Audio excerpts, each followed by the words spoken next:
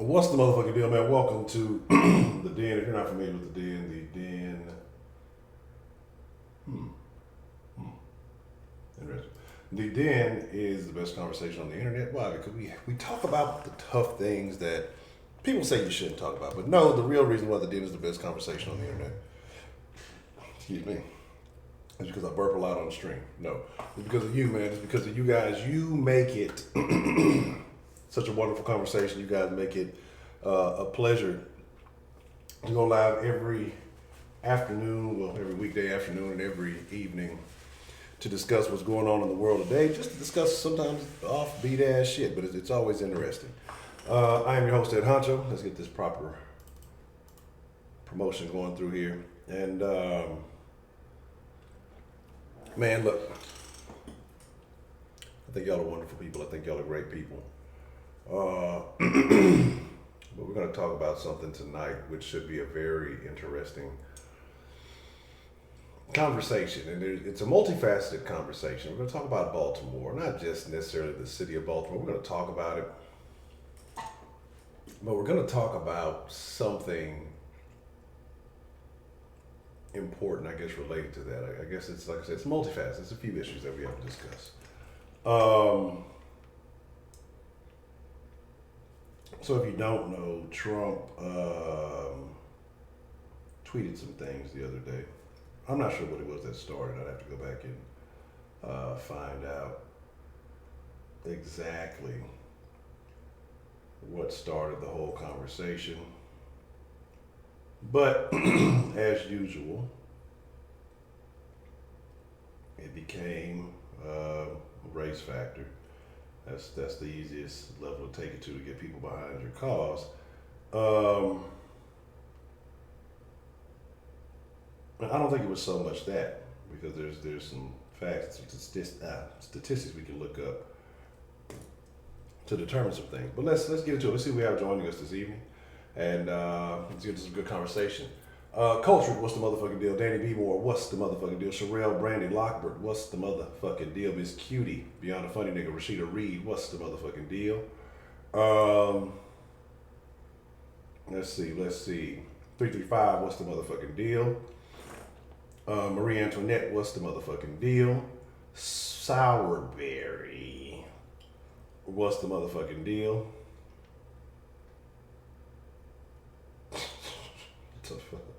Ray Wright, what's the motherfucking deal? Nikki Knapp and Nicole, what's the motherfucking deal? Y'all, Nicole and Sweetberry, y'all are not allowed to talk to each other. I'm gonna just start siphoning pistachios out y'all account. Y'all ain't allowed to be friends. Asian lettering, what's the motherfucking deal? Yes, the Den in 2020.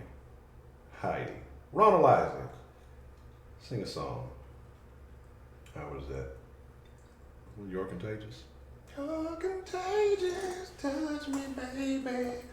Oh, my bad, Marky. I did skip you, and I apologize. Shout out to DeMarkey. So let's talk about it, man. Let's get into it. Baltimore. You know how I became familiar with the city of Baltimore? I think the same way most people who may not have been on the Eastern Coast did. Through a show, probably one of my favorite shows, like 1A and 1B. Probably one of the best written shows, in my opinion, of all time. The Wire. And it was intriguing, it was enthralling, it was great.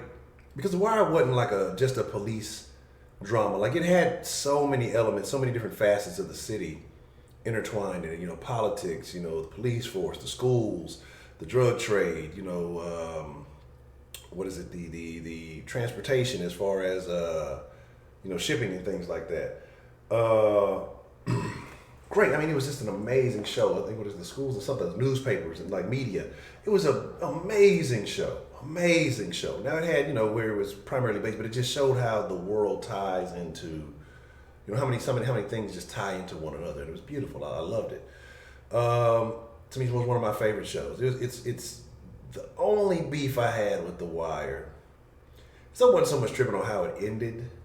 It just seemed like it was just something left over. For the most part, like it was almost a perfect show. Breaking Bad though, still, it's like neck and neck with Breaking Bad. But just the writing, because of all the elements that got tied together, I liked it just maybe a little bit more than Breaking Bad. Breaking Bad, though, it brought all the pieces together when it closed it up. So, a couple other things I need to do.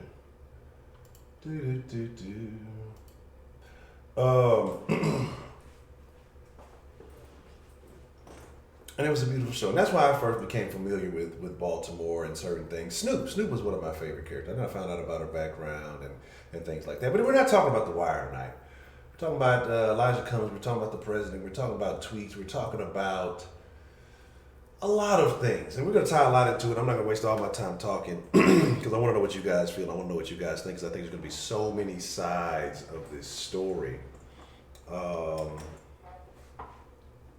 that we're going to talk about tonight. You're on punishment for like 30 minutes, DeMarco.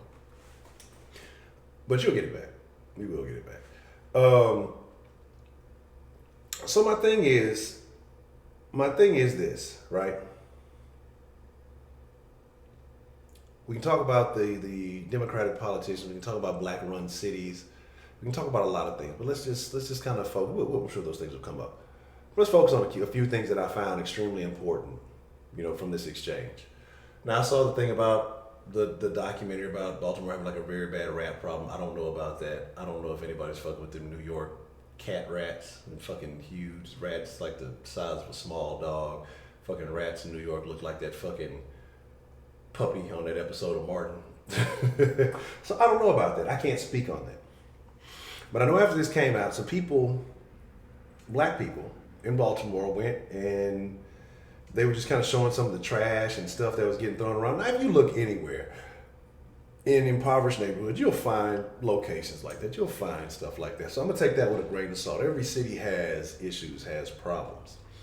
I'm going to tell you where I started to find issues, right? So, again, like I said, I don't know the initial thing that caused the talk. I think because he went down, he had something to do. He was talking about immigration, right? And I think he was talking something about immigration. And then that's where I find the issue. If you have, in a lot of these Democrats, in a lot of these cities that have problems, like, I don't understand how we start going trying to take care of other problems of people from other countries when you have issues in your own city, in your own country. That's where my issue lies.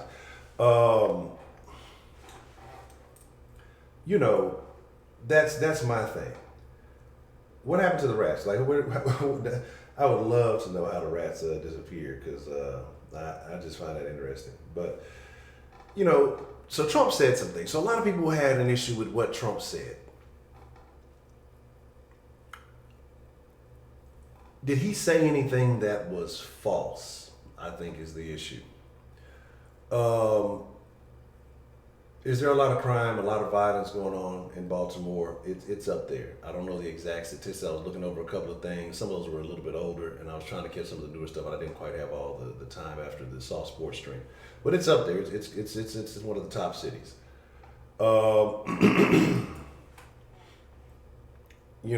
Maybe everybody's not familiar that the rats have gone away. I don't know. I don't know how that works. But to me, it was more about Elijah, and then people got upset. Then, I guess some of the Baltimore City Council came out there. When just recently, too, you had a lot of people, I think they had a city council meeting, you had a lot of people talking about, being, homeless and having issues with running water and electricity and things of that nature. Well, why are we ignoring those people in your city? And you're worried about, bringing in the illegal immigrants and making sure they get this, that, and the third, when the people in your own district are suffering. Why is that? So I think the focus is off. That's kind of the biggest issue I see with it. Like, why is illegal immigration such a big talking point when there's so many problems in this country that are yet to be resolved? And I feel like bringing more people in is not going to help it. They're probably only going to expand the problem. But yeah, that's the angle, I guess, that we're going with. Now, I saw that picture of Baltimore. Baltimore looks like a nice place when you get a good aerial view. I think when you look in most places, they look nice. I think when you get down and you get into the details and you get an upper hand look, you're going to see it's a lot of a lot of ways you can find negative things to say about a lot of places. You know, like I said, I don't know all the details, right? To Jay Callis, I don't know. But again, like I said, I'd have to look at the population. I'd have to look at all the numbers. Like I said, I didn't get a chance to get all to the details that I wanted to. But there is. Now, I know Elijah Cummings, there are some issues that allegedly with his wife and a nonprofit situation that she has going on that they are supposed to be investigating. And she doesn't want to turn on, or she doesn't want to turn over certain information, right? And when you run a nonprofit, you got to make all that shit public. That's how it works. So that's like illegal. That's an issue. But we'll talk about it. A lot of people were upset saying Trump is attacking black people. That's what he's doing. I don't think that's the case. I think it's to the point where it's just too lowbrow. Like Trump attacks anybody who feels like it's attacking them. I don't think anybody gets a free pass. I think people expect to get a free pass, and because they don't, they get upset about it because people who normally wouldn't touch the situation with a 10-foot pole, you know, Trump don't give a shit and he will. I think a lot of people get upset about it. Yes, and I am, when I open up the line here shortly, I'm going to talk about 5 more minutes, and then I'm going to open up the line. Hopefully Miss B. Moore can call in. And anybody else, I think Miss Cutie says she's from Baltimore. So I would love to hear both perspectives, with you guys being people who live there. So it'll be very interesting. I think that we should let them definitely get their calls first. Shout out to Prepaid. Female pimp gets no love. I don't trust female pimp. But like I said, I'm open up in about 5 minutes here, or about 4 more minutes. But a couple of things going on, right? If it's true, I have no problem with it being said, brought to the forefront, and being spoken on. A lot of people don't want things to get said that are factual, you know. A lot of people tied in the infestation and tried to make it seem like Trump used the word infestation as racist. This is why CNN is losing viewers. Who was the dude? What is his name? Who was his name? Varnell Hill? No, that's the nigga off Martin. But he was on there crying. Did y'all see that? Did y'all see the cry? I'm gonna open up the line after this. Did y'all see the cry? Did y'all see the CNN cry guy? It was the most pathetic thing that I've ever seen in my life. Like CNN, and this is the problem, right? CNN they're probably against toxic masculinity. They find the softest fucking black men. This is what I say, like, you know, nobody's afraid of black men anymore. Nobody is. Like, it used to be, remember, used to be an angry black guy. You know, don't stay away from them. Remember the whole thing used to be, we ain't gonna walk by these niggas at night. Man, niggas deliberately walking up to motherfucker, a gang of niggas and like, hey guys, what's going on? Hey, my name is Josh, and I'd like to say, hey, how you going? I'm new to the neighborhood. Ain't nobody afraid of motherfucker. This motherfucker here, dog. I didn't know if he was doing the LL Cool J or he was trying to force the crime. I don't know what the fuck he was doing. I'm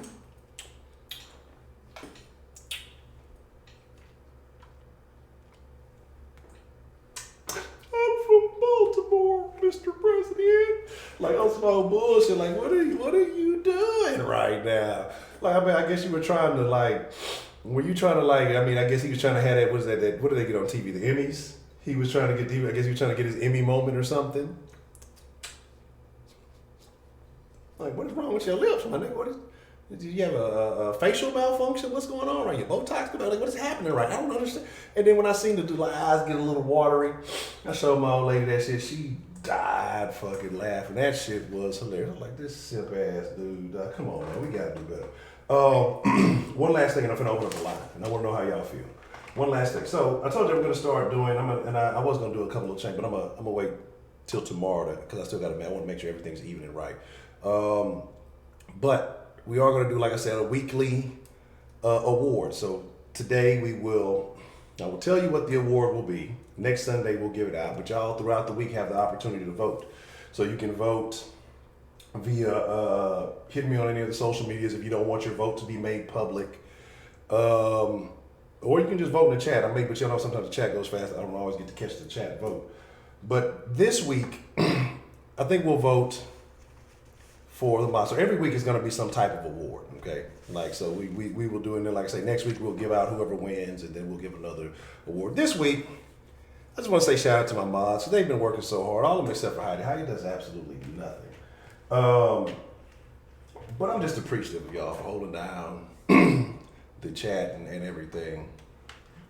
Everybody except for DeMarkey too. I don't know about DeMarkey, but I appreciate y'all. I do, for being active, for being on top of a lot of stuff. Sometimes over aggressive, but that's all right. You know, it's all good. So what we're gonna do, the first vote, the first set of nominees. Like I said, we'll take nominees tonight, and then everybody who gets nominated tonight, and then we'll take votes throughout the week. The first nominees will be for, I won't say best mod, but we will say favorite mod. So if you don't want to vote in public because you're afraid the mod gonna time you out or something, again, you can text your vote to the den line. You can hit me on one of the other alternative social medias, or if you don't give a shit, you can post it in the chat. And don't worry, if they delete your post, I can still see it. I have an alternative service where nothing gets deleted. I see it all. I'm omniscient with these chat bars, or whatever you want to call them. But let's talk about it. Let's get on it. Well, hey Heidi, if you weren't sending me the booty hole, well, you know, hey, I wouldn't be returning the favor. But with that being said, I appreciate you all. Yes, Victor Blackwell. Well, he's black not so well because he did a poor job of it. I'm just telling you, it is tough. Give me a second here. We're getting the line booted up. I see y'all calling in already. Let us allow our. Let me make sure this is doing it already. Oh, my phone. Okay. Let me pause this real quick. We're gonna allow our Baltimore viewers who are actually have lived there, been there, or however you identified, have resided in Baltimore at some time. We're going to take those calls first because I definitely want to hear how they feel. Let me get this in order. Hopefully it's correct. What's the motherfucking deal? Who do we have joining us this evening? No. Hello. All right, hold on one second. I might have the audio fucked up. Let me see.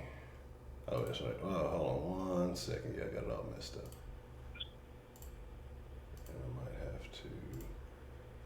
Hold on. We might have a little audio tomfoolery. Hold on one second. Hello. Can you hear me? Yeah, I can hear you. Can you hear me? Can you hear me? Oh, maybe I messed it up. I can't. Y'all, can y'all hear? Because I can't hear. I don't know if it's on my end or. Let me see. Okay.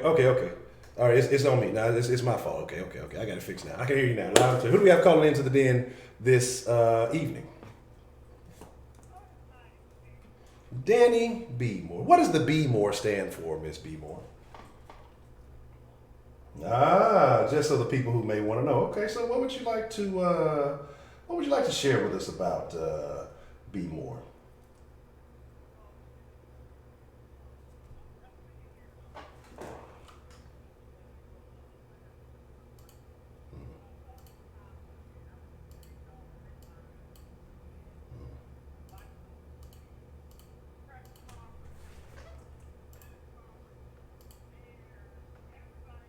Conference about this, like it's some personal attack against Elijah Cummings, and like it's something personal against him. You only represent Baltimore. You are not Baltimore, but you have been a representative for 40 plus years.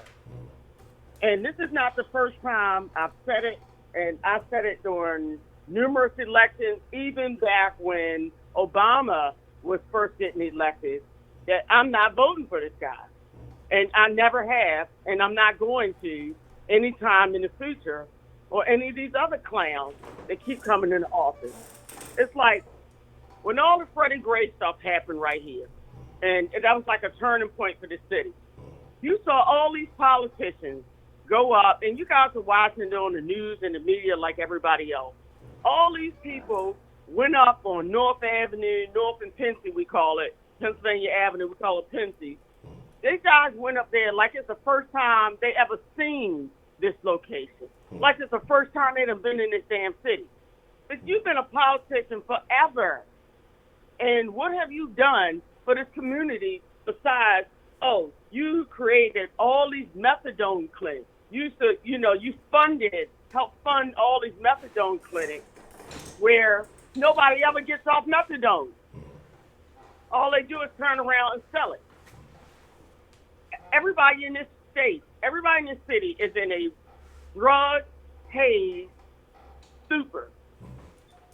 Be it marijuana, cocaine, heroin, all the different forms of all these synthetic drugs. The children, we are at, and I'm going to say as of Friday, because I ain't even kept up with the murders.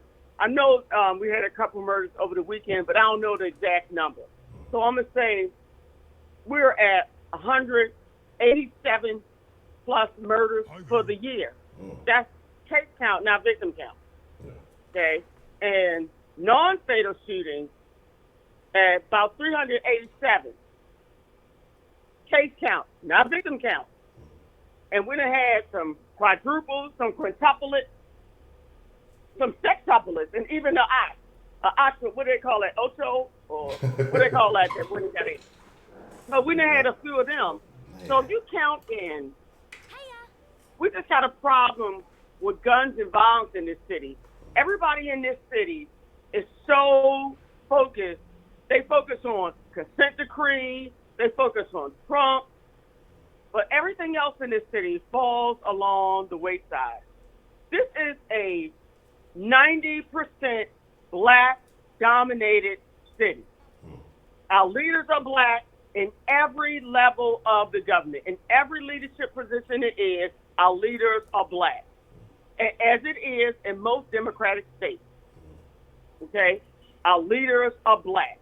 And in all of these Democratic-run states, the crime is the highest. Chicago's a black-dominant state of political leaders. And look at that. But we have probably less than 650,000 people in the entire city of Baltimore, compared to Chicago's 8 million people, which makes us, our crime, the highest per capita across the country. And you go outside right here, you are more likely to survive in an actual live firefight in Iraq or Afghanistan than you are to survive here. Wow. And young black men, and I can tell you from my experience in this city, it ain't the man we gotta look out for. It ain't Donald Trump. It ain't the white guys. It ain't the NIFTA. It ain't the KKK or all these other people. And it's black folks. When I'm walking down the street and it's a crowd of people on the sidewalk and I'm holding my purse, goddamn right, I'm holding my purse. I'm crossing the street. Somebody walk by me with a hood on. I'm just all kinds of upset. I'm not having it because you are about to be a victim. We look at these people, we call them sore thumbs.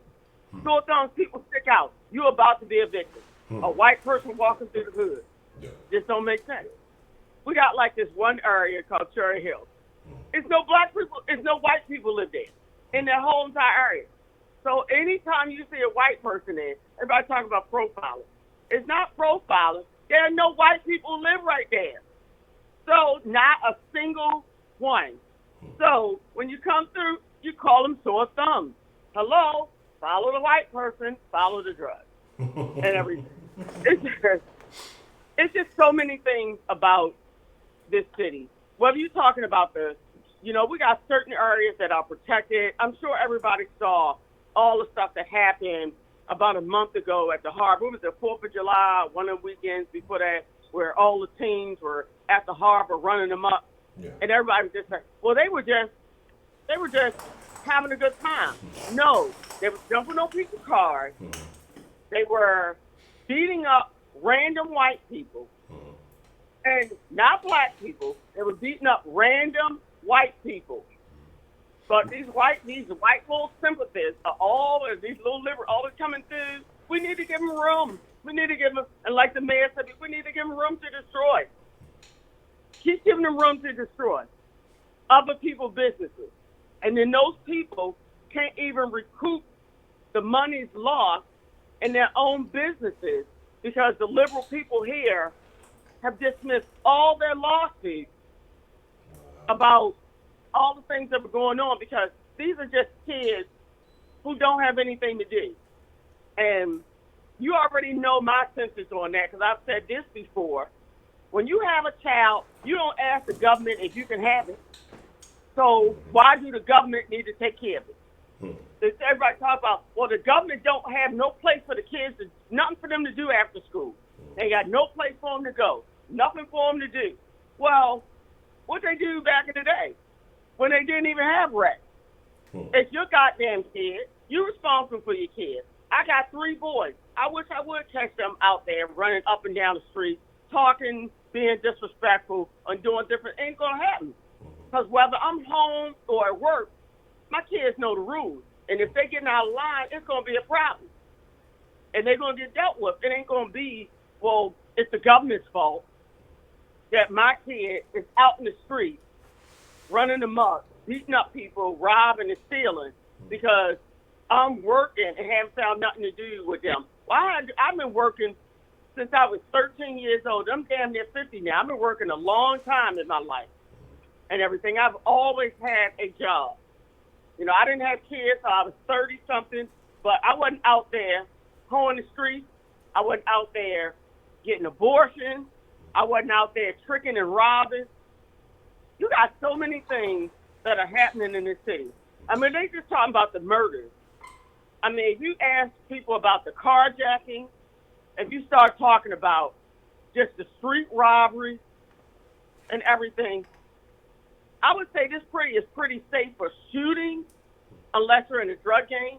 But who's not in it? You know, the drug game is such a big thing here and stuff. But as far as like robberies, carjacking, I mean, we're probably in 3,000 already for the year, and they don't want to put out those numbers. They don't even really want to talk about this. They done made this whole press conference about insulting Elijah Cummings when I don't see Elijah Cummings on my street. I don't see him when I'm walking around the city. My kids don't see him when I'm walking my dog or anything. I don't see no Elijah Cummings. I don't see the NAACP and their headquarters right here. And how old am I? Almost damn near 50, and I ain't never met one of them, even in my job. You know, out there in my job I never met one of them. Only time you ever hear from them is when there's a police-involved shooting that they want to get press on. No. That's the only time you hear from them. They have these image awards they give to Colin Kaepernick and all these people when you absent in the city your headquarters at. You absent everywhere. I don't care about any of these folks. That's why I said I'm not a Democrat, Republican. I'm for the most qualified candidate, black or white. And you got all these black leads from the mayor, state's attorney. I think it's only three white people on the entire Baltimore City Council out of all the districts, out of all 9+ districts. 2 or 3 at the most, and I think it's only 2. And the one's an idiot. But as far as for the rest of these people, and Richard Pryor's daughter, Rain Pryor, is Great Challenge the idiot. I didn't even know she's a member of the city, but she is. But she'll get my vote over him, but not because she's black, she's a female, just because he's an idiot and he don't, know anything about. It comes down to what I talk about, why people apologize for everything. Please stop freaking apologizing to me for, I don't know what the hell you apologizing for. I wasn't there and none of that stuff. But this city is so messed up as far as everything.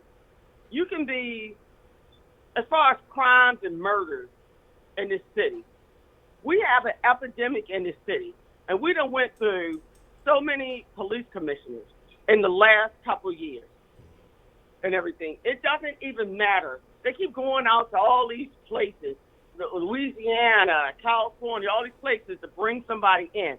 You can, I don't care who you bring in as a police. You can bring Obama in, and he can be the police commissioner. He ain't going to do shit about crime because police can't be everywhere.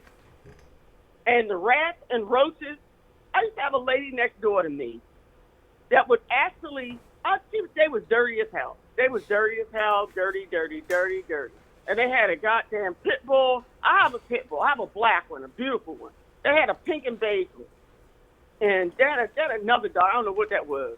But I don't know how many people lived in that house. It seemed like about 25, 30 people lived in that damn house. It's a small house that lived next door to me. They would go out there, sit their trash all out in the yard. And you know what they would do? They would go out there and pour milk on the goddamn trash bag. I don't know what milk's supposed to do for rats. I'm not even sure what that was about. But they go out there and pour milk on the damn trash bag. I guess that's supposed to keep the rats away. Finally, they got evicted and got out of there. Oh, yeah. But this city, people might not like President Trump's delivery, but he didn't lie about anything. You up there worried about, everybody up there worried about trying to unseat somebody. When we got real problems happening here in America that none of our politicians, that none of our Democratic politicians are paying attention to because they so focused on one thing. I need them to worry about my pension. I need them to get my pension straight. This city decided they didn't have enough money in a certain fund and decided to extend our pension out to 25. I've been on for 15 plus years. What the hell do you mean? So at 15, you can just change it like that? So if you can just, I'm at 15, you just change my pension, my retirement to 25. So what happens next year when you start running into funds issue? You got all these casinos here, but you're running into funds issue, so you have to dip into our fund. So when you dip into our fund, what happens next? You're going to extend my retirement to 30? This city has a mismanagement at every level, be it education, law enforcement, fire department, public safety as a whole, housing, everything. It's inequitable in every level. When my mother was alive, she died in 2012. My sister had one of her many husbands, okay, that she was dealing with. Okay, this dude, he had a drug problem. He had a heroin problem. So he was on that methadone shit, okay? But he was still a man, a capable man. Well, nothing else wrong with him. Any problems he had was of his own making. So my mom worked all her life in Social Security. So when she became ill and started to have heart problems, and she applied for housing in this city of Baltimore, it took years just to get her anywhere. But you know what happened to him? He jumped straight to the front of the list, got a single family, first floor, handicapped dwelling, because they deemed him handicapped because of his heroin use. Okay? Because he was all, again, people robbing the system. Yeah. You and me, I need food stamps. I work every day, got 3 boys to feed, do all that stuff. Give me some food stamps. Help me out. Yeah. And everything. I can't get help with nothing. I can't get no child daycare. I can't call up. If my gas and electric bill due, if I don't pay it, it's just cut off. I can't call for assistance. I make too much money, so they say, for assistance. But people who don't get up and go no goddamn where in the city get everything free. Housing. My mother had to struggle. We had to write, and fuss at everybody just to get her housing. But you got a grown-ass man with a drug problem who got free housing. Who paying for that? I got paid to put my mother up and try to take care of her, and my kids and everything else and pay for his ass too.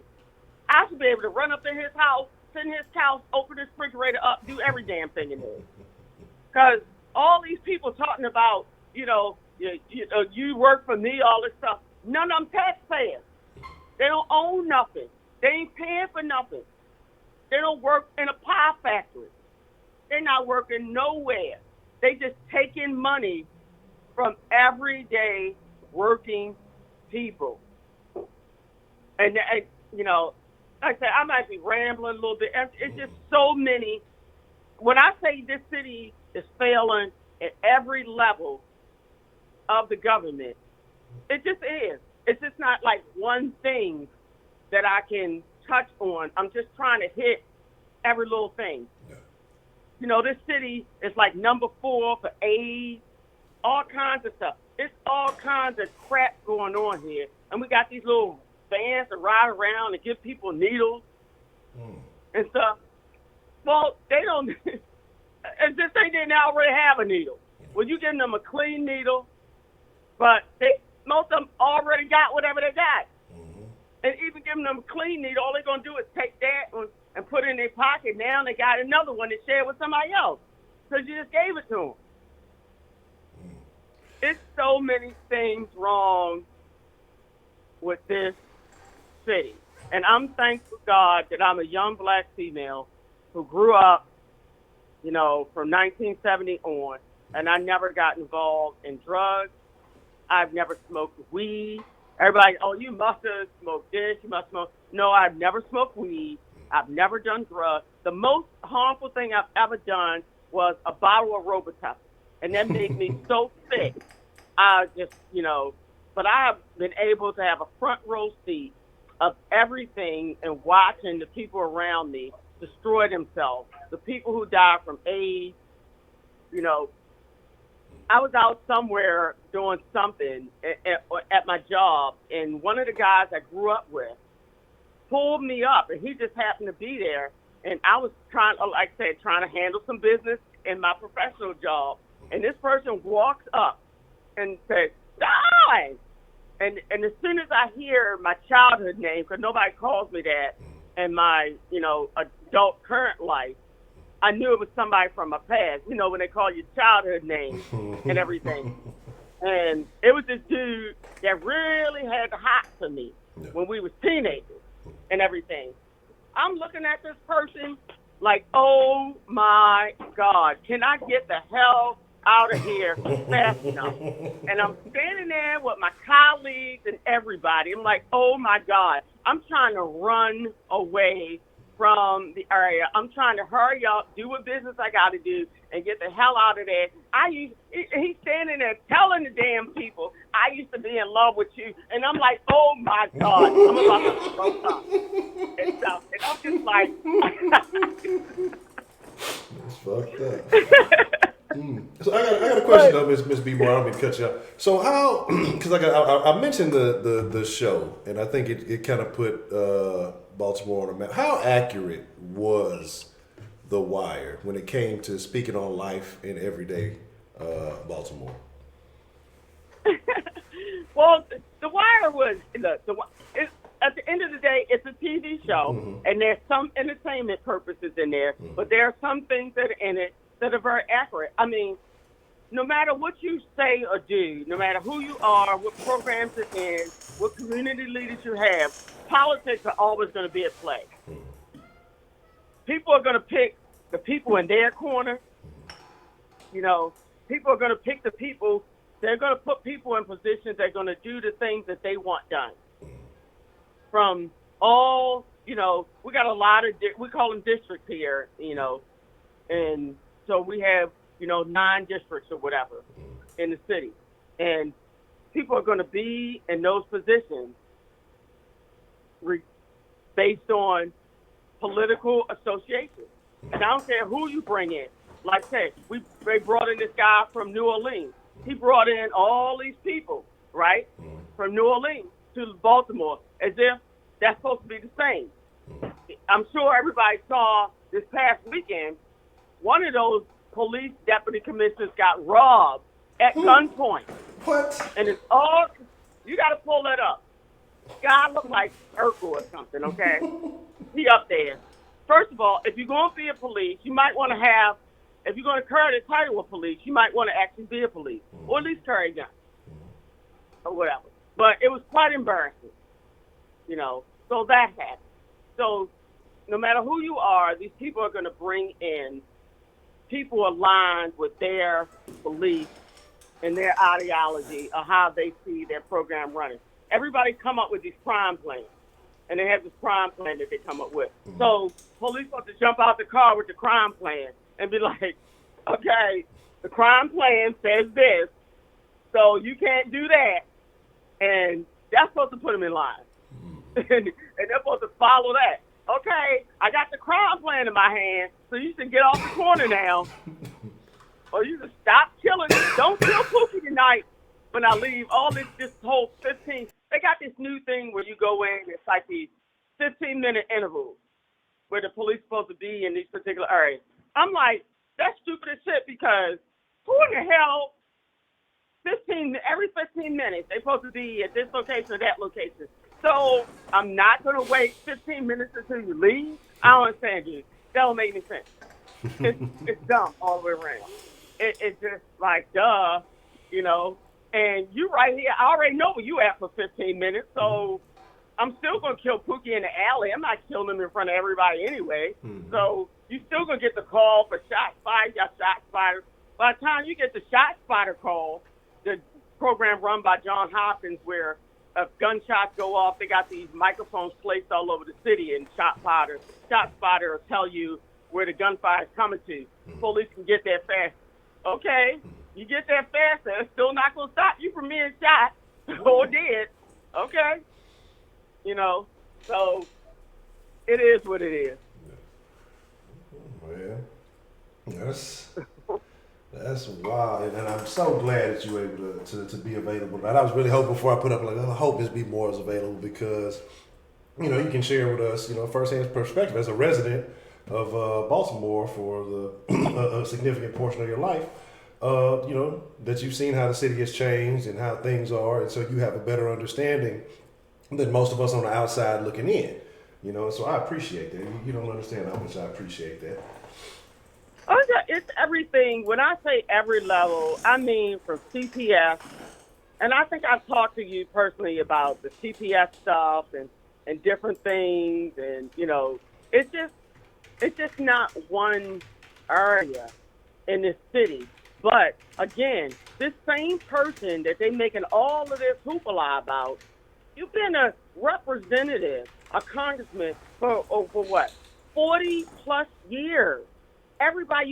This city keeps voting in the same failed leadership, election after election.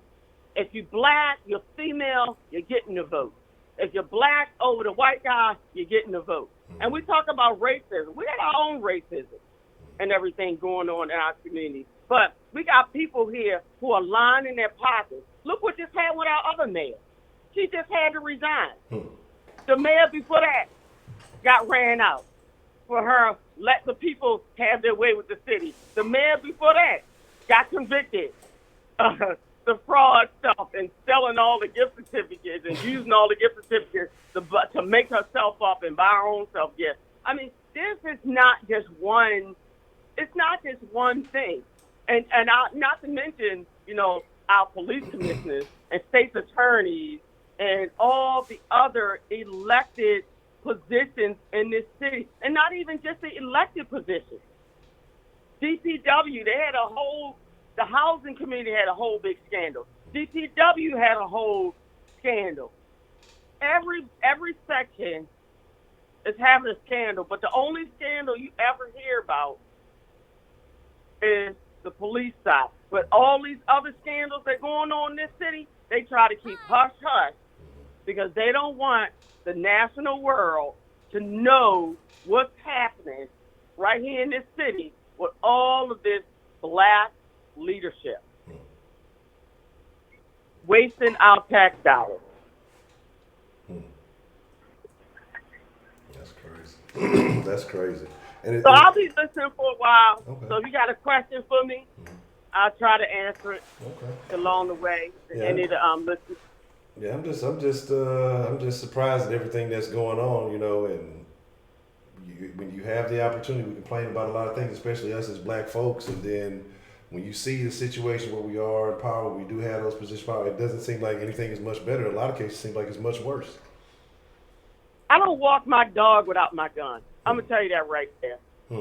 I don't walk my dog without my. I got a pit bull, and she'll tell people. I still ain't walking my dog without my gun. And I'm gonna tell you that right now. My children leave out this house. I got a Life 360 iPhone locator. I got everything on. I am keeping track of everything. I told my grown son, because sometimes he would catch the bus to a certain location. I tell him, and I'm thinking he caught one bus and he catch another bus. I just laid him out last week about that. How you catching another bus that I didn't know about? So something happened, I'm thinking you one place and you another place. I don't care if you grown and everything, I need to know where everybody in my house is at. You got these people out here, 16, 15-year-olds, 1, 2 o'clock in the morning getting killed. Whose fault is that? Why are your 15-year-olds outside in the street 1 o'clock in the morning? What they doing? People go to court and they get locked up. These juveniles get locked up and they got $800 in their pocket. And the parents come to court and say, "Oh, they was holding my rent money." What goddamn child is holding their mother rent money? Come on now. So you're enabling your child to live the life he lives. So when he gets shot, you're gonna sit up there and turn on the tears like you ain't know what your child was out there doing. Exactly. But you were supporting it because he was paying your cable bill. He was buying some milk and cereal for the other 10 kids you got and everything. It's crazy. I agree. And that's crazy. The parents the parents who enable and encourage it, and then like you said, they will definitely take advantage of the media attention when something happens. Like everything. Oh yeah, just they peachy definitely keen. taking advantage of that. That's wild.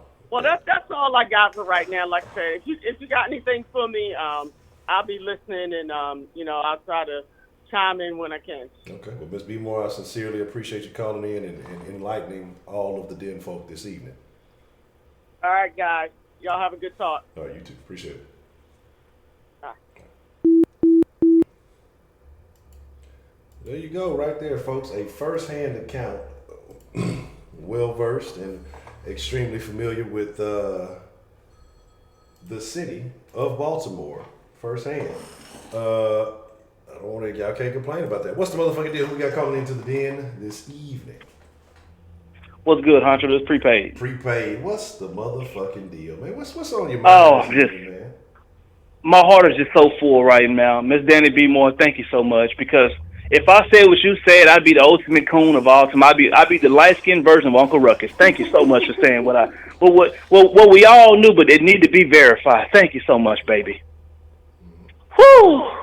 Elijah Cummings. Elijah Cummings. You limp, dick, scrotum-looking piece of shit. Elijah Cummings.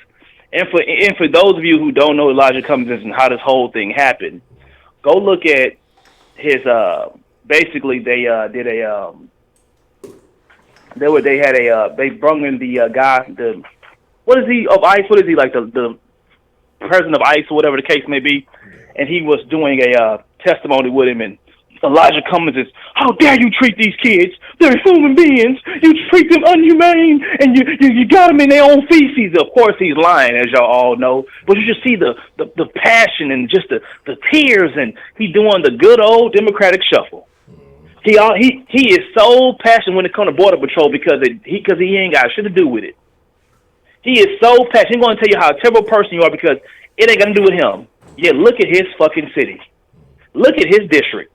Look at his district.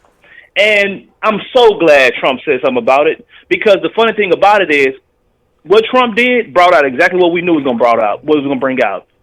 It's not that we can contend with the facts that we're saying, because we all know how people living in Baltimore, and it's literally pathetic because these are American citizens. Black people are so outraged because Trump said it. Fuck all the carjackings. Fuck all the murders. Fuck the drug problem. Trump said it. It's racist. Let's focus on that. Honcho, you ready for this? All right. Bring it. I'm ready. Ready for this? Yes, sir. Contrary to popular belief, and a lot of y'all don't know this, per capita, and look it up for yourself, Maryland is the richest state in America. The richest state in America. Let me tell y'all something. There is a 11% literacy rate in Baltimore for kids. 11%. A lot of y'all probably wasn't around then when I first started calling in. I told you, and how you know this, I was writing a book called The Lost Atlantis. I called The Lost Chocolate City. It was a book I was writing about what happened in D.C. in Chocolate City. And basically, I was probably about 200 pages deep into my book, and I shut it down because what happened was, if you pass the bar and you pass with a certain score on your MBE, you can waive and go practice in D.C. So anybody who's licensed in the state to practice law, you get waived into D.C. Yeah. So I had some legal things I did up there, saying different things with Capitol Hill and stuff like that. And I would stay in D.C. for stints, like 6 months, 8 months, whatever the case may be, right? Mm-hmm. And when you get there, people tell you certain shit and you don't believe it. Like you go to D.C. in the daytime, oh my God, I want to go to the White House, and all this bullshit. And they tell you at nighttime, you stepping on top of bums. You're like, ain't no way, because not by the White House. And when you go there, you stepping on fucking bums right outside the White House. People are sleeping on the concrete. It's cold in the motherfucker. Raw ass concrete. So when I started digging deep into what was going on and how we lost the city of D.C., I ended up doing some work in Baltimore. And I'm going to tell y'all a quick little story what happened to me when I went to Baltimore. I had never been to Baltimore. I needed a haircut. The dude I ran into, told me this barbershop, because for whatever reason when I was in D.C., a lot of people had some fucked up haircuts. I didn't want to get my hair fucked up while I was there. So I made a mistake and went to Baltimore. Now, at this time, y'all, I didn't know that Baltimore was Baltimore. Yes, I watched The Wire, okay? I watched The Wire. It's a TV show, though. Look, I know it's like real bad crime and shit, but TV show. Yeah. When I got off the train to Baltimore and I was walking to the place, I went to a barbershop, can't think of the name of it, but it was a Burger King right next to it. And I had my head down. I was playing on my cell phone. I looked up. I seen the barbershop right next to Burger King. Yeah. When I looked up, it was a dude in a green 745 BMW. He was getting stripped buck naked. They was robbing him in broad daylight. It's like 3 o'clock. This man is stripping ass down naked. They taking everything from him. And the people who robbing him don't have on any ski mask. They looked at me. I looked at them. And they say, hey, man, you got somewhere to be. I said, yeah, I sure do. Walked right into the barbershop. And they just kept robbing this nigga. It was the wildest shit I ever seen. Bruh, when I tell you, I can't live there. There is no way possible. There's no way I can live there. And it's not so much of the crime, because we know, Democratic Grand City is going to have the crime. You know that. Yeah. It is a continuous thing they do. We haven't had a Democratic mayor in Baltimore since 1959. 1959. Miss Danny kind of touched on it. Their last mayor stole gift cards that were donated to the poor people. She stole the gift cards and was reselling them. What? She was reselling the gift cards. Bro, she wrote a child's book, got paid $500,000 up front, and never released the book. Damn. Stole millions. That's Catherine Pugh. The one before her was Sheila Dixon, indicted on 12 felonies. Re-ran, they voted her back in. Bro, this is one of the wildest cities. I mean, it's some of the wildest shit I've ever seen. And like the crazy part is, like, a lot of y'all who don't travel, y'all have got to travel, because you'll sit back and you'll defend something like Baltimore, and you go up the road 30 minutes and you can't believe this is the same fucking state. You cannot believe this is the same fucking state. You in Baltimore, it's, oh my God, trash dumping. They turn this place into a dump, and this is our own people. You go to D.C. and you can't afford to get a hotel there. You damn sure can't live there. I'll tell you that right now. You can't afford to live in D.C. You can. It's impossible. It's literally impossible. You can live on the outskirts. You can stay in DMV area. You can't live in D.C. It's wild, bro. And when I was doing my book, I ran into a guy named Aaron Mabin. You know who Aaron Mabin is. Yeah. He played in the NFL, went to Penn State. Okay? If any of y'all who not familiar with Aaron Maven, Google Aaron Maven. He gonna have a verified check. He played in the NFL for like maybe 6-7 seasons. Well, Aaron Maven is a school teacher in Baltimore. He teaches at like William Henry Elementary. Aaron Maven has videos, bro. The school he's at doesn't have heat. Wow. These kids are coming to school and there is no heat. He's a teacher there, and he has done tremendous work, and like he talks about all the time, like no one's going to come in here and save us because we refuse to save our own people. These kids come to school and he's literally feeding kids in the classroom. They don't have any food. It is pathetic the way we're living up there. Pathetic. I mean, it is some of the worst shit that you could ever even think of. And when you have a person like Elijah Cummings and people who they get elected from this area but then live in that district, this is what happens. Because it's all handshakes and smiles and hugs to their friends to make sure they pockets degrees. And the working people like Miss Danny B. Moore, these are the people who lose. Because you make too much money to get government assistance. You make too much money. And these are the people who we should be helping out, those who are trying to help themselves.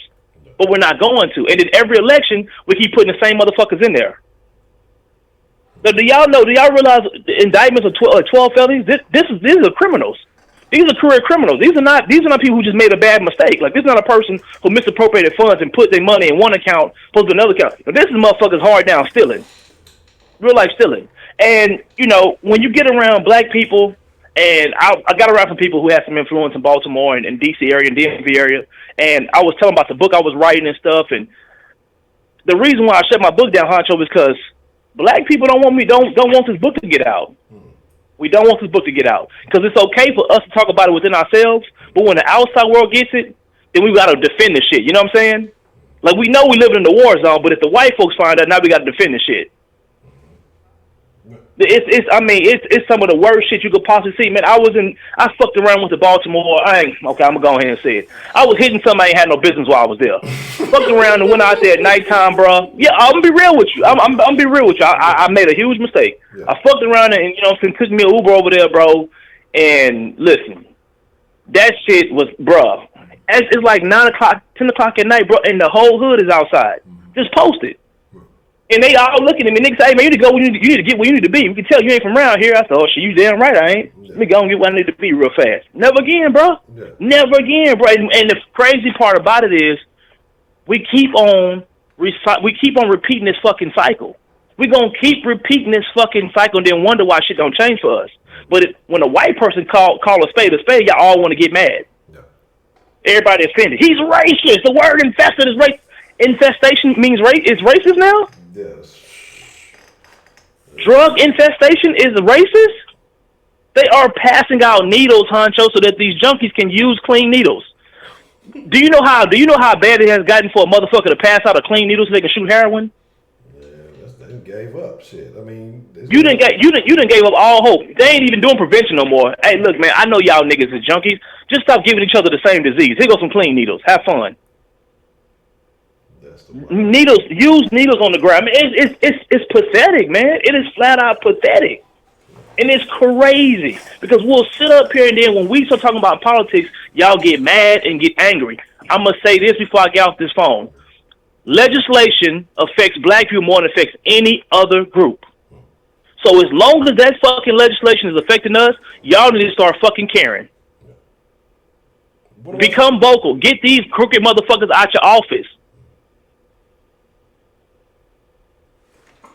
Have you seen the black ladies have you seen that black lady who released like 3 or 4 videos since the whole Trump thing came out? The one who been walking and pointing everything out?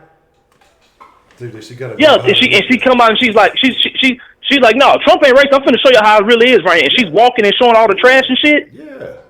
She getting death threats now. Oh, I believe they call her racist. I believe it. She's like, how the fuck is I gonna be racist? I live here. Yeah. I'm showing you what the fuck going on around here. This is crazy, bro. This is crazy. And, man, look, for all y'all who are living in Baltimore, man, my prayers to you, bro. And I'm going to tell you like this. Change starts with you. Don't nothing around you change till you change. Change starts with you, and y'all come together and get these motherfuckers out y'all office, man. Get somebody in who halfway care. They ain't even got to care all the way. Get somebody who halfway care. You ain't got to get a politician who ain't going to steal the money. Get a motherfucker who ain't going to steal all the money. I'm just being real with you, man. You ain't gotta jump big. This ain't no big leaps Small steps. Yeah. You got anything for me, Honcho? Now, what about you? What about your boy Victor Blackwell, man? How you feel about that whole situation? Oh my God! How did I almost forget? How did I forget him? And listen, for y'all who ain't seen the video, watch the full video because he said something in that Honcho that it really had me tickled. Me and my wife was on the couch, and my wife look at this nigga up here faking. But the best part, he goes, I have people and friends who grew up there, and I lived there from the time I was brought from the hospital to the time I went to college. Mm-hmm. Hey, Uncle Tom, what happened after you went to college, my nigga? Exactly. You ain't fucking been back. You ain't fucking been back, and that's the problem right there. Exactly. You got that degree, and you got ghosts. And you ain't been back, and that right there told the biggest story of the whole thing. You doing all this fronting and crying and shit, and your black ass ain't been back, and you ain't going back neither. Nope. Wow, bro. Wow, you up here trying to manufacture some tears, ain't shit coming out your eyes, and making sense you love Baltimore so much, and your black ass ain't even sent a postcard. You something else. Y'all be blessed, man. I already appreciate the call, man. That was the funniest shit. That's what I'm saying. Yeah, exactly. From the time you born to the time you went to college, that man has not been back. You know he ain't been back. You ain't got no plans, no intentions on going back. Shit, he know what's going on, and cause that's why he had to force this shit. So he had to try to think about somebody he probably saw get shot. He probably had to think about the fear that he had seeing something off the wall in the Baltimore streets, and that's why he. Let me get a good memory. Hold on. That motherfucker there was fictional and fraudulent. It was sad to see. It was sad to see the state of the left things. What's going on? What's the motherfucker deal we got called into the den this evening? What's up? It's John from New York. How you doing, Honcho? John from New York. What's the motherfucking deal? I'm doing good, man. I'm glad you called. What's on your mind, John? How you feeling about just kind of what's going on with Baltimore and the state of things in America currently? Well, first off, I want to say that was a phenomenal call from Danny B. Moore and a great call from Prepaid Mike. I'm not from Baltimore, but based on what I've seen and what I've heard and politics considered, I mean, I think they hit the nail on the head, all of them, both of them. My thing is, I don't see what's so wrong about what Trump said. I mean, everybody in the media, obviously the liberal-run media, is trying to make it seem like he's a racist, he's insensitive, he's a jerk, things like that. But I mean, you know, I've seen the videos of that part of Baltimore, and it looks horrible. And you know, I saw the videos that Prepaid Mike and you were talking about, where the young lady, I think she was wearing like black and she had like auburn short hair, and she was talking about how, like, you know, how the city is what it is, and she don't like Elijah Cummings, and he ain't done nothing for them.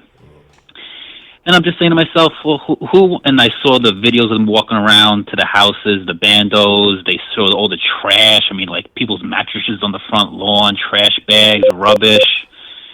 I mean, so yeah, who the hell would want to live there? I mean, Trump is right. I think anybody says who. I mean, unfortunately, people live there and they deserve better. But who wants to live there amongst all that trash, the drugs, the rats, the bandos, the high crime?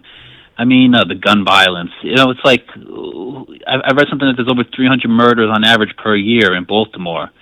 Who the hell wants to live amongst that? You know, I mean, ask the people whose, you know, family members were the ones that got killed. I mean, they don't want to be there. I mean, no one wants to leave the house for work in the morning and wonder if you're going to come back home or if you're going to get robbed or what. I mean, I saw a video on Donald Trump's timeline. It happened I think 2 days ago in Baltimore with 3 kids. I mean, they couldn't have been older than 12. Beat the shit out of a Muslim guy in the middle of the street and robbed him and ran off on their scooters. Wow. I mean, 12 years old and you're fucking knocking people. They hit him to the floor. They knocked off like his, I guess, I don't know what's called, but it's like a religious cap that he was wearing.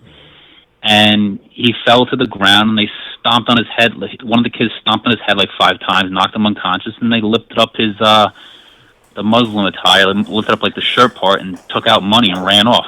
It was 2 little boys and a girl. They looked like they were like between like 9 and 13 years old. I mean, if that's what the 12-year-olds are doing, what are the adults doing? But you know what I mean? He's like, man, get your ass. It was a grown man too. You get your ass knocked unconscious by a 12-year-old.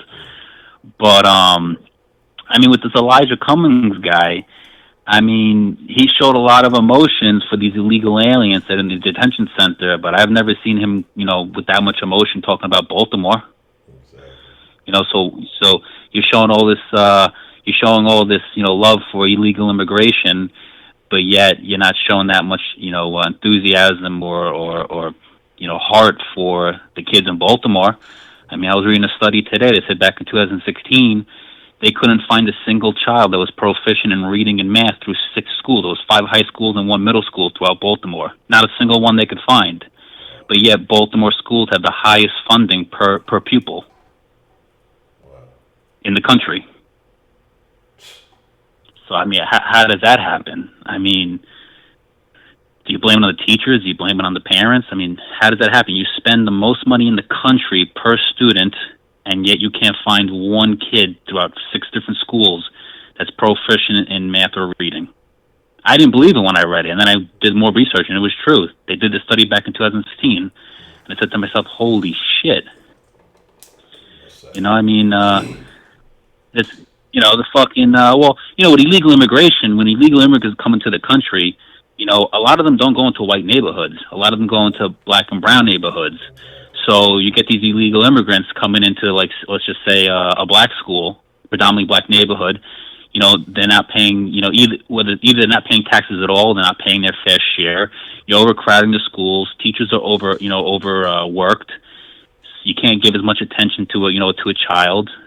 So it's like you're not helping any neighborhood or any group of people by allowing illegal immigrants in here.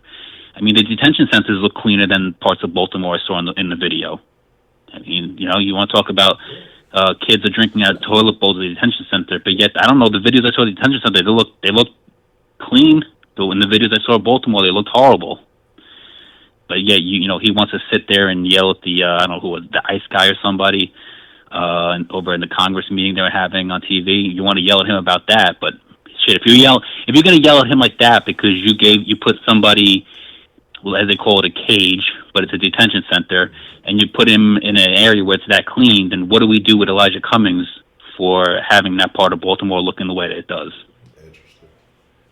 So I got a question for you, John. Real quick. Let's cut you off. But so that you just mentioned an incident, and I saw a crazy incident in Baltimore myself where a guy shot the chick for nothing. But we'll get to that. So what do you think would have happened if that Muslim guy would have defended himself from those small children? What do you think the outcome would have been, or how would the story have been painted?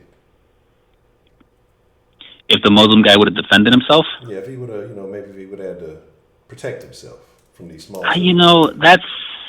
I don't know. I mean, that's a good question. I mean, would he have been like put all over the media as racist? Would he been put all over the media as like a Muslim crazy terrorist guy? I don't know. I mean, I know me. I don't care how old you are. If you're trying to rob me, I'm going to turn around and knock your fucking eyeball out. So, but that's me. It's like I don't care. If the cameras can get on my face, and I'm telling the truth. Like, look, they were trying to attack me and rob me, so I defended myself. But I don't know what they would do to that poor guy. I mean, he looked like an older gentleman too. You really can't tell, but like from his build and the way he was walking, he looked maybe like he was maybe in his 50s or 60s. So, I felt bad for the guy, but that's a really good question. I don't know, because I know if it was 3 white kids and knocked them the fuck out, they'd say that 3 white kids were racist. I know that for a fact. I really don't know. The fact that it's 3 young black kids and a Muslim guy, I really don't know. What do you think? No, I was just kind of wondering. I'm wondering if they would try to paint it as some type of terrorist thing. But I would say it would involve some level of racism because, and I'm gonna be honest, and this is why I say, as far as black folks, anytime it's a different race involving someone black, we paint it as a racist action. And again, that's bothersome. Anytime that 2 people of different backgrounds have an altercation, it's not always racism, but that's the go-to thing, and that's kind of the same thing with Trump being honest about the situation. All of a sudden now it's racism because he's telling the truth. But like Prepaid said, if I said it or Prepaid said it or anybody, any black person in that area says it, hey, well, you know what it is, it ain't no big deal. But when somebody kind of outside that circle does or says something, it gets this additional label to it, which distracts from the issues at hand. And I find that to be a very big problem. That's kind of that's what made me think about that situation. Would have been painted differently had he, knocked these 3 little kids out. They would have said, hey, this crazy Muslim guy on on an attacking spree or something? Or how would they have painted the situation? And so that's what I'm just kind of curious. Yeah, I mean, perception is key, and I think they definitely would have played it. The media would have played it to their advantage to create the most drama. I mean, it's just crazy how two different people could do the same thing with the same intentions, but yet you can get two different stories from it. Depending on how you lead the headlines. I mean, with this guy Elijah Cummings, I mean, I've heard him before. The guy's been there forever. The place is it only looks worse every year. I see videos of Baltimore, of that part of Baltimore. My question is, what big business deals has he brokered? Like, I know my friend lives in Fayetteville, North Carolina. When I visit him, he tells me that CarMax is like the big employer there. And it's like everybody in Fayetteville works for CarMax. So, like, what big business deals has he brokered or brought into Baltimore, or at least in that area, where people can get better jobs, people can buy the real estate down there and move in there because there's job opportunities, and there's more money coming in, and they can rebuild that area, clean it up. I mean, that's what I wonder. You've been there for 30, 40 years. What business deals have you brokered? I mean, Trump's talking about the opportunity zones. So I feel like part of me feels like Trump set him up for this, because now he's going to turn around and say he wants his opportunity zones, one of them to be in Baltimore, and he's going to turn around during the 2020 election and be like, you see, like, I rebuilt your city. Meanwhile, this motherfucker's been there for 4 years and did nothing. I've been here for 2 years. I'm helping to build Baltimore back up. He's going to say I'm helping to build Chicago back up now, and Obama didn't do shit in 8 years for Chicago or Baltimore. I feel like this is all like a chess move for him for the 2020 election. Because that would be a slap in Elijah Cummings' face if Trump does the opportunity zones. He does it in Baltimore, and he did that over the course of 2 years. But over 30 years, Elijah Cummings didn't do anything. I mean, because let's be honest, I'm in finance. If a CEO's stock price performs the way Elijah Cummings' district has performed, he loses his job. Yeah. He doesn't get to keep his job. So I don't understand why this guy's keeps getting voted, time after time over. I think Danny B. Moore said something like 40 years or something like that. How does that happen? I don't get it. How do people keep reelecting you for doing nothing? I want that job. I mean, shit, if you got a 11% literacy rate, that has to contribute something to it. I mean, if people are just unaware or lacking the knowledge, or hey, I don't know who he's running against, or if there hasn't been any kind of valid competition, or hey, Republican bad, or whatever it may be. That's a good question. How? And but the thing about it though is, even if Trump did do that and he did rebuild, I think in the eyes of most people, it still wouldn't change a thing. It wouldn't change anything. Because that one side is pushing this narrative against Trump, that even if he does all this good stuff, the excuse, well, he did one good thing, so that doesn't change anything. Or he did, 2 or 3 good things, but he did about, well, what's the bad things that he did, and then when does it counteract the supposed racist and negative acts that he did if he's done more for people on a grander scale? But like I say, it's perspective is a motherfucker. But I agree with you. Yeah, and I mean, and Cummings doesn't. He's full of shit when. His 2 responses to President Trump, one was, well, I presented your office with a prescription drug bill. I'm like, what the fuck does that got to do with Baltimore being the way it is? Like, that's your, and I think his first or second response was, I wake up and go to sleep every day in this district, and work for the people. And I'm just like, well, where exactly in Baltimore do you live? Like, where exactly do you go to sleep and wake up every day? You know what I mean? And that's the best response you can come up with is, I live and sleep here. Yeah, that's great. So does everybody else. And, it's like, well, you need to, and that told me that he really had nothing to say. He just got fucking put on blast, and that's the best response you can come up with. And that's because he doesn't have anything to say. He knows he's wrong. I mean, corruption's wild in Baltimore. Cummings' wife is being investigated for fraud. I mean, you can't make this stuff up. Bernie Sanders said when he went to Baltimore, he said it looks like a third world country, and he compared it to North Korea. No one said anything bad about that. But now somehow they're trying to tie the word infestation with racism. I'm like, come on, man. Come on. And that guy Victor Blackwell from CNN, the guy who did the fake tears, the guy who did the Erica Thomas tears, fucking. Like Prepe said, yeah, you grew up there, but you didn't go back after college, And where exactly in Baltimore did you grow up? Did you grow up in the area that Trump is talking about and everyone else is talking about? Or did you grow up in the nicer area of Baltimore? And if you grew up in the bad part of Baltimore with your mom, does your mom still live there? Or with all that money you're making now, you moved her out of there into a nicer part of Baltimore or into a different town altogether? You know what I mean? So that's what I want to find out. Because if your mom still lives there, all right, fine. But if you moved her out, why'd you move her out if it's so great? Right. You know. But that's all I gotta say. I think you're gonna have plenty of callers that are gonna have that live in the area, be able to give you more firsthand insight. I just gave my opinions. Yeah, no, I appreciate that because, like I said, I think the general consensus is the same, and I think if you're not looking at this with, any emotional attachment, or you're not looking at this with any bias, I mean, to me, everything speaks for itself. The facts are the facts, and I mean, you cannot dispute that. And like you said, he kind of diverted with the whole prescription drug thing. I mean, that what does that have to do with shit? That's not solving anything. And then I guess he didn't say anything about the. I believe they said his wife has some kind of non-profit scandal going on, so that's something interesting to look at. Like I say, it's just again, I don't know. Maybe this will open up the eyes of people in Baltimore and realize that he hasn't done shit for them, or maybe they already know, and because it seems like Miss B more is familiar with it, but there has to be a group of people that keep supporting this man for whatever reason. Maybe it's the people who are getting the free needles. I don't know. Maybe they're voting. I don't know. I ain't figured it out. I have no idea. I don't know, but it don't make no fucking sense, and it's sad to see that that's going on in the richest country in the world, and we're sitting here fucking arguing about illegal immigration and whether they should have the same rights and what's going on everywhere else in the world. And meanwhile, we got people in our own country living like third-class citizens. Yeah, and that's the craziest part to me. And that's the thing too, the fact that he was out there hollering about illegal immigration when this is going on and something that you're responsible for. Yeah. So.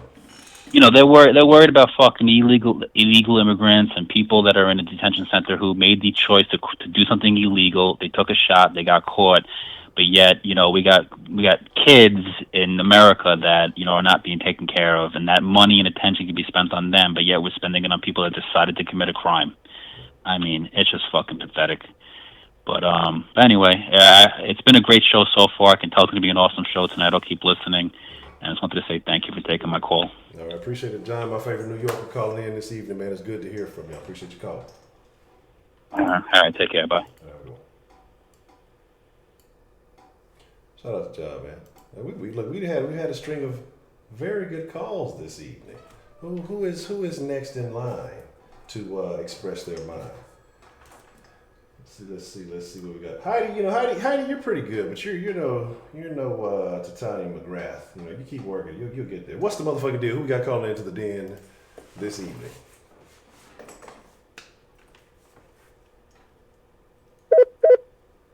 And just like that, streak broken. We won't count that one since we didn't hear anything. What's the motherfucking deal? Who we got calling into the den this evening? Hey, it's Belle. How you doing?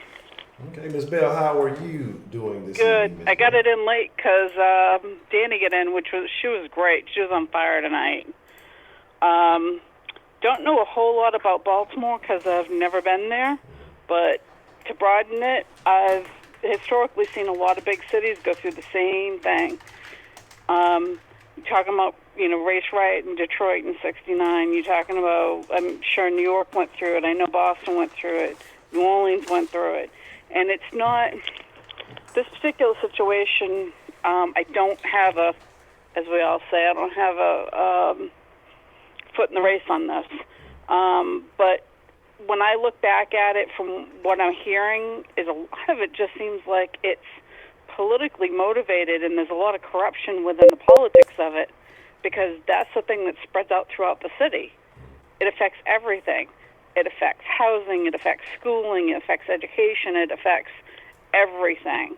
So that's probably the first cleanup. If anybody's going to take a look at anything, that would be the first thing to do, is clean the politics up. I'm just trying to bring a solution, even though I don't have any skin in the game in the particular city.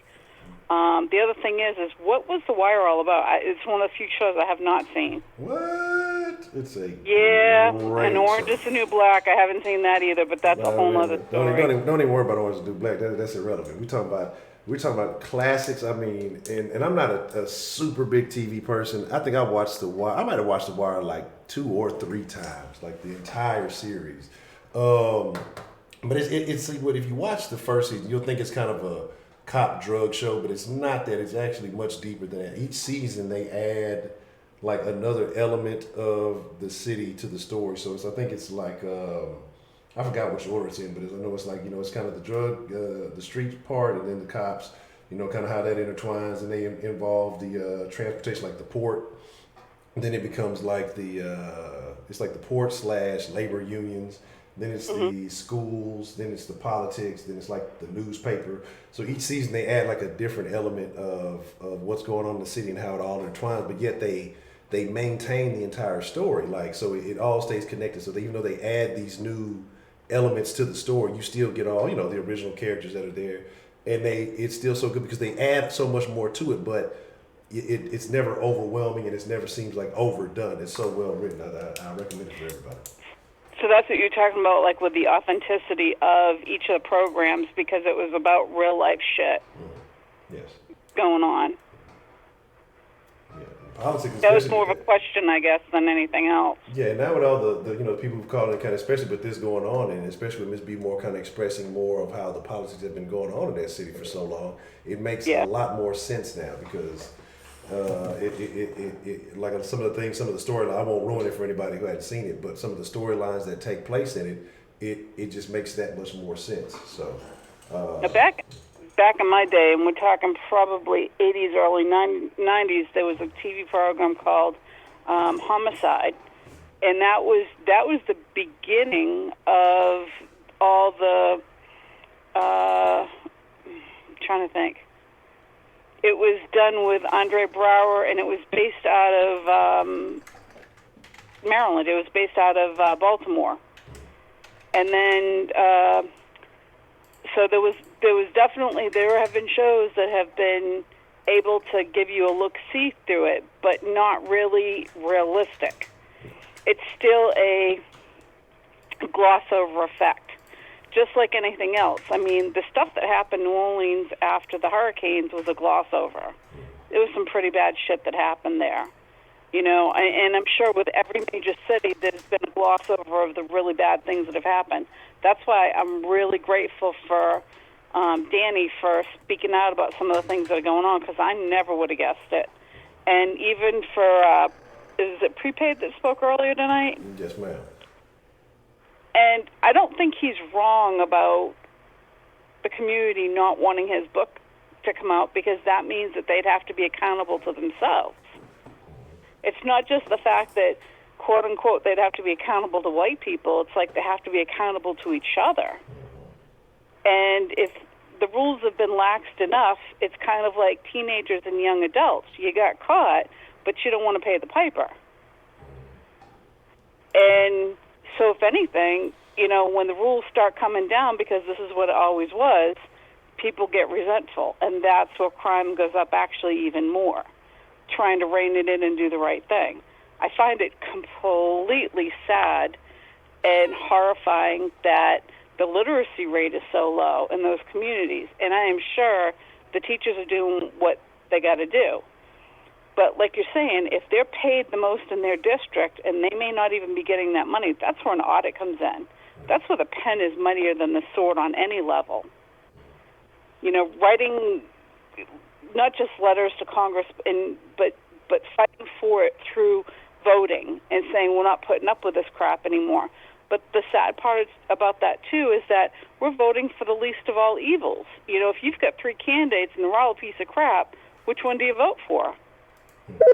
If you're not having good qualified candidates, you're just stuck with what we have. And even if you educate yourself about what they're about or whatever, that doesn't tell you that, hey, they got in on a deal for this or that or the other thing, and we find that all out later. Even if you vet them to the best of their abilities, they can turn out bad when they get into office, too. Now, somebody was saying something about where's all the money going. Well, first of all, when it comes to the schools, you start with the superintendent. And the schools can actually be audited for where every single penny of their money goes, because I worked on student, what was it, like PTA kind of things, and when my kids were young. And one year we asked for what the budget was and where every little dime went. And as the fact that the schools are paid with public funds, we're allowed to have those records. And there weren't any indiscretions, but it was just the fact that they know your rights. I don't know. I'm just really blown away by the lack of literacy in today. And don't get me wrong, I think that it's really hard on the kids of the immigrants, but I think it's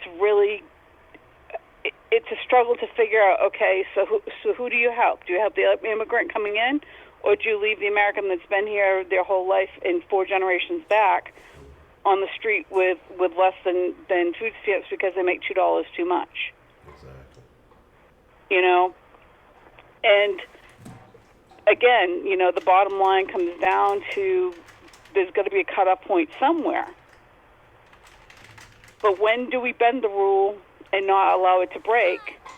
And when do you reinforce the rule because there should be a zero tolerance policy?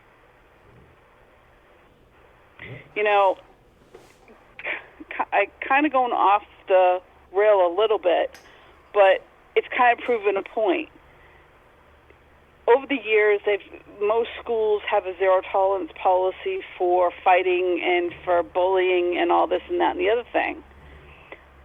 But the thing is that they're not treating the situation individually, because the fact is if you've got the person that's been victimized and they're fighting back, you're not letting them defend themselves either. So there's 2 sides to every story. Now, as far as Baltimore goes, and it's been in such a chaotic state for 40, 50 decades, why is this blight finally coming really to light? Have people just seen it and ignored it like they have other big cities? I mean, Boston's had its fair share of shit. I'm sure Atlanta has. I mean, any big city has a certain amount of either major poverty-stricken or major just they don't care because they moved out to the suburbs and they just come in and deal with the city when they have to. It's, how do I say this? Where do we go from here? And like Trill said, it's a matter of accountability. And if the communities don't want to be accountable, what do you do to get it back right? I'm trying to ask questions because, like I said, I don't know. I've traveled a lot in my life, but I've never heard of the literacy being so low. That just is pretty shocking, considering we're supposed to be one of the bigger nations. And all we're doing is basically throwing our kids under the bus. Yeah, and that's tough. And I understand. I agree. Like, where do you go from here? And then once you're, I don't know how the whole, no child left behind situation, impacts in these kind of scenarios. But, then you're pushing these kids out into the world with a lack of understanding. They when it comes to context, they have difficulty. And I see it with people I have, with some of the youth that I have conversations with from time to time. And it's like they have difficulty understanding things in a certain context, like, or I guess what's the word? They like, when it comes to just understanding simple. I mean, things that would seem simple, it's like they can't. You mean like accountability? Yeah, well, like accountability, but it's just like, just even in a basic conference, like it was like simple comparisons. You know what I mean? Analogies. Like they have trouble, comprehending these things, and so I wonder how much of that goes, to that, or again, like I say, just, well, fuck it, we just gonna do what we got to do to get funded, or what we have to do to get the money. Especially if the kids, like you said, checking auditing these schools and things, if they're getting the most money per capita per student, that's something is not right. And I know they had a situation here, out in Beaumont, Texas, a couple of years back, where the superintendent was milking all the money. Like, they basically were. I think all the higher ups in that school district were dipping their hands into the cookie jar, I guess, so to speak. And I think a couple went to jail, and then a couple of people, definitely got fired and stuff. And they kind of had to revamp the whole situation. That might be, what it needs, but. Again, like I said, certain demographics will never vote outside of what they're used to or outside of what they're told. And so if nothing is changing, if they know that, well, I'm still going to get that vote, why do I have to do anything beneficial? Why do I have to change what I'm doing? Why do I have to help these people? Well, I completely agree with you on that part. The one thing for as long as I can remember is follow the money. If they're the highest paid community, then follow where the money, which offices it stopped at, and why it didn't stop for the education of the children. And like I said, that's where the pen becomes mightier than the sword, because if they're getting written up and they're getting called on their shit, they're not going to be there anymore. There's going to be more jobs available. But the other thing is the next person coming in has to know that this is the bottom line. You don't do this and you don't do that. And it's the enforcement of these things. That's the problem. I mean, it's such a big thing, and there's a lot of details that have to come to terms. Where do you start? What's the first place that gets cleaned up? Back in the day, I remember it was probably like maybe late 80s, early 90s. Bobby Brown was just on the scene, and I got a chance to be with some friends, but we ended up going into the Boston projects, and I was talking to a friend of mine that she lived there, and we were talking about the cockroaches, and she says, I says, well, why don't they just, bomb the apartments? And she's like, you don't understand. They visit. I says, what do you mean? She says, when they bomb one apartment, they go completely to another. She says, to get the roaches and the rats and all that crap out, they'd actually have to tent the whole tower of the building, and we're talking like 12 floors. And I'm sure that's probably what's going on in Baltimore, too. But that's the point. If you need to get the varmints out, you got to tent it and you got to fumigate it. It's no different than politics. You got to tent it and you got to fumigate it. So, but like I was saying, I don't even know where I'm going with this, because it's just, it's really overwhelming, and it's really sad.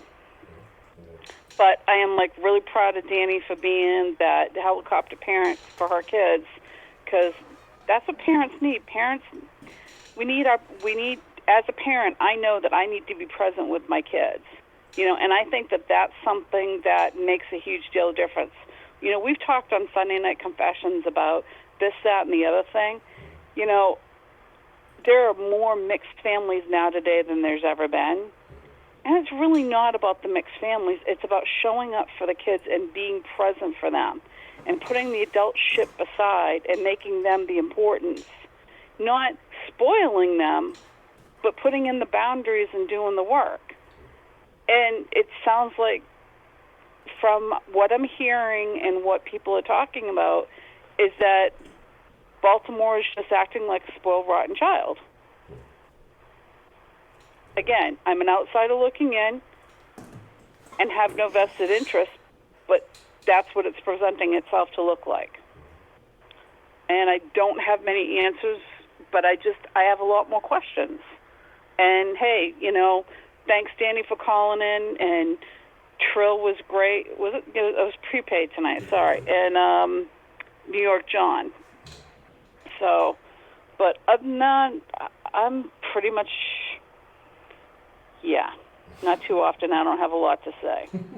It's all good. It's all good. But if you get a chance, like I say, I don't, because I saw him through someone else on Twitter, so I don't have the exact link to him. If you get a chance, though, you can check out. I would suggest checking out some of those videos that the lady did, where she was going through and showing these areas.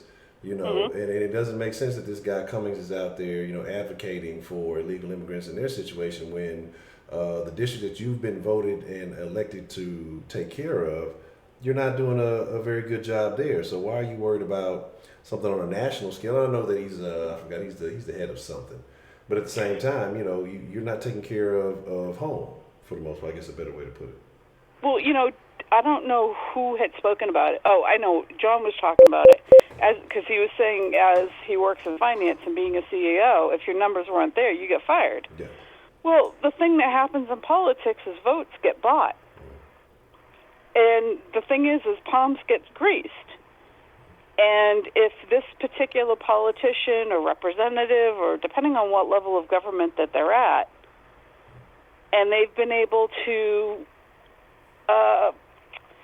assure or secure their position, there's not a whole lot that voting them in or out is going to do other than, show me the money and follow the money trail, and making them accountable for what their expenditures were in their district and what, like you said, what they've done, and bring that part out to the media, expose them. The thing is all that comes with risk. And so the other question is who's going to be the one that says, okay, I'll do it? Because if that person has greased palms, then, sometimes there's not so good fellas that might not want to be a good fellow to you. And I can leave that alone, because we all know where that's going, and I'm not going to go any further with that. No further comments, Your Honor. I'm sorry, what did you say, Honcho? No, I was saying no further comments, Your Honor. Yeah, with my Italian self. I understand cement shoes. So that's kind of the point. Yeah. When a person decides to go after these particular politicians or representatives or whatever government agency is not doing their job, there's a huge risk of life behind that. And even though that person's intention is of the right, are they going to be safe enough to do their job? And that's something else that gets looked at. Because, again, if that politician's greased that wheel enough, then they, quote-unquote, have become an untouchable. And that's one of the big things that happened in Boston. It's happened in New York. It's happened in Chicago. And I'm sure that it's happened in all major cities across the United States. But it's going to be find somebody that's brave enough to say, hey, call them out on their crap and let's get them out. Let's pull your pockets out and let's see what's going on. So anyway, that's just kind of it for me tonight. You got anything for me? No, ma'am. I don't think I have anything extra. Yeah, I will try to look at those videos this week. It's going to be a long week, but I will try to definitely take a look at them since you posted them. But yeah, and it's going to be pretty interesting voting for the mods this week. I got a couple in mind, and I'm not going to say anything. I'm definitely going to keep my vote on the down low at this point, but they all got a good fair shake this week, so we'll see how that goes. Okay, all I'm going to say is someone is definitely in the lead at this point, and I'm just going to leave it at that. Well, if I had to guess, I would say probably Rashida and Brandon are probably on the top two. That's interesting. Now, I know Heidi would like to be up there, but she can just rub people the wrong way, and that's just her. That has nothing to do with anything. That's just who she is. But anyway, that's all I got for tonight. It doesn't mean she's out of the loop. It just means that she just rubs people the wrong way. I'm going to call it like I see it. Yeah, nothing wrong. Heidi's a terrible person, so it's okay. Yeah. All right, Honcho. Have a good night. All right, Ms. Bell. Thank you for calling. All right. Bye.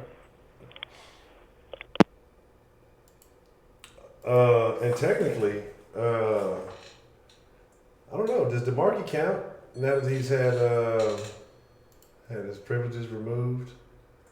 Does he still get moderated for any votes for him that he gets? I guess I'm gonna have to withdraw those. So if he has any votes, I gotta erase those. What's the motherfucking deal? Who do we have calling into the den this evening?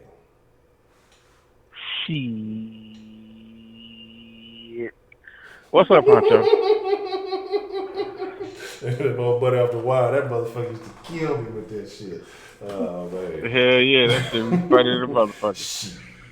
That motherfucker, yeah, Miss that, Bell, you ain't watched The Wire yet. Oh man, you sleeping. You sleeping. Your husband ought to hand your ass divorce papers tonight. You fucking up. But anyway, I'm mad. God damn it. This some bullshit. Now what's this shit I hear about the moderators?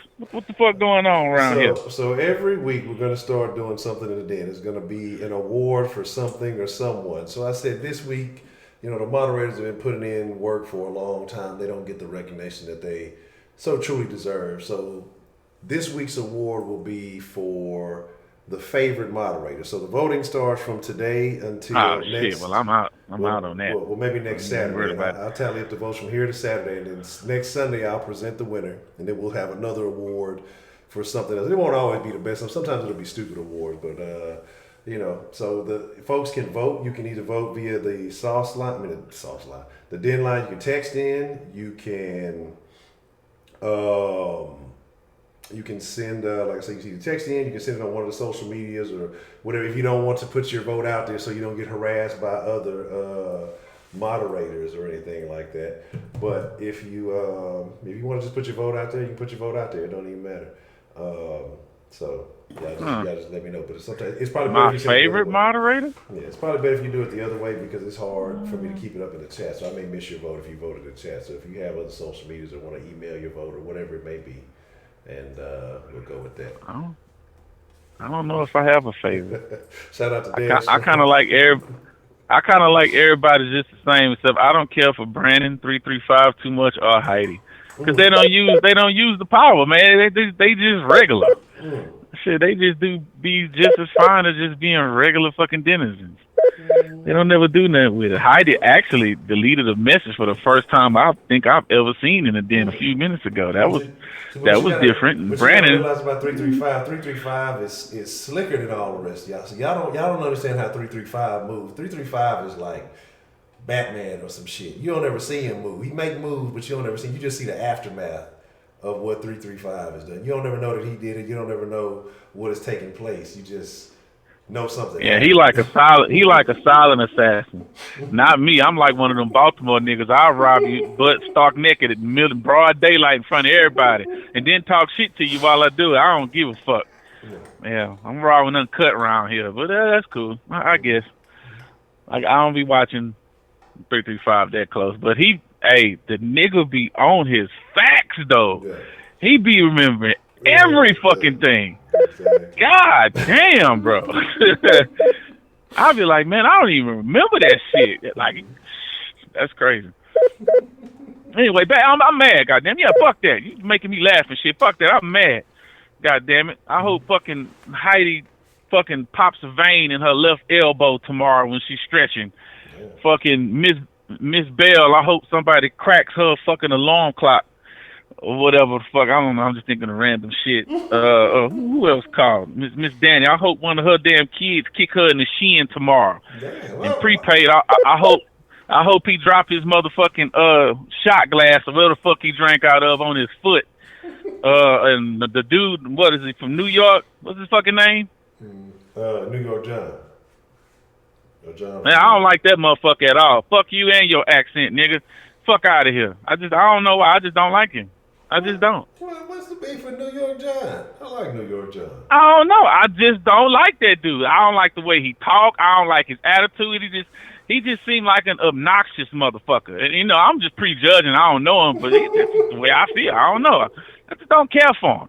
You know, ain't nothing just other than that blatantly wrong with the dude. It's just something about him I just don't like. I don't know what it is. It ain't that I don't agree with, because some of the shit I do agree with what he say, but it's just something about him. I can't put my finger on it. It just seemed like a kind of weaselly motherfucker. I don't know what it is. And you, Honcho, you California raising looking motherfucker, you fucked me over in the sauce earlier, goddamn. Don't think I ain't know. What did I You act do? like you ain't read none of my damn messages. Yeah, you Man, read all my messages. You saw me I did not talking see. shit to I chat. did not see that shit till like the very end of the stream. But No, I'm trying to get kiss something my to eat, ass, goddamn. motherfucker, because you said, what's the motherfucker deal to me? Way Yeah. before I said most of that shit. So, yeah, you saw I it, saw goddamn. that, and that was it. That's all I saw. That, and I saw some things, No, and I was like, no, it was "Look, a whole bunch of look, shit after that, man. It was let a me whole tell you, bunch of shit after ask that. anybody who was in the stream. Trust me, I was not very focused on the chat because I went on a 5-10 minute rant and had the whole thing muted. And then they was calling in, they was texting the sauce line, they was doing all the trying to make me aware that I was muted. So I wasn't really as active in the chat because we started off with some severe technical difficulties, and I was just trying to make sure everything was on the up and up, and so I was distracted. Technicalities? What the Yeah, fuck? yeah. The sound was the sound Okay, was that's some other shit. technical and difficulties put Yeah, together. yes, Technicalities, okay. yes, yes. All right, that's a new one. So okay, so But yeah, I got fucked over because I was driving through Iowa, and I don't know how many people ever driven through Iowa. Your fucking connection goes as the hills go. You at the top of the hill, you got service. You at the bottom of the hill, you got nothing. So I missed Wink Stream, and I missed most of the sauce driving through fucking Iowa. Pissed me off. Then when you started the den, I was in Walmart spending all my damn money, so I didn't have real good reception in there. I even recorded a video for you, tried to send it to you, and the motherfucking file was too big. I said, ain't this a bitch? But anyway, the gist of it is there's a bunch of displays down the cereal aisle. And yes, I'm still on this. And they got Cinnamon Toast Crunch, got all these fucking plethora of boxes and Cheerios and all that shit. And way up in the corner, just got two little rows is the goddamn Golden Craps. They got just two little rows of Golden Craps. They damn near at the top shelf, and nobody can reach the motherfuckers. Don't nobody want to eat that shit. Because see, niggas coming in because Golden Craps probably so good, niggas trying to steal, so they got to make it difficult. They can't even sell enough of them. Nah, man, get the fuck They out trying to get them here. hoes. They got them all over. You just take these hoes. Take them. Here, buy one, get one free. Buy one, get two free. They trying to get rid of them goddamn Cinnamon Toast Crunch. They don't want them shit. So since I wasn't willing to pay for a full box of any one of the cereals because I'm limited in space in here, I bought the little, the little bitty boxes, the little value pack, the little 8-pack, and one of them had one little box of Golden Grams in there. So I'm gonna give them a shot and see what they talking about. I'm gonna give them a shot. So I'll let you know how that. You're gonna be going back to your nearest Walmart to go buy your family size box after you eat them hoes. I'm gonna be mad if they good too. I'm gonna be pissed off. Like, God damn, I gotta fucking admit this shit to this nigga. No, I ain't gonna lie though, yo. If we gonna keep it real, I ain't gonna lie, cause I was talking shit to my old lady the other day, and we was arguing about it. After we had that conversation, I fucked around and went and bought a box of Golden Grams, and then when the storm was finna hit, she went and grabbed some shit on her way in. I'm like, man, it ain't even that serious. It wasn't even no storm like that. But she's like, yeah, I saw you talking about some cereal. I saw you got some cereal, so just in case something happened, I grabbed another box of cereal. And her ass grabbed some goddamn Cinnamon Toast Crunch. I was like, this. Yeah. Like, man, there you go. we ended up having an argument about that shit. And so yeah, she team Cinnamon Toast Crunch. So it is what it is. I ain't even tripping. Of course she is. So, she's the same person, sane and decent person. She ain't get to eat nothing. But anyway, on the Baltimore, I went there. I stayed there one night, and I was in the hood. Like, I took pictures and everything, and straight up, that shit looked just like the scenes from The Wire. How the houses is, there ain't no space between them, and they look like it's just one solid fucking building, and it's just a bunch of front doors and a big window in front of each house, and then there's a set of steps, and you can go.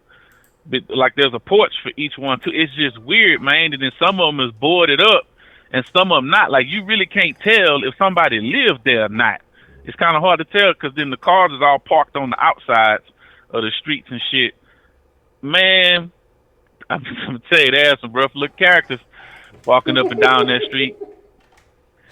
That's all I'm gonna say. So that shit, I ain't seen nothing like prepaid saw, man. If I would have saw that, bro. Man, fuck that shit, bro. I wouldn't have went and get my hair cut, my nigga. Look here, and I would have just bought my ass the do-rag and then just kept it pushing. Fuck that shit. That's a little too much for me, man. I don't even go to the west side of Port Arthur at night. I don't fuck around with them niggas, man. Niggas is crazy. Them niggas is crazy. And I'm from there, and they know me because they know my people, but I just don't fuck around over there. Fuck that. Don't fuck around with the fuck around.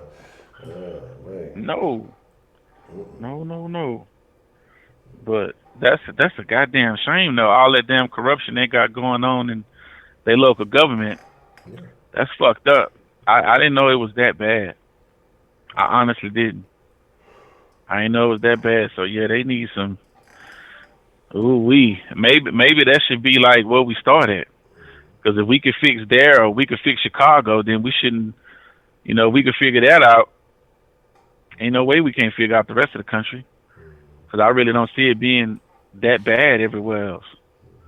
At least not to that extreme anyway. These motherfuckers robbed the police. Yes. Nigga, I ain't never heard of that. God damn. Like Slim Thug say, I ain't heard of that. Oof. Yeah, that's crazy. Shit.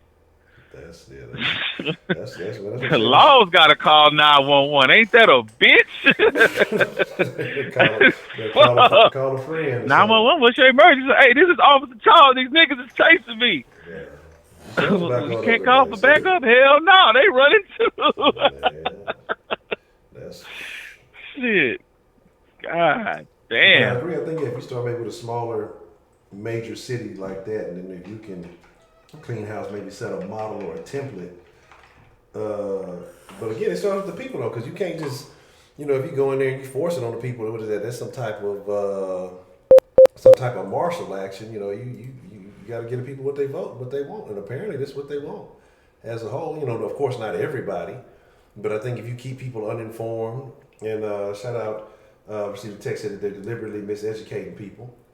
That if that's what you're doing, then and they're willing to continue to accept getting fucked over, or not being aware of how the system works or how these things operate and the power that they have, to fix the problem, then shit, you're gonna be able to continue to finesse these people. And I mean, that might be what the people want. Yeah. That's a damn shame. And then she said 11% literacy. That means 1 out of 10. Mm-hmm. What the fuck? How? I don't know. I guess either they parents must be a bunch of dope fiends or what. That's the only way that makes sense to me, man. Motherfuckers can't even read.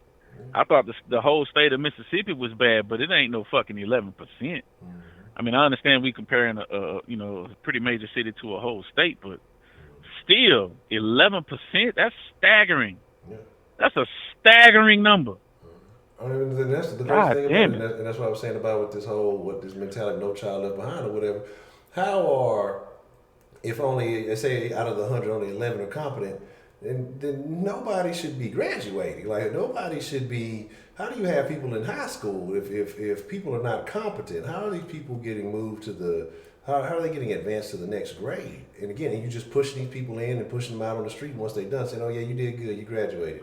And lacking, like you said, that was the word comprehension too. Because it wasn't competence. I was trying to think of everything. I know it's a C word, but yeah, comprehension. And you know exactly what I'm talking about, who I'm talking about with some of these situations. But some of this younger generation just has they don't have basic comprehension of simple things, and it's almost mind-boggling because it's nothing complex. It's just you think you're having a simple conversation, and it's just like it's above and beyond them. So. It's really a sad situation. Yeah, like my little brother the other day. Lord have mercy. I know I talk about him a lot. But we was looking at a map, and he was like, well, this state is what's the color of that state? I said, you don't know the direction? He said, man, I be getting the east and west confused. I said, well, look at the legend. He said, the what? I said, the legend. He said, what's that? I looked at him. I say, bro, stop playing with me. He was like, what the fuck you mean the legend? I said, the compass, nigga. Well, why couldn't you just say compass? I said, nigga, because it's called the legend. I was done, Honcho. I was done. I was just like, I can't. I fucking can't. I just can't. I just can't deal with that level of stupidity. I can't. Yeah, I said it. My little brother, dumb as hell. Yeah, I said it, goddamn. You get on my fucking nerves, man. Lord have mercy. Oh, so somebody He said, did not know what a legend was. Salima said He they had didn't know. a program for the teachers. Come teach for 5 years. The city will pay your loans off. The teachers come for the perks and leave. They don't care. The parents care. That's sad right there. Yeah, that's fucking sad. If that's crazy, yeah, the teachers That don't do sounds like shit. robbery. Yeah, you come in, they gonna pay your loans. That's probably where all the money going. Shit, you talk about how much money getting spent per kid. That's where all the money going right there. The teachers' student loans and shit. They paying off the loans and leaving, and not giving a fuck about But the kids. you know what I think it probably be, Honcho, and it's funny because they showed it on the show. That's what I'm saying. It's like I know that she said that show ain't entirely accurate, but it seems like some of it makes sense. How you was, I don't think the fact that the students are graduating. I think they just not going to school at all. Because you remember on The Wire, they had to go pick them niggas up Yeah. and try to bring them to school. Remember, they was going to pick them up and they was trying to find them and shit to get them to go to class. So maybe them motherfuckers just not going to school at all. That's true. So they're not even getting a chance to get an education because they're not willing to go. That's also a very good point. That's a sad thing, man, and that comes down to that comes down to where everything starts, and that's the black household, man, the black family, and not putting that value on education. Ultimately, that's the thing. If you don't, if it's not worth shit to you, and you put a premium on everything else but education. It's terrible. Man, it was somebody I looked at. I'm not like a super big fan of his, but he says some insightful things from time to time. I think he used to be on 97. I think he's the dude behind IJustGotHit.com or whatever. But I think his name is Justin Lawyer on Instagram. He used to be, I think, with Slim Thug and doing some certain shit. But he said something about he had a conversation with somebody in France, and they were talking about the way that we use the word love compared to the way that they use the word love. Like, we'll say, shit, I love this car, or I love this house, or I love, we'll love inanimate things, inanimate objects. But they say the way they use the word love is reserved only for people. You know what I'm saying? Like, so it's a different thing. But, he kind of went on to say something else that, that we can't love this, but we don't, he had a whole point that he was making, but he was talking about, loving yourself and not loving other people more than you love yourself or whatever that may have been. But I was thinking about that first part that he was saying about that, how we'll say that we love these inanimate objects. You know what I'm saying? And you will say that shit and don't say that we love our own people or love this, that, and the third. And I just found that to be interesting. I spent about 30 minutes just thinking about that shit the other day. And it's sad that we have no problem saying that we love something that don't love us back. You know what I mean? But we're willing to give that feeling, that emotion, that energy to it. And then you have all this stuff that's going on in our own neighborhoods with our own folks or whatever. And again, I ain't gonna just tell you go out there and run and love everybody, because there's a bunch of motherfuckers that don't love your ass. So I ain't telling you to do that. But it's odd, like I say, because it just had me thinking about the shit that we value and don't value. And I bring that back to, talking about education and stuff like that. But we'll sit there and say, go love money, go do this, go do that. You'll love the money, don't know how to use the money. You'll love the clothes and all this other shit, but when it comes to a motherfucker telling you to go appreciate something that can take you anywhere, which is, like I said, education, learning, valuing knowledge, you don't get that. And I think that's what's fucking us off a whole lot, because that's the thing they're giving you free. That's the only thing they're giving you for free that you can use. Everything else is gonna cost you a little something, but it's tough, man. It's tough. Yeah. Well, there's some lessons are bought. Cause I had a lesson I bought today. I fucked up, and it cost me money. Not a staggering amount, but it's enough just to be noticeable. You know what I'm saying? So, cause I figured something out, but now I know better.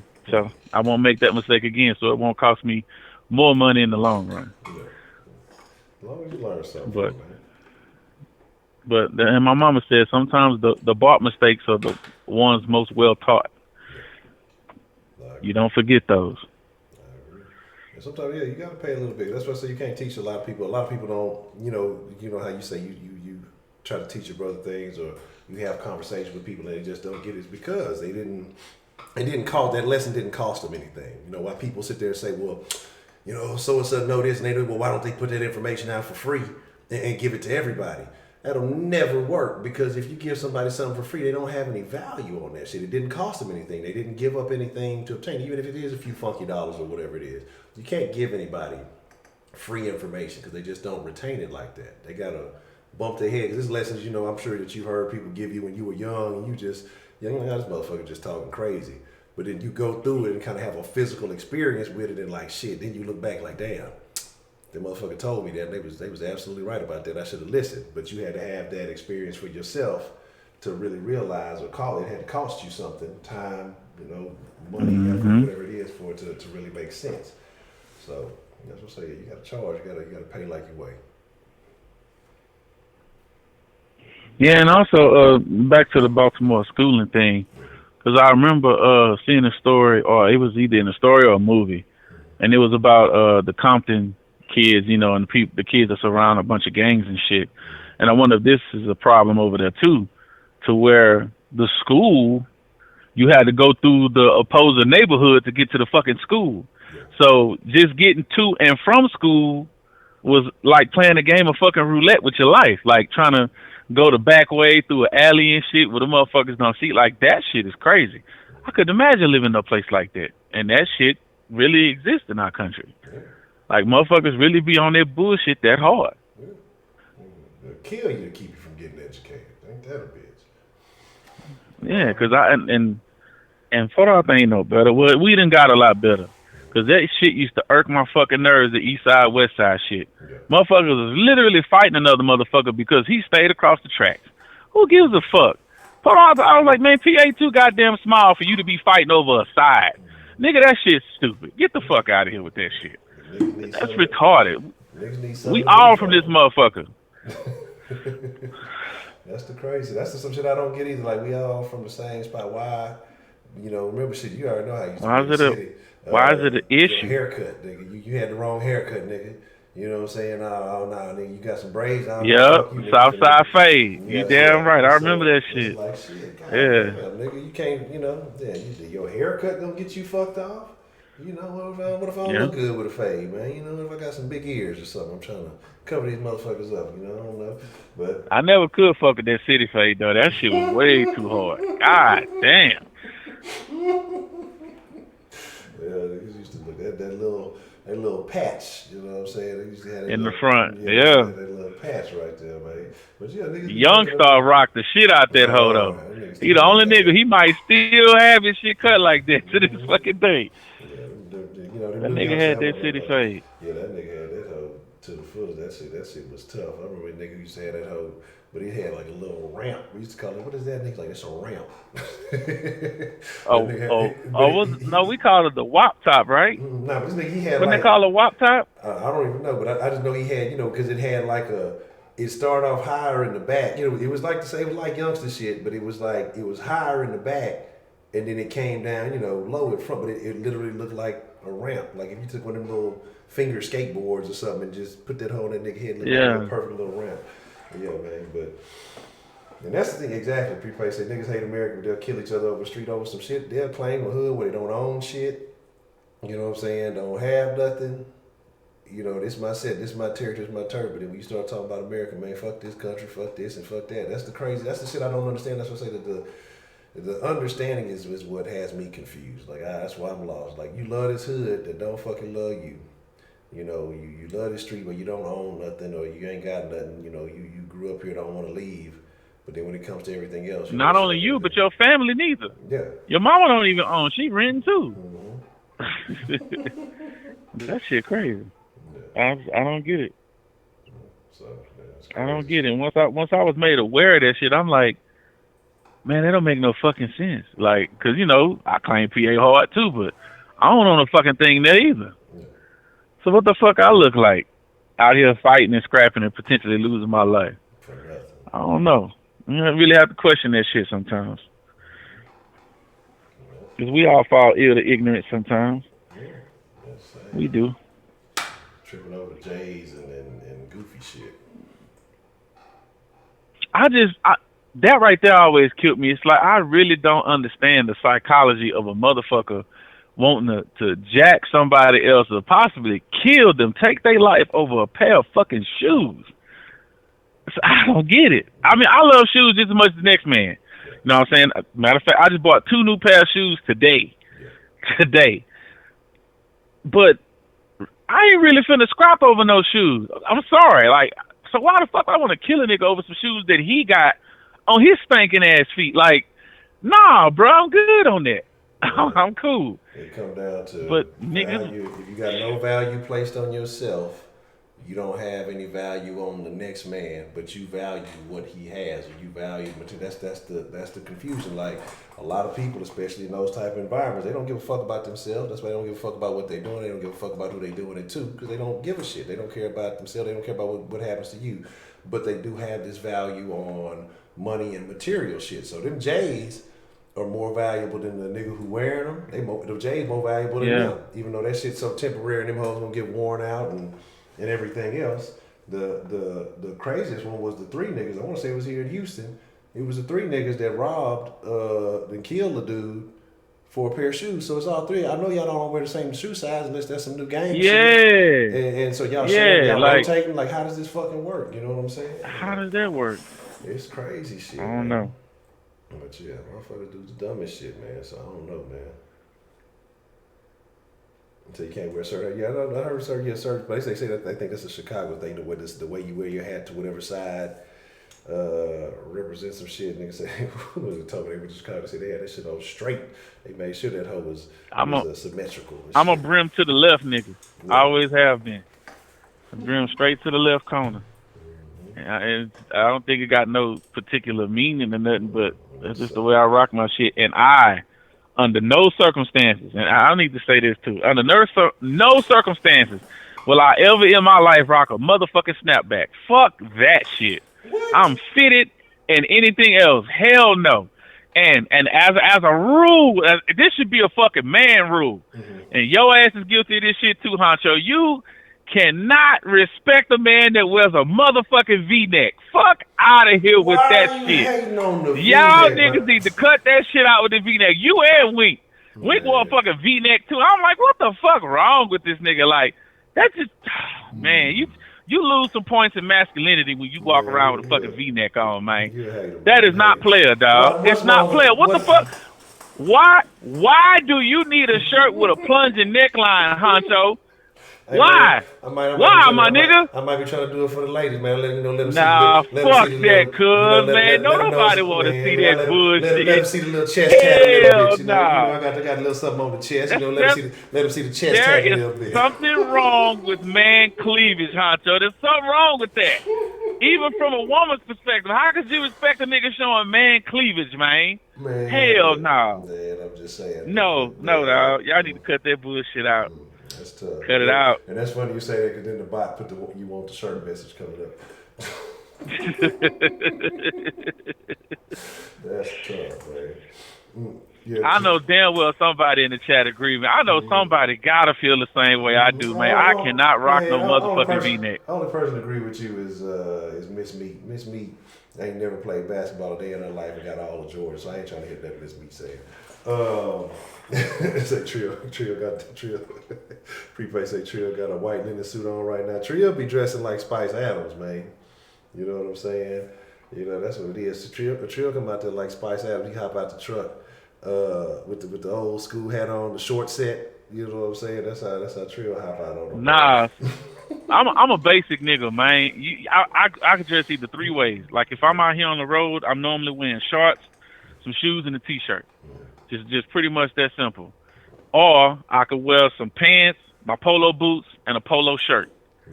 But if I'm at home, normally it's a jersey and some shorts and some nice shoes. That's normally what I wear. I'm a jersey wearing nigga, and I got all kind of teams, all kind of shit. Honcho, you seen the picture of my closet, and that wasn't even 25% of what I got, and I got probably a lot more than that now. I know I'm pushing 250, damn near 300 of them. I got a shit ton of them. That's just my thing. It's my hobby. But anyway, I digress. But yeah, that's pretty much me in a nutshell. I still wear throwbacks. Niggas like, nigga, that shit out of style. Yeah, but I still like the player. So what the fuck you mean? It's a sport. Somebody asked you still rocking jean shorts? No. Okay. I actually do have some though, but I don't wear them.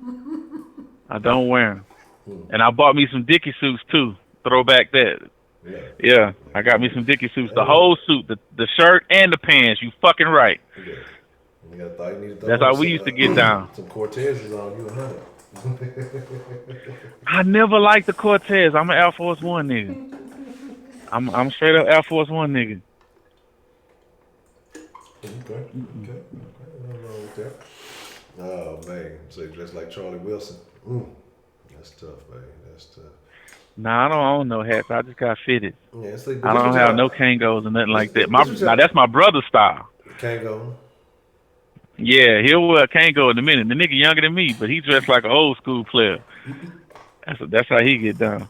See, I dress like I'm still in the 2000s. That's me. Is niggas with the niggas who got the motherfucking snapback. Yeah, your head is big. You know, you gotta. I can't fuck with no snapback, man. I can't do it. I got a big ass head, and then I got hair on top of a big ass head. So you know. Man, your hat size can't be bigger than an 8, bro. Cause I wear 8, and I got plenty of room in my shit. That shit can't be bigger than an 8. Shit, look, man, it's tough. I've sampled some fitted hats, and like I say, I don't know if it's the extra layer of hair surrounding it or whatever else it may be, but that shit is it's not the most comfortable. You know, situation. And plus, you probably be putting your hair through the little hole in the back and shit. No, watch out, all man. that. Watch out, man. Hold on, watch out, man. Come on, Honcho. Come on, Honcho. You know damn well you put your hair through the hole in the back, man. You done gone too far, man. You done gone too far. Right. Come on, Honcho. Stop bullshit. Well, nigga, you wear V-neck, so that's the next step, goddamn. That's the next goddamn step. Nah, they don't get that good. Nah, they don't get that damn good. That's tough, man. That's next thing you gonna have a pair of them $200 shades, man. No. Hell no. Oh man. Okay. Let's see. Now that might need to switch up to a Kango because I went looking for a hat the other day, and they didn't even have no fucking 8s. So I ended up, but the one I wanted, so I was like, fuck it, I ended up getting a snapback of that bitch. But you know, just shit, it's more convenient. I'm gonna tell you what I do got, and I'm gonna do a real throwback one of these days. Whenever I just feel like doing it, I still got from like probably 4 or 5 years ago. I still got 2 big ass bottles of Stay Flow in my storage. I swear to God, I do. I swear to God, I do. And I got the empty spray bottles. I got like 3 of them with nothing in them. Fresh sprays. Come on, Honcho, you know the routine. Yeah, I already know. And then sometimes you can just screw the sprayer right onto the Stay Flow bottle. Like if your bottle fucked up, you ain't got a bottle, man. You just gotta find one with the right threads. And if that motherfucker don't match up, you just put some fucking paper towel around that bitch and screw that bitch on that heart. Like, come on, man. I've been through that. So, but I noticed the denim and jeans now ain't as thick as they used to be. It's like Levi's denim sucks now compared to the way it used to be. It used to be thick as shit. Yeah, that is true. That is true. Because I actually got some Levi's on now. I just bought a few pair of Levi's, and that's definitely the truth. That is. I guess I don't know if that's a price thing, if that's just maybe the feel thing. I don't know what it is. I don't know. And a lot of people never knew about the lifetime warranty of Levi jeans. I thought it was bullshit till I actually tried it. Yeah, a lot of people didn't know that. I don't know if it still exists now, but they had a lifetime warranty on their jeans. If you wear them, you can bring them back to the Levi store and exchange them for jeans, but it's got to be of the same size. So if your ass done lost weight or gained weight, you pretty much fucked. But if your pants is fucked up, they will give you a brand new pair of jeans if you bring your old jeans to them, no matter what store it is. As long as it's got the Levi patch on it, you can exchange it. I thought it was bullshit, but it's not. I did it. That's interesting to know. That's very interesting. Yep. So I don't know if they still got that standard anymore, but I know at one point in time they did. That's crazy. And that was probably over 20 years ago that I did that, so don't take my word for it, kid. Oh, okay. Well, yeah, that's it. Times have changed. Put a fee on. Yeah. Oh, one more thing before I go, because I'm gonna get off, because I've been on here for a while. I would like to address the hypocrisy of Miss Bell. Okay. Oh, Miss Bell, I want to know how in the hell is it cool for you to call Honcho baby food, but you don't want to be called old lady? Mm. How that work? How that work? Mm. That's a very good point you got there, Trey. You know, Yeah, that makes a lot of sense. yeah, yeah. Are you an ageist, ma'am? You got a little ageism going on over there? I don't like it. There sounds like a lot of bias going on over there. And I'm looking at these guesses on site. Y'all could all go to hell. Y'all got me looking like a short, stumpy ass nigga. God damn. Is that how I come across on the camera? Do I come across like stubby? Then like a motherfucker? Maybe I need to adjust the camera or something. Do I come across like a stumpy looking motherfucker, like a real little fat nigga? Like what is going on? Because these No. sizes are terrible. 44 by 28. Come on, man. Like I got kneecaps. What is going on here? Like, damn. Yeah, this is tough. This is super tough. I am upset. Yeah, I'm looking at these sizes. I'm like, what is this? This is like what is it? The chubby section, Oshkosh Bagosh or something? Like, what is going on? Like, what is happening here? I'm trying to figure it all out, but it is. I'm gonna tell you that too. That's one of the pains of my existence. When you finally find a pair of pants that's the right size, and they give you that old short ass length, man, that motherfucker be like a 29 or a 28. I can't wear that shit. I need a 30 minimum. 32 is perfect every time. Cause I don't understand what's the style with niggas wearing high waters now. I don't get that. Tight ass high waters. That's cool now. See your whole motherfucking sock, bro. Like, nigga, you got pants on, bro. What did you do? You should have just bought you some Knickerbockers, oh fat ass nigga. Just go on with that. I don't get it. I don't get it. Yeah. So now some of these numbers are better. I don't know if y'all just exactly on. I will say, and I ain't even gonna say it. Look, had y'all been maybe if this was a couple of weeks ago, some of y'all would be closer than you are now. I'll just leave it at that. But yeah, this whole address to anything is just as far as this dressing, with all the short shit, that's terrible stuff, man. It's terrible stuff. And what's wrong with jean shorts? I don't know. Somebody said you wear jean shorts, so I'm just.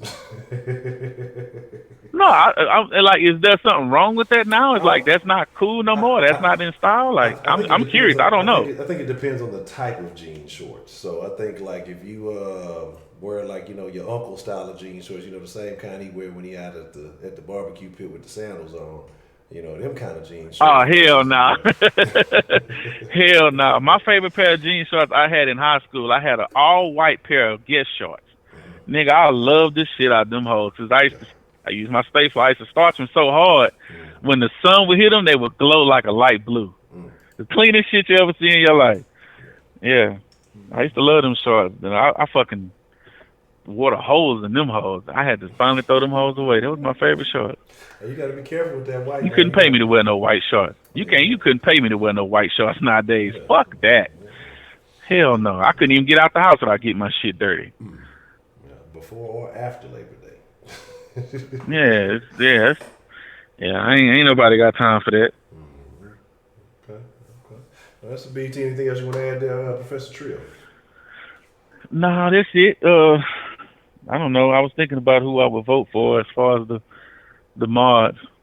I don't know. I'm still pro prepaid. I want him to be a mod. I got a short list of. The only thing is the situation is going backwards because I said as we would grow, I would add some more mods. But shit, I think my count for the last 28 days is what am I at, like negative 18, 19 now? Something like that. They lost quite a bit. After that pro black, they didn't want to hear that shit. They wasn't liking that shit, man. Oh well. Yeah, I don't really have none of the women I vote for because all y'all be tripping at some point in time, especially when I be on y'all ass. Y'all just act like y'all can't take it, so we don't need no emotional motherfuckers, and we already got enough of them. I'm supposed to be the emotional one, I guess. So we only got room for one of those. And Miss Mead, hell no. As much as I love you with that rise up shit, oh no, we got to be able to time your ass You come to the sauce talking about rise up. What the fuck? It's all right. You got a pair on you. It's all right. Lord have mercy. Like I say, once that work get handled, we'll see how loud she gonna be. She ain't gonna want to say that shit no more. So I had to hit her with the one piece earlier. I'm like, damn. And anyway, let me go and get off of here and let you finish your time out. All right, well, I appreciate you calling in, Professor Tripp. All right, Honcho. All right. And shout out to Dan the man. No, I agree, man. Yeah, we can't. They don't want you to even tell the truth no more. But telling the truth is racist now. That's the crazy part about it. If you tell the truth, it is now racist. What's the motherfucking deal? Who we have calling into the den this evening? Hey, this is Dan, man. Dan the man, what's the motherfucking deal, man? What's on your mind, Dan? How do you feel about this the Elijah Cummings and all these things going on? I think, and like I tipped in $5 earlier to put out the little super chat. Like the fact that telling the truth is like racist, that shows how far we've gone. And why is it like he called him out? He said rat infested, and all of a sudden it's racist. Like that don't make no sense. This is how sensitive some of these people are, and it's really depressing because I mean it was already bad enough. I'm not bad enough for us, but the city of Baltimore that showed The Wire, which was I'd say one of the best shows ever made on history as a television ever. Better than Sopranos, better than Breaking Bad. That's my opinion because the shit's real. That already showed how bad Baltimore was. Not like they shot at a studio somewhere else. They shot that shit in Baltimore. All those row houses, all the violence and shit. Sure, some of that simulated, but I actually looked up a little research. Yeah, I researched. I looked up on 3 different websites on the worst cities in America. Always in the top 10, Baltimore. But, okay, so USA Today travel. So you got Memphis, Tennessee. That's number 4. You got Baltimore, Murderland. That's number 3. The Toilet is number 2, and of course St. Louis. Niggas crazy. And then somewhere else, this one's number 7. Baltimore's number 7 on this one. Detroit 6. St. Louis is 5. And Alabama's on there twice. So I don't know what Alabama doing. I saw Houston up there though. Houston was top 10, 11 up here. So you be careful out there, man. Yeah, look, man. It's wild out here. I ain't gonna act like it ain't. It's some things going on out here. Exactly. See, rational people understand the situation and accept it for what it is. It's these idiots who sitting on CNN crying and shit like Don Lemon and that Victor Blackwell dude. I'm like, bro, if you love Baltimore so much, go back. Go back. You love it so much. Now you got the fuck out of there when the good one's good. I don't give a fuck about that. If his parents are smart, they got him the fuck out of there as soon as possible. See, it's the kind of shit. It's like these talking heads on TV. They preach all this shit, but these places that they trying to big up, they ain't living there. They ain't there. Yeah. Sure, Victor's from Baltimore, but he ain't there no more. So I mean. Look, I ain't mad at him for becoming a broadcaster. That good on you. But the fact that he starts crying and shit when someone writes a tweet, had Twitter fingers about his hometown, and the dude, the Victor, I mean, not Victor, the congressman that started it with Trump has got in this shit. Yeah. And now all of a sudden the black congressional caucus has to denounce this racism. Y'all niggas are soft. This is some bullshit. Straight up. Call it the way it is. And I'm gonna let y'all. Here's another YouTuber that I follow. I think it's Jericho Green. Yeah, Jericho Green. I recommend going to Jericho Green's channel. He does a lot of stuff. He's a black conservative. Now I'm in between. I'm liberal on some issues. Like I'm pro-choice. Like look, ain't my body. Y'all females do what y'all want. But at the same time, I'm conservative in certain other aspects, like this crime thing and like homeless situation. Just giving them stipends and shit ain't solving that issue. I live in California. There's homeless fucking everywhere. I'm in San Diego. Half the streets smell like piss. All right? Straight up. Homeless niggas laid everywhere. Like, some dude was swinging his arms at me. I was crossing the street walking home from work one day. Like, this dude is middle street. One guy was, like, running up and down the streets. And this is 85-degree weather. And the jean jacket, denim jeans, long hair. He was doing stretches in the middle of the street and shit. Like, this nigga's high. And the Democrats here ain't doing shit about that problem. They just give them the money and shit. They're not trying to solve the problem. Same thing's happening in Seattle. Same thing's happening in San Francisco. It's fucked forever.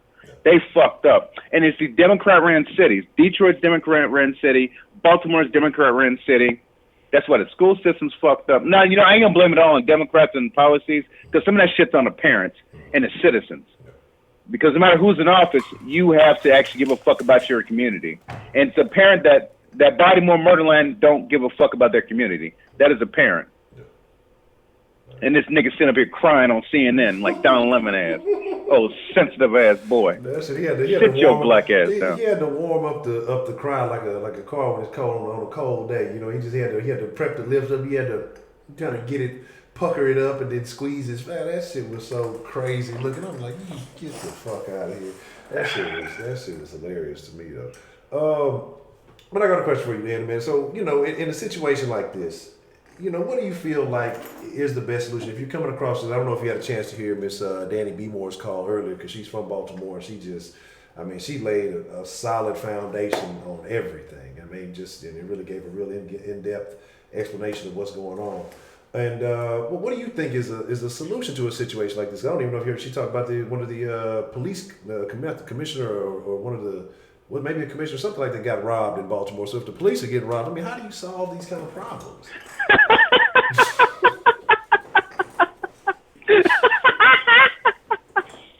That is disgusting. God damn. I don't think there is a way to solve it. I really don't. You know what? This is what happened in Cabrini Green, right? I mentioned on the call I did a few weeks ago about Cabrini Green, one of the most notorious projects in Chicago. Yeah. Niggas getting killed left and right. Eventually, they moved them niggas out, built up some condos, got some nice white people in there. That's how you solve the problem. Move the niggas out. That's how. It's some other city's problem. Yeah. But that's not. I mean, you can't keep doing that though, because as much as I don't like these hood rats and thugs and shit, these welfare mamas and shit, they're people too, and they gotta have somewhere to live at too. So honestly, I haven't done enough research to come up with a solution. But I know what they're doing now ain't working. Now I didn't hear the woman's call earlier, but you make it sound like it was all bad. No. I mean, I guess she said she got a pit bull. She don't walk her dog without taking her gun out. And she was, like I said, very informed citizen, and just really laid the foundation of the corruption of the politics and the things that have been going on around there. Because like I say, old buddy's been the Elijah Cummings been in, I guess, office or whatever for about 40 years now, and they're still having the same problems. Talk about, you know, he really didn't even show up until the Freddie Gray situation and where it took place. So it looked like it was his first time ever being out there. You know, he just looked like it was a brand new. This is supposed to be his district, and he looked like he's in a whole new world or something. You know, so it's yeah, he was. Yeah, he was in Congress and shit, and living in his little segregated mansion, not around the common Negroes. He's one of them uppity niggas. No, I'm just kidding. But he like Clay Davis. You know, from the Wire, Clay Davis. Yeah. Shit, he's Clay Davis. That's Clay Davis, goddamn. That's motherfucking Clay Davis. Straight up. That was my favorite part of why when he would go shit. That motherfucker was hilarious. Now, see, guys like that, they got to go. This is why I'm for term limits for everyone, not just the president, but these 40-year senators. Come on, dog. Like one of the most notorious racists in American political history, next to LBJ, was Strom Thurmond. He was a South Carolina governor. South Carolina senator. That dude was like a senator for like goddamn half his life, bro. He was in there, bro. You know what I'm saying? So, look, you got to get them old dudes out. You got to actually put in people who actually give a shit about the community, not people who just got elected for the comp life. That's one problem. Now, that's just the political side. You have to reinforce the police, make sure they can do their job. Not just, you know, what was that paper bag thing? Well, I think it was the whole thing on The Wire where they put a paper bag over small crimes and focus on the larger stuff. If you got all your cops out there arresting some guy selling 6 rocks and shit, then he gets shot over that. What's the point? You need to get the big fish. That's what you need to focus resources on, because all these things are finite resources. Manpower, resources, that's finite. You know what I'm saying? Time, and overtime, because you can stop like putting cops on the street if they get too much overtime, because they ain't trying to pay them too much, obviously. It's all finite resources, and you have to use them strategically, and that's what people aren't doing. And that's for the community itself. Well, I mean, the mindset of some of these people. I mean, they think it's fine to sell drugs in broad daylight around a grandma's house next to a church. The school's 2 blocks down the street. got these row houses, been probably dead bodies in there, like Snoop and Chris was all up in that bitch. Oh, spoiler alert! But yeah, hey, watch The Wire, real shit. Watch The Wire. I mean, now I can tell you what I say. Get out the crooked 40-year career politicians, reinforce the police. Give them some teeth again. But as for the community and stuff, I don't know. How do you change people? Because a lot of thought processes. How do you change that? I don't know. I don't have an answer to that. I don't fuck with niggas. Before I don't fuck with niggas. That's my answer. I don't get around the motherfuckers. I don't do none of that shit. Because these kids out here, it's insane. I agree, man. And somebody mentioned that we gotta do a part. I mean, that's something I've been talking about, and it sounds terrible. And I know maybe that's something. Maybe that's what I said in the pro-black episode that people didn't like. But I'm all with it. Like, I mean, there has to be a separation because, it's just a fucked up situation. You gotta get certain people out of your neighborhood if you're gonna try to, do something with these neighborhoods, or you're gonna have to relocate and rebuild or do something. I don't know exactly, but I do know separation is part of the process. Like you cannot win with certain niggas, being affiliated or associated with the situation. You cannot win with certain folks in the mix. It's just not gonna happen. You know what I'm saying? And it's tough, man. But it's funny because you're talking about people selling drugs in broad daylight. Like some Miss Prepaid people. You talking about motherfuckers jacking the motherfucker in the middle of the street. You trying to get a haircut. Yeah. And motherfucker getting robbed in the middle of the street, butt naked. That's tough. Like, and don't nobody. God damn, butt naked. Yeah, bareface, no ski mask, just robbed a man in public. I mean, that's tough, man. They don't care. They don't care. Yeah. The property value, man. The property value ain't shit, bro. That's negative at this point, bro. Some of these places, man. But what ended up happening is a lot of these places are gonna get so bad. Some white real estate guys gonna buy up all their property, destroy that shit, build condominiums, and gentrification, and just shove you Negroes down to, I don't know, Rockford. I don't know. They're gonna go ahead and be Virginia, where I'm gonna be moving back to in a few months. I'm gonna be scared shitless. They're gonna send all these niggas to Virginia. That's gonna be a problem. That's gonna be a problem because it's like when Katrina happened and all them crazy niggas out in Louisiana moved to Georgia and started wreaking havoc down there. Yeah. I think some of them went to Texas too, but I don't know. Yeah, they went to Georgia, Atlanta. They was wild out. In Houston, they was trying in Houston, but folks out here wasn't too. They were trying. They wasn't too keen. Man, they wasn't too keen. It was from the schoolhouse to the street. It was a dude. It was a Houston. I forgot who he was going around. I mean, he went on a New Orleans killing spree. He was killing all kind of evacuees and stuff. I don't know if he was setting them up, he killed about 12, 13 people. Like, he was a guy from Houston, and and they were killing. But the people from New Orleans, like, I don't like to say it wasn't just regular innocent folks. It was, I'm sure he had some other dealings with them, but he was wiping them out. Like, I mean, it was a lot of tension going on between Houston and New Orleans here. You know what I'm saying? So it wasn't like they didn't come over here and just take over. There was a lot of folks here, but they didn't. It wasn't like I heard how it was in Atlanta and places like that. I heard they were going nuts out there. So yeah, Louisiana actually, it was like, that was in the top 5. New Orleans, that was top 5 of worst cities in America. I mean, that's insane, bro. I mean, for the people, I don't have a solution, but give the police some teeth, get around these career politicians, kick their ass out. No more Clay Davises, no more of that shit. And they'll be crying on TV. That shit pissed me off, bro. That shit pissed me off. See, but this is what I like about this situation. And look, I don't co-sign everything that Trump does. I ain't one of these blind motherfuckers. There's some shit I find questionable that he does. I don't think he's the most eloquent person. But this might bring in discussion, actually, about like, hey, well, instead of jumping off the handle calling this guy racist, let's look at the statistics of the city he's talking about. Let's look this up. If people will think that far ahead and say, like, you know what, before I go jump on a gun, start tweeting a Facebook post about, I'm not on social media no more. Fuck all that shit. So I'm not even bothering to look at the fuckery that happens. But before people start tweeting shit and then getting corrected by someone with some facts, like I would, they might say, let me do this research myself, and then they'll see how bad it is. Shit, watch The Wire. How bad it is. Goddamn, bro. All that shit was in Baltimore. I mean, and it is what it is, man. Yeah, it is what it is, bro. Yeah, it is, and that's what I say, man. It's but who's to blame? I mean, like, 'cause you said something about the starting at home, and you know that you don't want to just send everybody to a particular location.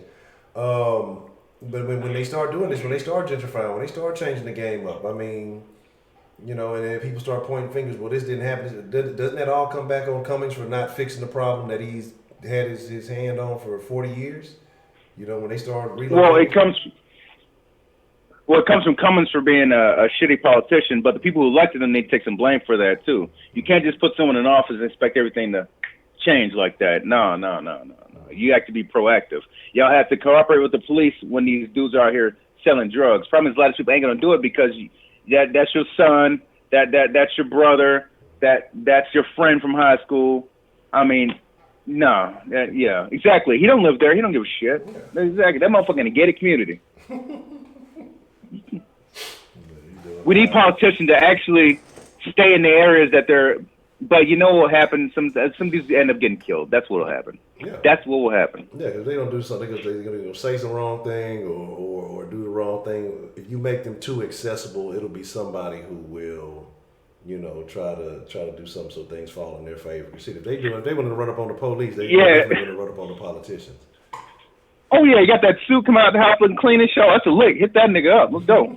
That's how they do. They don't give a fuck. So I don't know. I'm trying to wonder. Well, I heard somebody robbed some old lady. I'm trying to remember where it's from. I don't know. But I mean, it's not like the first time it's happened, so that's nothing new. But I ain't gonna stay for too long, man. Yeah. Oh, and someone asked, what would a Republican do differently? Honestly, I don't know because they haven't had a Republican in there for decades. So honestly, I don't know. So yeah. I don't know. I mean, that's tough. Maybe I don't know if they'd be tougher on crime or what would they do instead of, you know, riding around in vans handing out new needles. Maybe they figure some stuff out. What would I do? Well, first off, I won't be a politician because I don't want that kind of stress. That's straight up. That's what they asked me. No, I ain't being no politician, man. I'm just gonna be another Negro on YouTube, spitting what I believe, and hopefully I have facts to back up my opinion. I choose not to be a governor or whatever the fuck. I have no acclamations to do that. That's too much stress. I'm trying to get my money up and just take care of my family. There you go. Well, Heidi, fuck you. Yeah, all right. Heidi, fuck Heidi. I'd go get Heidi's. I'd move Heidi into Baltimore and let her use her resources to resolve all the issues. She's a gajillionaire, so she would be more than willing to be a philanthropist for the people who are suffering in Baltimore. And then in 2 weeks... Actually, you know what? No. I wouldn't be no philanthropist in Baltimore. A story I do remember, there's, and I don't know what race Heidi is.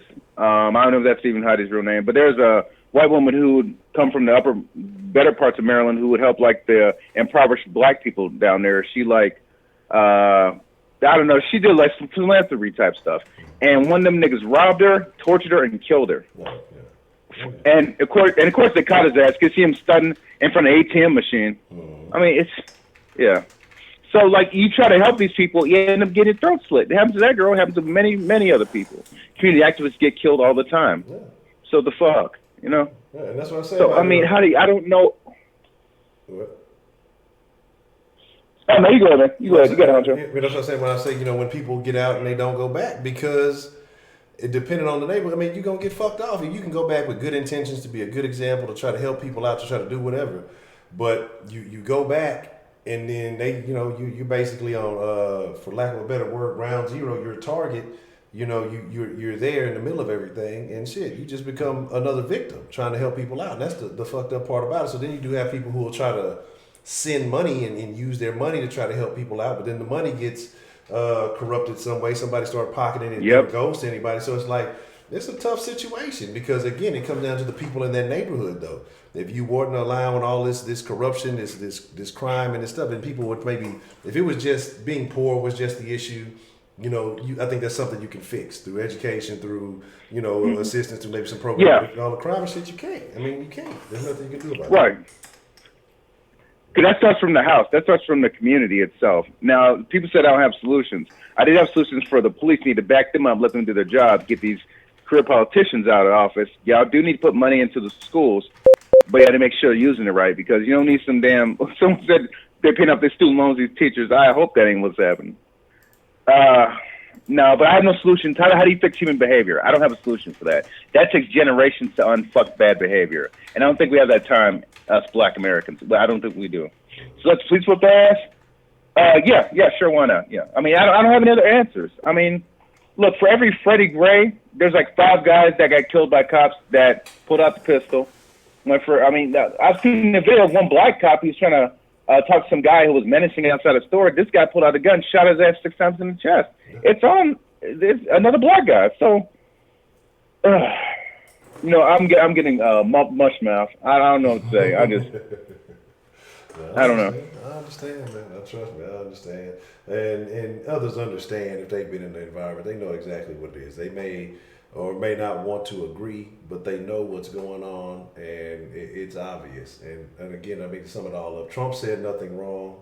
It's just that people didn't want to hear it. You know, people don't want to get told when they're doing something wrong. Yeah. You know, they want to be praised. Yeah, and those kind of people will never evolve. I agree. Heidi, you don't understand the game, okay, Heidi? God damn it. Nobody wants fucking solutions. People just want to complain. So even if we did come up with solutions and we laid down the perfect plan and presented it to to Baltimore, they would not want people still complain about it. They wouldn't put it in action. Okay, Heidi, I'll tell you one thing. I'm not trying to talk to chat people. Yeah. My bad, I'm sorry, he's talking. But here's the thing. Okay, Heidi, I want you to walk to a police station and ask for help. And then walk to the hood and ask for help. Well, what do you think is the better solution, since police are the most evil people in America? There are some bad cops. Hell yeah, there's some bad cops. And I hope they lock them motherfuckers up. Don't need to be enforced. But there's not enough cops to equal the amount of gangbangers and thugs and killers out here, bro. Ain't enough. Not even close. So when we start saying every cop is evil, you only see the cops that had the body cam on. Guy got caught doing something stupid. Yeah, I've seen a video recently of some corrupt cops putting drugs on some guy in California. And they caught the motherfuckers because of the body cam. So I said they need more body cams. So you can catch the cops who are crooked, and you can see the kind of shit they have to deal with. And decent cops are some of these crazy motherfuckers out here that been smoking chronic all day, don't give a fuck about shit, got four baby mamas, and yeah, they still selling drugs. They ain't got shit. Caught a shit in their life. Still out there selling drugs at 42. They ain't doing shit. So yeah, they're drug down on the house. Get them ready to pay the price. Fuck it. This kind of shit some of these cops deal with. But you don't hear about that. You don't hear about that. But anyway, I'm gonna go get off before I get aggravated. I gotta go brother tomorrow. That's a bit. Well, damn, man, I appreciate you. Yeah,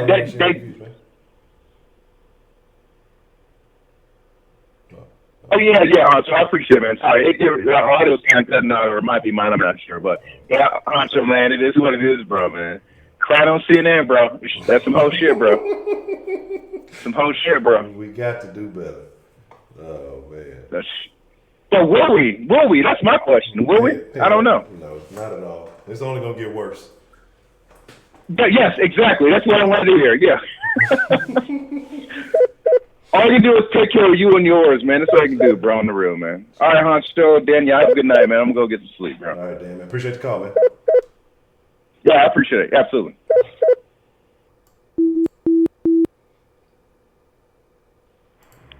Heidi, I'm for licensed, legalized prostitution and drugs. Hey, if you keep them clean and on the scene, they're going to do it anyway, at least make some money off of it. I messed the whole thing. Hold on, I didn't push the wrong button, and I'm pushing all kind of things. Hold on 1 second.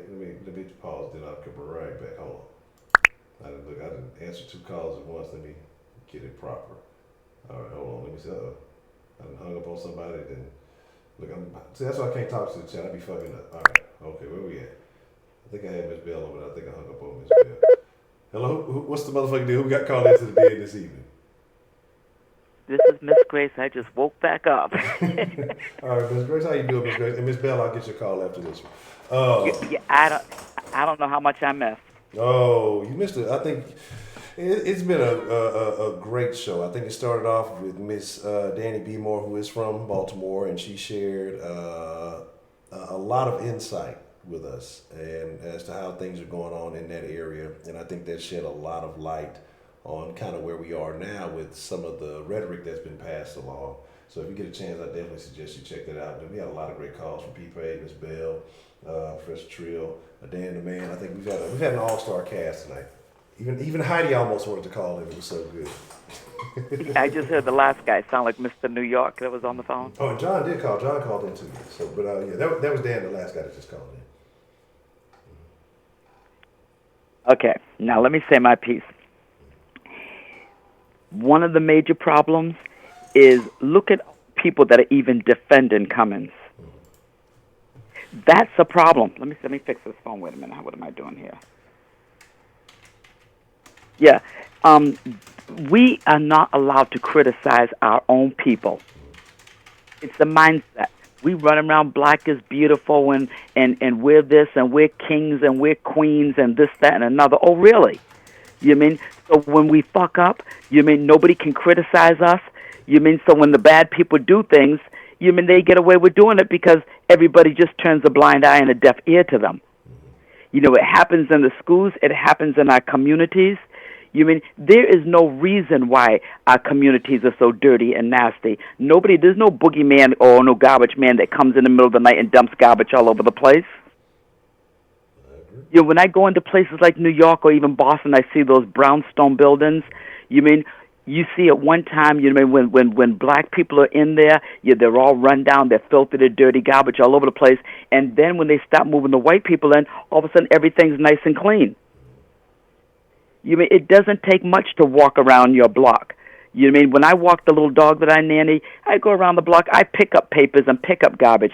I see neighbors and things, they'll walk past that same piece of garbage every day. How in the hell you see garbage on the ground and you walk past it? Pick it up, even if you didn't put it down there. That's the problem. You know what I mean? The mindset of our people, we keep, and I cannot tell you how many people, I vote Democrat. Why? Because that's what I've always done. That is like the dumbest fucking shit I've ever heard ever. You mean if you hired a housekeeper to come into your house to clean your house, you gave her money, and she messed your house up, would you keep hiring her? Absolutely. You know, ever since we've been doing this Democrat bullshit, you mean this is what's been happening. You mean, and those black Democrats are getting richer and richer. Instead of us running around looking to see if we can get Trump's tax paperwork and tax records to see what he's doing, you need to want to get their tax paperwork so that you can see how they got in there, weren't rich, and became rich. Trump got in there rich, you mean, and got poorer. They're looking for the wrong people's tax stuff. You know, it's our own mentality. You mean my own family members, my own friends, and especially living in Massachusetts, this blue state with these Looney Tune freaking asshole liberals. You mean I can't even talk with them. You mean that's why I have to call and talk to people on the den. You mean because there's a bunch of assholes around here. This day behavior. You have these white people coming from Marlborough, Massachusetts. Look where that is. They're very rich. We have pockets of richness all over the place.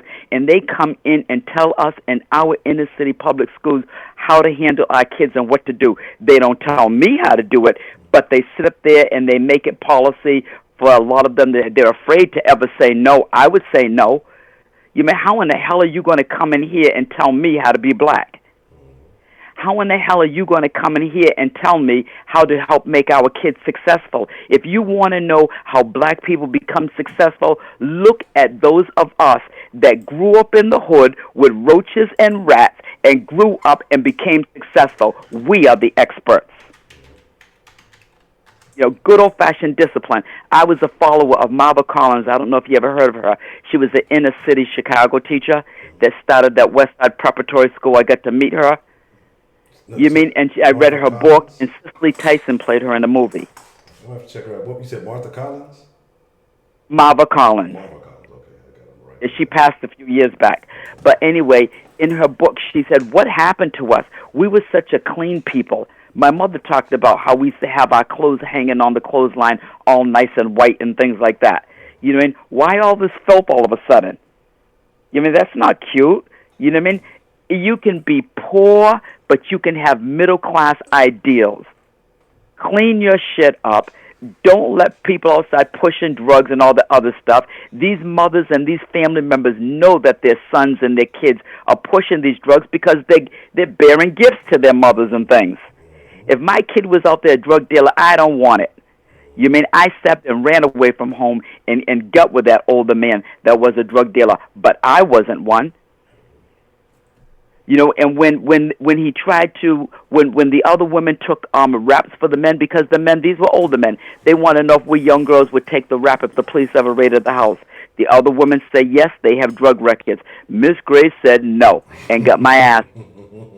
Okay? I said, the only thing is I smoked weed back then and very little of it. I said, when I'm taking a bath, I take the bag and set it on top of my head. I'm not taking the rap for anyone. And I'm so glad that I was so headstrong. You mean people didn't come to the house at first? You know what I mean? And you couldn't do it in the neighborhood. And the money that I got, Larry used to make like $3,000 a day. I made sure everybody, my sisters and them, were taken care of. But I wasn't dealing drugs, and I didn't like it. I thought I could change them because I was young and dumb that way. You know what I mean? It's not cute. It's not funny. You know what I mean? And we need to stop saying, oh, we have to keep building, we have to keep voting Democrat, Democrat, Democrat. Check out, do your history. That's where the problems came in at. I had a friend of mine that she sold a house in Baltimore. She had the nerve to ask me if I wanted to buy it. Hell no, I don't want to buy that shit. After she told me that they were fighting out in the middle of the street and all that bullshit. You know what I mean? I don't want to do that. You know, and we need to start with the victim mentality. We're always victim. We're always victim. I don't give a fuck what I've been through in my life. I'm never a victim. You mean I was a victim? I stayed in. My mother knew that she couldn't get me out of the life that I was because I thought I was in love and I was going to stay into it and try to change this man. When I got sick and tired of that bullshit, I jumped right the hell out of that big house and moved back to the hood. And what he said to me was, you know, if you leave me, you're going to end up in the raggedy jeans that I found you in. Look, nigga, raggedy jeans with a style. Not that they were ripped because that's all I could. No, I ripped them myself because that was the style back then. You know, it's just ridiculous. Our people, our mentality, we glorify the hood. And we need to stop. You mean we dog out brilliant minds like Ben Carson. And I mean people today that aren't even involved in crime, our own people, supposedly intelligent people. They would dog out somebody like Ben Carson, but praise somebody else like Jay-Z or some bullshit. You mean they're mad because Trump said nothing wrong. If somebody came to my house and helped me dirty my goddamn house, and then their house is filthy, and then they're going to tell me how to clean my house? Get the fuck out of here. You don't know how to clean your own house. You're not going to tell me how to clean mine. And the reason why I put it that way is because what's happening down at the border, the Democrats, you know they sponsored all those caravans coming through. They helped create that mess, because they don't want this man to be successful. And you know of our own people that don't want this man to be successful. He's like the pilot of the plane. They are willing to let that pilot crash the plane and let us all die just so they can be right. That's some serious freaking evil hate right there. And people like that, I've gotten to the point I don't even want to associate with them. I don't want them around me because that's a special kind of stupid, and it's a special kind of evil. It doesn't matter if he's black, if he's white, whatever. You know what I mean? Let him try to do the right things. He's accomplished a lot. Imagine how much more that man would have accomplished if they weren't so busy trying to bring him down all the time. They're not making any kind of policies or anything. All they're doing, impeach Trump. They were talking about impeaching Trump before the guy even got in. Impeach Trump. You know, that ugly little walrus-looking man Cummings should have shut the fuck up. You know what I mean? Go clean up your own neighborhood. And how are people going to... Well, is that all we deserve? Nobody can speak against it because our people deserve to live that way?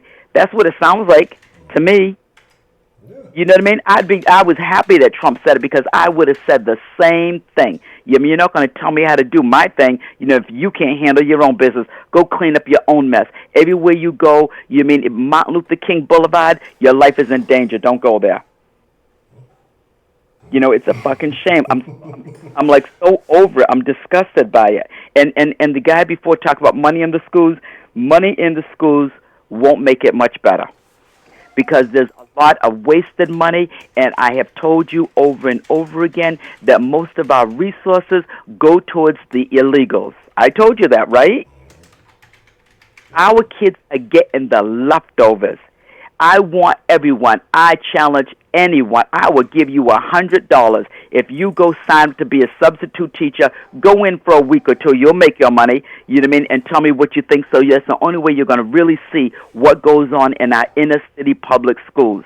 All of our money is going towards the illegals. Now our Democrats want to sit and take care of more illegals and give them free health care. You mean, and we're getting the scraps. Are you okay with that? Are people okay with that? I don't have free health benefits. You mean I have to pay my copay? I mean, it comes out of my pension all the time. You mean, why should anybody get anything for free that didn't put anything into it? And we're okay. Our people should be jumping up and down, not just black people. Our American people should be jumping up and down. As soon as they had those Democratic debates, you mean, and they all raised their sorry little hands, talking about, yep, we're going to give them all free health care. That's what we want to do. Everybody, there should have been, what, a mutiny in this freaking country right then and there, because they told you in your face that they don't give two fucks about you. Exactly.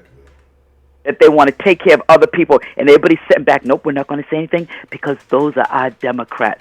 Bullshit. You know, I'm sick of the bullshit. I'm glad I woke the fuck back up. But yeah, I think if you get a chance, man, I think Miss B. Moore's call, I mean, it would just, it explains everything. Like I said, with her being a resident of Baltimore for a significant amount of time and just understanding how it has been going, you know, up until this point. I mean, it is what it is. And again, you know, being a legitimate citizen versus, you know, people who are benefiting from, I don't even know if anybody's benefiting from the policies. Like, so to sit here and say that somebody's benefiting from what's going on, it can't be if it's as bad as it's made. And I'm not going to sit here and say that everything in Baltimore is just terrible, but we know that there's always going to be certain places and certain people who are the people who are getting most upset about the comments that are being made. They know exactly what the fuck is going on. You know, they know exactly what it is. And that's what I hate about, you know, if we don't bring light to the issues, we continue to try to sweep it under the rug and act like, oh, it's not happening, or we get upset about it when somebody who is not in the inner circle points out the truth. Now we want to get mad about it. Now we don't even want to focus on the issue. We're more mad that they said something about it than the fact that this is a fucking problem that needs to be fixed. And that's the crazy thing. So I don't know if you saw the lady who's been going around, like, going to different parts of Baltimore, showing that exactly what Trump said is true. That this guy's been politician for 40 years, and all this shit is, you got trash, you got the mattresses, you got overgrown gray, you got all kind of shit just getting dumped around these places where people are living, and nothing is being done about it. You know, so he's not lying. Yeah, I saw a little bit of that. I saw a little bit. Also, there's a guy, a YouTuber named Henry Davis. You mean he's in St. Louis, Missouri, and he's got some organization where they go into these old raggedy houses and they're trying to clear them out and clean them up and make things better. You mean, so I have to donate to him. You know what I mean? I mean, look at Maxine Waters, Auntie Maxine. She ain't my motherfucking aunt. She was my blood family member. I would on her. You mean how to? You know what I mean? In California, you know what I mean? And you live in a $4.5 million house. And you're all crooked and everything, and you're talking about beating people up and resisting them and pushing them back and all this other bullshit. You mean, and everybody living in tents and things. When I went to my son's show the other day, the two girls that he's in the band with, beautiful. The whole family, they're all musicians. The mother, the father. You mean, the daughters had to come back from California. The mother said, yeah, people are out there living in cars. She said, my daughters won some kind of award for the music that they do. She said, they got nothing. You know what I mean? It's scary how people are living. And we're okay with that. And we're more worried about Trump's going to tell you something. You slap Trump, he's going to punch back. You mean, those are the kind of people I like. You slap me, I'm going to punch back. You mean, and he never starts shit. You tell me a time, somebody tell me a time where Trump starts. Trump don't start, he finishes. You mean, so they're insulted that he dared to say something. He's like the uncle that I would always love, like my Uncle Joe. You say something wrong, he's gonna sit there and put your shit, show you your shit in the mirror in your own face. And that's exactly what he did, and people are mad at him for it. And this one more thing before I hang up, and that fudgicle lips Barack Obama. And did that big-eared fudgicle lips. And at one time, I didn't dislike him until he was no longer president. You know what I mean? Because I saw the evil in him and his wife. You know what I mean? What is he doing even in opening his mouth and defending Cummings and saying shit against Trump? We have never had a president, a past president, that's so busy running his mouth and trying to throw dirt and throw shade at the current president. We've never had this before. Yeah, so I'm reading, I'm looking on, I'm like, what? He opened his mouth because he's mad that Trump said something to Cummings. Barack Obama, while he was at Chicago, he should have fixed that shit up because my ex, back in 2008, did security in the building where Barack Obama was the senator. And I forgot the name of the building. Rashida will probably know. It was downtown Chicago, and they had a sister building, like an identical building directly, like across the street from it. You know what I mean? So he worked there. And what he said to me, he didn't get in specifics, but Greg told me that Barack Obama was as crooked as all of those Chicago politicians right there. You know, he was no angel. He was crooked. You know, and Greg worked security right in that building. Rashida would know what the name of that building was. I forgot what it was.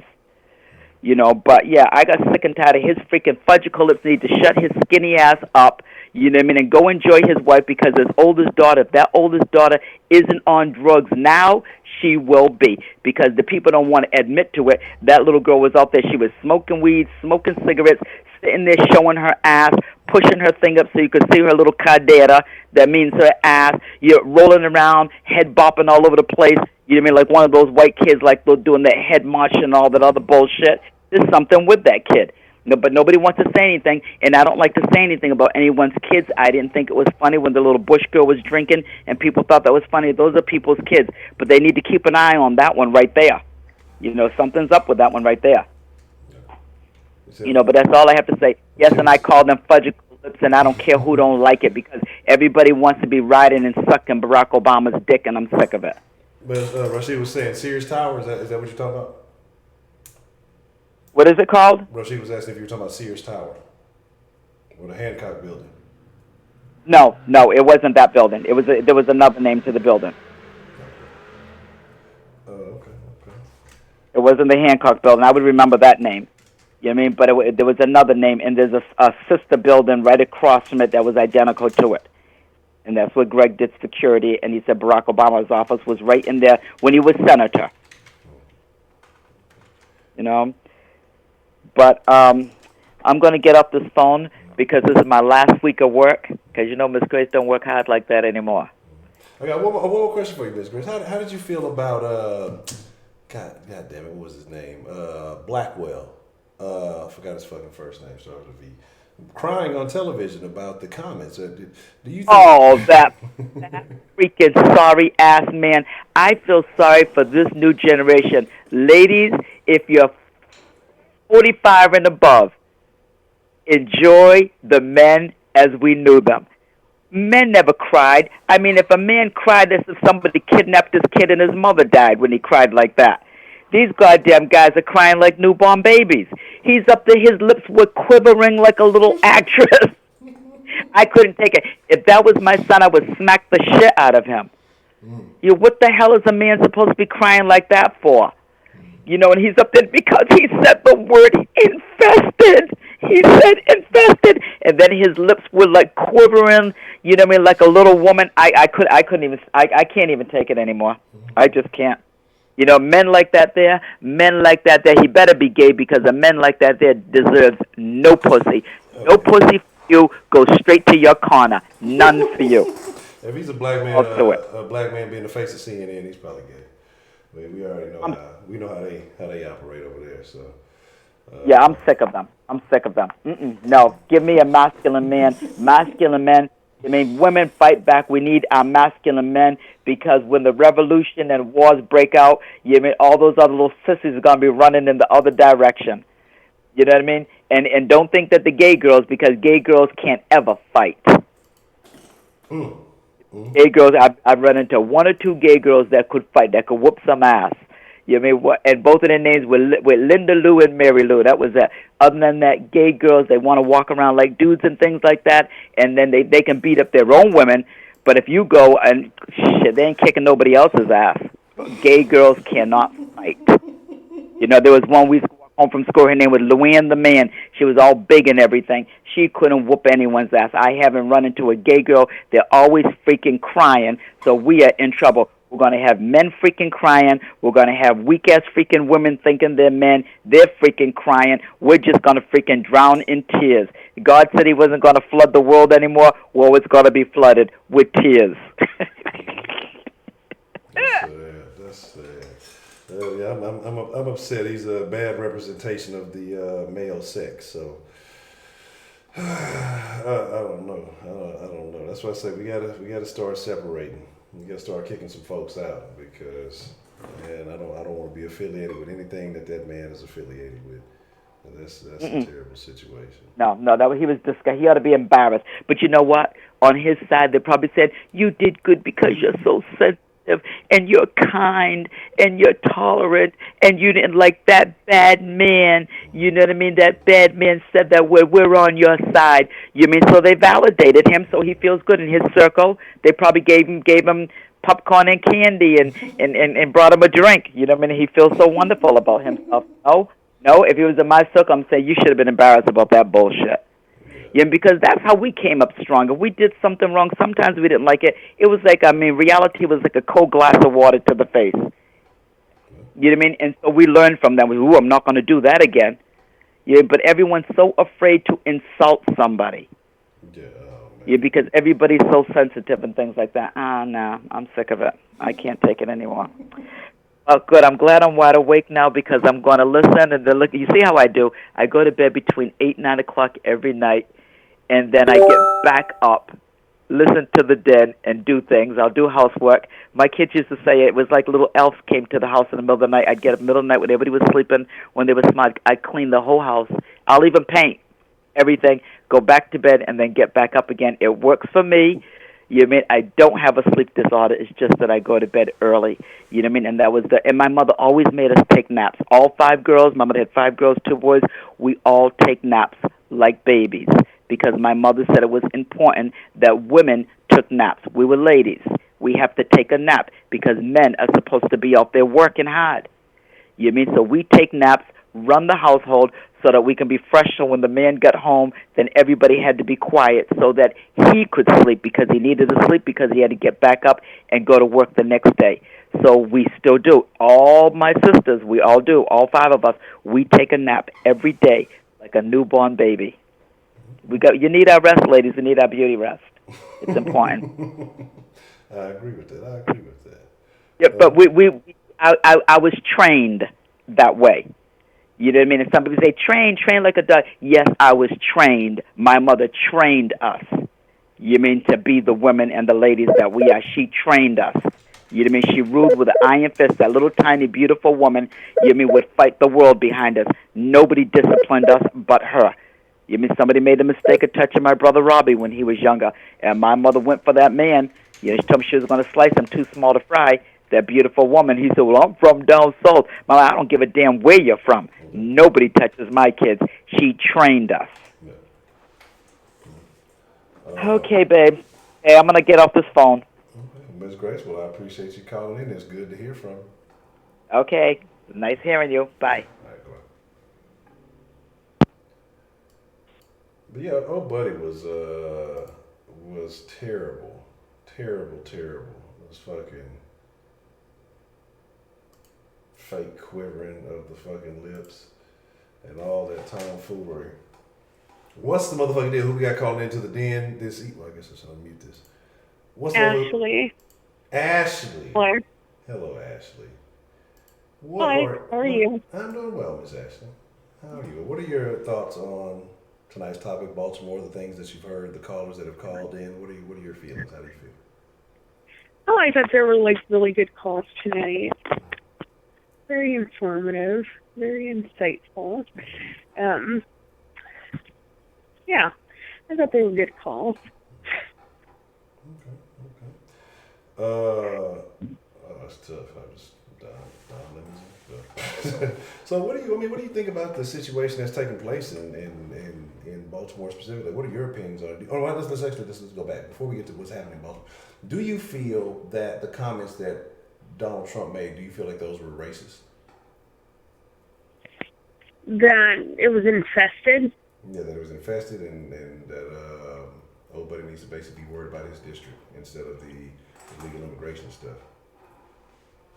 I mean, that's true. He should worry about what's going on within his own community rather than immigration, because that's not his problem, technically. Especially if, what you're running is chaotic and not really working too well. How are you going to tell me how to do something else? That makes no sense. But do they really have a rat problem? I believe they did have a rat problem. Someone said that someone was in here earlier that was from Baltimore said that they fixed the rat problem. But as I was looking up some information, I kept seeing something about a documentary about Baltimore having like a horrible rat problem. So I don't know if they fixed the rat. I don't know how that happened. If they did fix it, I'm very curious about how they fixed it. Yeah, maybe they had the Pied Piper come along. They probably had R. Kelly came to Baltimore and he sung a song, had all the rats follow him out of town like the little children's story, and then I don't know what happened that. But yeah, there was a documentary about it, and then I actually want to see it. Like that, I'm actually going to look that up sometime really soon to see what the whole situation was. But yeah, apparently there was a very bad rat problem. Well, it's disgusting. Huh. Well, anyways, I wanted to speak on the schooling, about how they're probably, getting funding. Because, when kids are in areas like that, they really push for kids to get on IEPs. So then they get more funding. They would get more funding for a kid with developmental problems than they would for a regular student. And a lot of those times, whenever they get IEPs, they'll put them on Ritalin or something. And so the parents will file for SSI, since they're poor people. And that's an incentive to label your kid as retarded, even if they aren't, or if they might just be a little slow. But in places like these, they don't really actually do what they need to do, and the parents aren't really in the best of conditions. They're probably struggling, and they're probably retarding their kids themselves. But anyways, I never thought about that, but that may be an issue. Well, it is. That's a lot. That's what Dr. Umar always talks about. It's just people not doing their job, the school districts, the parents, and the kids suffer as a result. You have grown people who can't read basic contracts. They're in and out of jail signing things. Can't even get jobs. It's ridiculous. So you mentioned Dr. Umar. Do you have any issue with Dr. Umar liking strippers? No. Good deal. All right, cool. I would have a problem if it was a male stripper, but he's a straight, adult male. I want him to be fucking. I think that's weird that, he wouldn't be. Yeah. Okay. Yeah. If you had a chance to hook up with Dr. Umar, would you? If I what? If you had a chance to hook up with Dr. Umar, would you? Well, I've met him a few times. I think I could have if I wanted to. Hold up now. Well, watch out. Okay. Dr. Ashley. I'm just fucking with you. Okay, so you think the schooling is an issue. And that as far as you don't think that what Trump said was racist, but you do feel like it was factual. Or did you have any problem with any of the things around what Trump said? Because there was a lot of backlash and a lot of uproar because he said infested. Because I didn't hear it except what people said on the show. Yeah, let me or today that he said it was infested, but I don't know what led him into that or what else he said. What I think it was the fact that old buddy was talking about, the problem with the detention centers, and then Trump, basically told me you need to be worried about what you did, what you got going on in your own district, as opposed to, worrying about all this other stuff going on. Because yours is one of the worst in the country, and you're talking about the immigration centers and things like that. And people said it was racist. Let me see if I can find the exact tweet. Here we go. Yeah, it said Representative Elijah Cummings has been a brutal bully, shouting and screaming at the great men and women of the Border Patrol about conditions at the southern border, when actually his Baltimore district is far worse, in capital letters, and more dangerous. His district is considered the worst in the USA. As proven last week during a congressional tour, the border is clean, efficient, and well run, just very crowded. Cummings district is a disgusting, rat and rodent-infested mess. If he spent more time in Baltimore, maybe he could help clean up this very dangerous and filthy place. And so that's what he said. And then nobody started crying on TV saying that Trump said some racist stuff. Man, I don't know if y'all saw the press conference that they had, that the Baltimore people had. But there was a dude, I don't know, he's an elected official in Baltimore or something. He looks just like fucking Hits from the Street. Like, I thought I was being pranked. I was watching shit. Chubby? He looks just like Hits from the Street. And I was like, I told my old lady, I'm like, this motherfucker looks just like Hits from the Street. Are we being pranked right now? Like, she's like, you ain't lying. He does look like it was a crazy situation. You know what I'm saying? Mm-hmm. And I was just like, and again, like I said, they turned it into instead of saying anything about solutions, about fixing the problem, now we just start saying, hey, orange man racist, and not addressing the issues that are true. Like, there's terrible places in your city. There's, you have some, like, say, some of the lowest, or the worst school, what's the word, not records, but, I guess measurements or whatever you want to call it, lowest in the country or something like that for children. And it's just terrible. Like, why aren't you not concerned with fixing that, especially if you've been elected for 40 years and you really haven't done shit? Like, what does that say about you? What does it say about the people who are voting for you? So it's a sad state of affairs. Well, he's obviously a scam artist. And why do you think black people keep voting for him? I don't know, because I don't know the politics or who else they have a choice of or what their views are, so I don't know. The other people may just be worse. But it should just be like, what is that one place, Marion Barry? It was like the governor of D.C. for so long. I don't even know if that's his name. Yeah. But he was a crackhead. Yeah, he was a crackhead. So it's like, I don't know what, but he was the governor for a very long time. And it's like, okay, like, you can definitely tell when someone's a crackhead.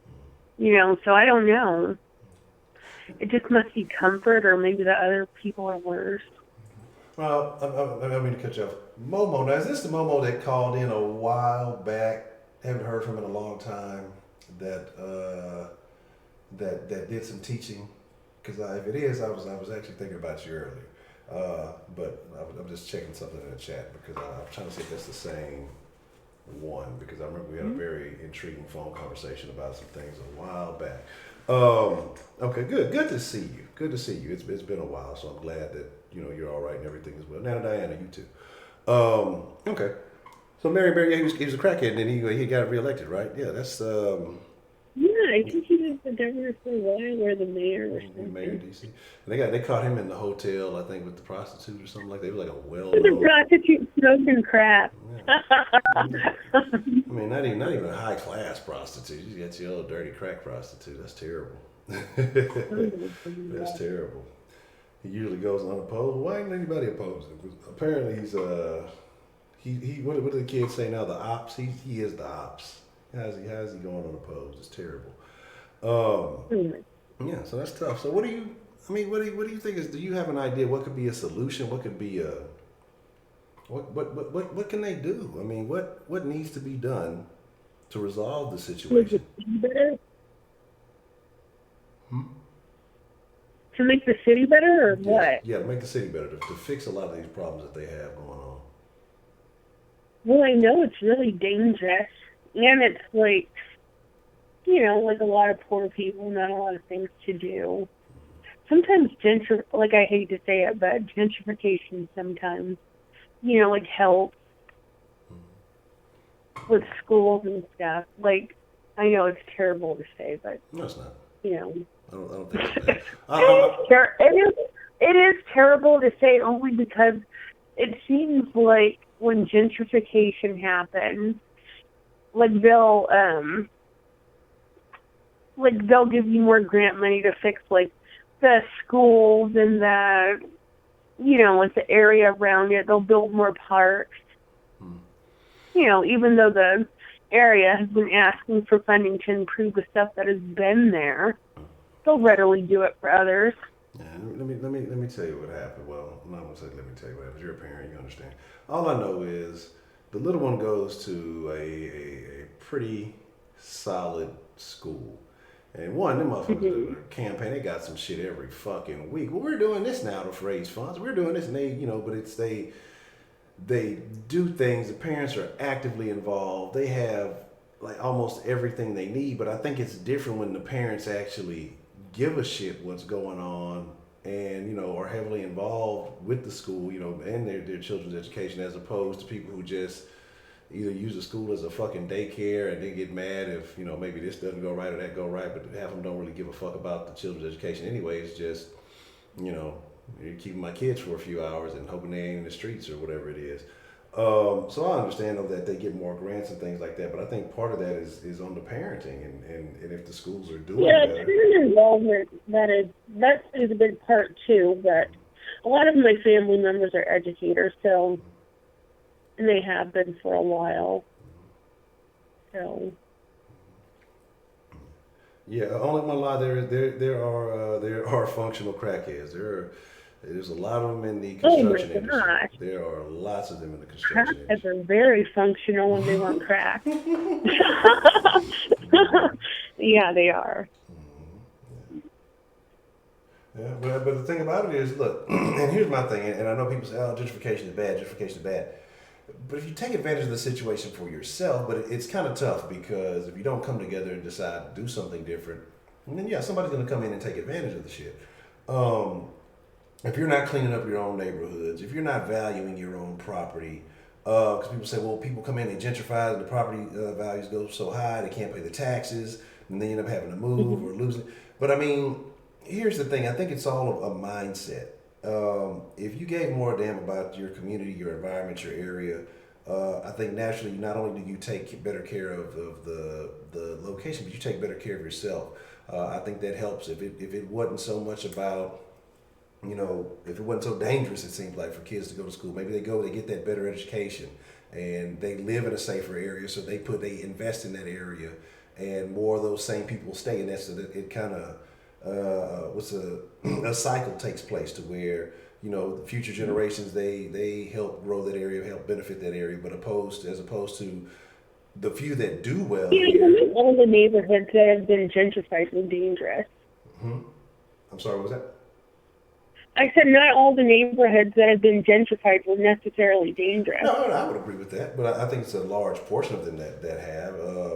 But a large portion, but I mean, it's like nobody robs kids. Like, I mean, where I'm at, like the neighborhoods that were gentrified, that wasn't going on.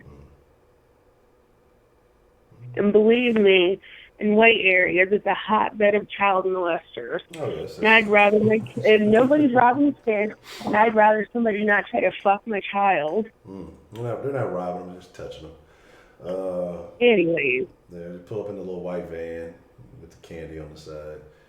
That's a terrible thing. No, it is a bad thing. But I think that with that being as disgusting of a thing that it is, I think it just has a different image compared to you got 10 niggas posted on a corner strapped with guns, doing this, that, and the third, and openly committing crimes without any regard for anyone or anybody. As to somebody who's sneaking off but that's because the officers are crooked. Are they? And it's like, who the heck wants to risk your life? Like, in areas like that, like, somebody is giving these people guns and drugs. They're not getting them from anywhere. And if you really wanted to stop it, you definitely could. It's not like, and these officers, they aren't risking their lives for these communities. So, I mean, it's the government's fault. But if they're not risking their life for but if these communities don't want them there, like say, I don't know, let's look at it from this. Like, me personally, I wouldn't want to be a cop risking my life for a community that didn't want me there, didn't want me even protected there. They would. Right, and I wouldn't either. And so. I wouldn't, but I wouldn't take a job and knowingly turn a blind eye. That's disgusting. Like, if you know you're not going to do anything, why are you even a cop? That just makes no sense. But I think people go into the police force with good intentions, but then there's stipulations and rules. We more tell something about some policy that they had out there about with the 15-minute rule or something, where they had to do some kind of goofy shit for 15 minutes, I think, and then that allows criminals to go somewhere else. And so if the whole neighborhood knows that this is your policy, then why wouldn't they be able to skirt that? So I think that sometimes it can get too bureaucratic, or there can be too many policies or too many rules in place to do certain things, and criminals they do dumb shit, but it doesn't mean that they're all stupid. They have a way of getting done what they want to get done, and so they find ways to skirt the rules. So when you got to follow a certain policy, because the thing could be, you could know somebody's selling dope or doing a bunch of dirt. You could know this is a known dope house or whatever, but without a warrant or without proper this, that, or the third, you can't just run up in there and stop everything that's happening. I think there's so many rules, but then at the same time, you don't want to allow that kind of thing to happen, because then you could have people just running reckless. So I just think there's a lot of rules that go into it that hinder certain things that the law enforcement can do, and I think that there are certain rules that may be overbearing, but it just depends on when a terrible incident happens. Then it's, they're allowed to do too much, but then when they don't do something about it, it's, they're not doing enough. I got a question though. We were talking about cops, and I meant to ask this earlier. How do you feel about the situation in New York, where they're out there throwing water on all the policemen and stuff while they're trying to make arrests and see what's going on? How do you feel about that? What?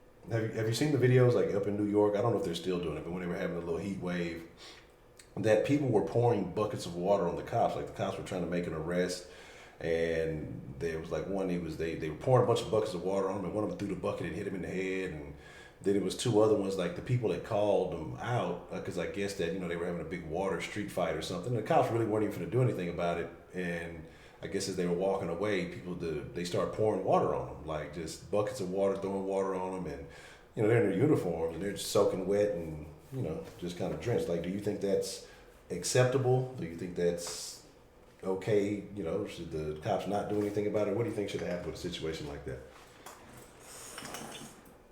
It's just water, but are you talking that they threw water on the policeman, or that? I seen a video of them throwing water on a woman. No, they threw water on the police. It was several police. It was two. There was one with two black female police officers, and they were like, no, and the people still threw water on them while they were in uniform. Is one, the two guys, they looked like they may have both been Hispanic. They poured water on them.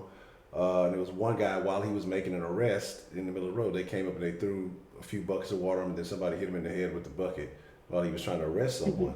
So, they were pouring water on the cops. I mean, I think if they're like doing their job, like trying to arrest somebody, I think that's rude. They definitely shouldn't do that. But like, if it's like, I just seen them throwing water on everybody. I don't think it should necessarily, like, okay, you're a cop. It's not funny when someone does it to you. I don't care. I mean, because it's just people having fun. But if they're like arresting someone or chasing after someone, that's too much. But yeah, my thing is though. But if you're in uniform, and which means you're on the job. Oh, yeah, I guess that. Okay, so then that does change things. Okay, that's too much then. What a party feature. But I mean, because what if I gotta go? I'm soaking wet, and then I get a call for a homicide or something, or somebody shooting, and then I gotta go, and I'm all soaking wet, trying to draw my weapon and sitting in my squad car, it's all wet. Nobody likes wet. See, nobody lets people get in their car wet. You pick somebody up from the pool and put a towel down, dry yourself off, nigga. I'm getting my shit wet. What's fuck wrong with you? So. I don't know, man. Like I say, but with all the alleged allegations, the cops are doing this, they're gunners. Why would you give them an opportunity to antagonize or, do anything like that. I understand people out there having fun, but I think there's just certain things you got to realize. These people are working, they're doing a job. I think they're off limits, from the situation. And if it would have escalated into something stupid, then it would have been, they're terrorizing us, they're doing this, and this. So I think that, yeah, I think you got to let certain shit slide. You got to be more cautious about what you're doing. Yeah, it's pretty foolish.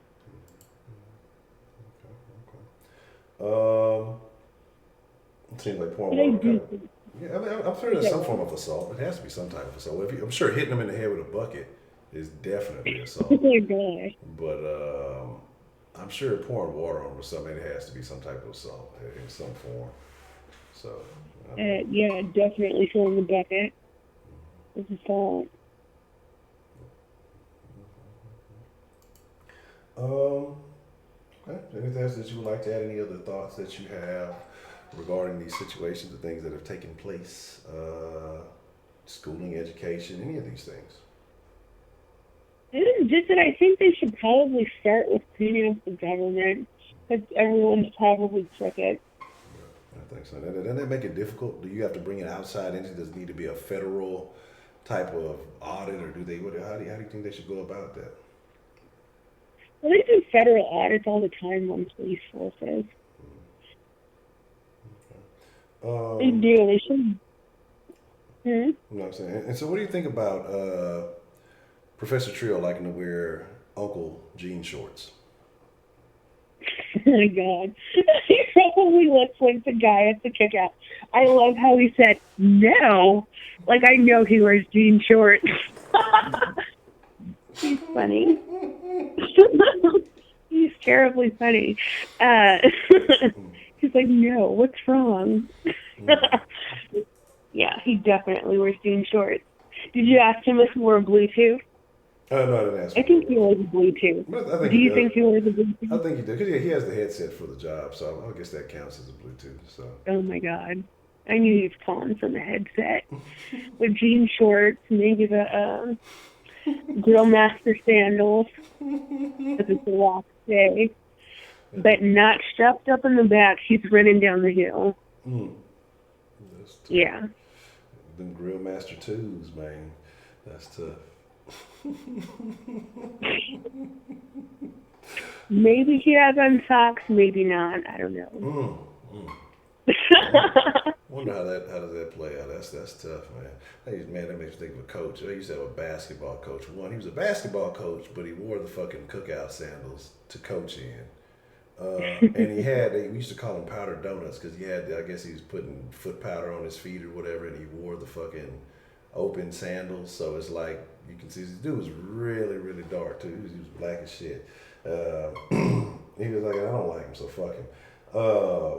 Because he used to be I think he used to be a Q-dog or something. He would do karate on the fucking, I don't even think he was a real karate dude. He would just do martial arts weird moves. And he kicked the shit out of somebody one time. Then one time he kicked the ball under somebody as they were going for a layup, and they like damn near fell on their fucking head.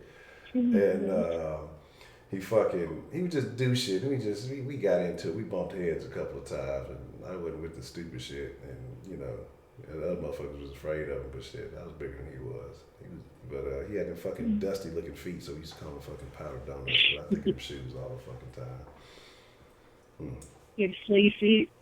Yes. What? Oh, somebody purchased a house for $13,500? Pimp C said that's too high. Yeah, that's tough. $13,500 for a house. Yeah. 13. $13,500 for a house. That's ridiculous. Interesting. That's crazy. I don't know. You have to see that. See what's going on there. Yeah.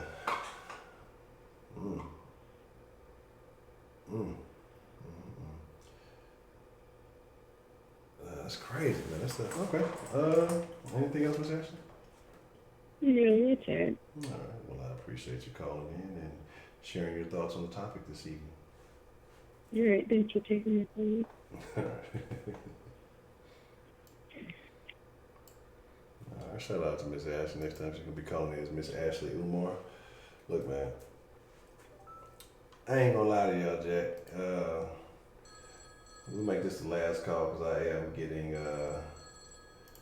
I'm getting a little tired after this one, so we'll make this the last call this evening, and we'll make it shake. Oh wow. What's the motherfucking deal? Who do we have calling in to the den this evening? Hello? Yes. Who do we have calling? Oh, it is the bribing moderator. Bribing for votes. Hey, I do what I got to do because I know the competition is stiff and I'll probably be at the end of the line, so I got to do what I got to do. Yeah, I'm going to go back and audit. I still need to audit Sweetberry from yesterday to double check and see if those were if I did not overpay on those pistachios. So I got to. Hey, leave Sweetberry alone. I think that's one of my voters, so leave her alone. That's one of your constituents. She's definitely not trustworthy, so we'll have to see what's going on with that. I don't know. And I wanted to report Professor Trill for vote tampering. He's been deleting my votes. What? I don't believe that Professor Trill would do such a thing. He did. Okay. But my thing is, I see my motherfuckers like, they home for, wow, this is crazy. For $5,000, man, I wouldn't want to live there, though. That's terrible. So what do you think about this situation? Was Trump wrong for what he said? Do you think that it was inappropriate? Should old buddy, we talk about when he was with old gal about minding your business. So should old buddy been minding the business of his district and not worried about illegal immigration? Like what do you think was the worst part of this whole situation? And I gotta be honest with you, I don't give a shit about none of that. I don't stay in Baltimore, I stay in Chicago, so I care about what's in Chicago. In Chicago or Baltimore? I don't live in Baltimore, so I don't know. But I know when you live in the hood, it's not as bad as people say it is. Okay. I underpaid, but you and Miss Meat was in cahoots, Sweetberry, so I don't even know. You did. No. Okay. But I'm not in the hood, you know what I'm saying?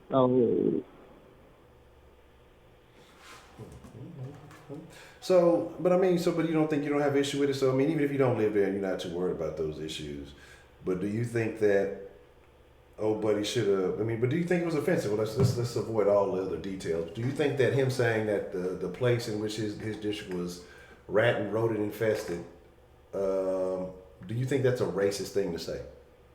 No, if that's the truth, that's the truth.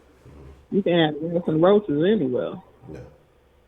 Yeah, look in New York. They say they got rats and roaches in the rich station. So, shit, it's about having a good exterminator. Wow, that's funny. Momo said the streets are filled with trash. When you go to Baltimore, you're shocked at the amount of trash. So if it's dirty, what he said, and rat and rodent infested, they had a damn documentary about the rats. Then why do you think people are mad? It's just mainly black folks. It's a primarily black city. Why do you think they're mad at him telling the truth if that's the case? Maybe they don't want people to know they got rats and roaches.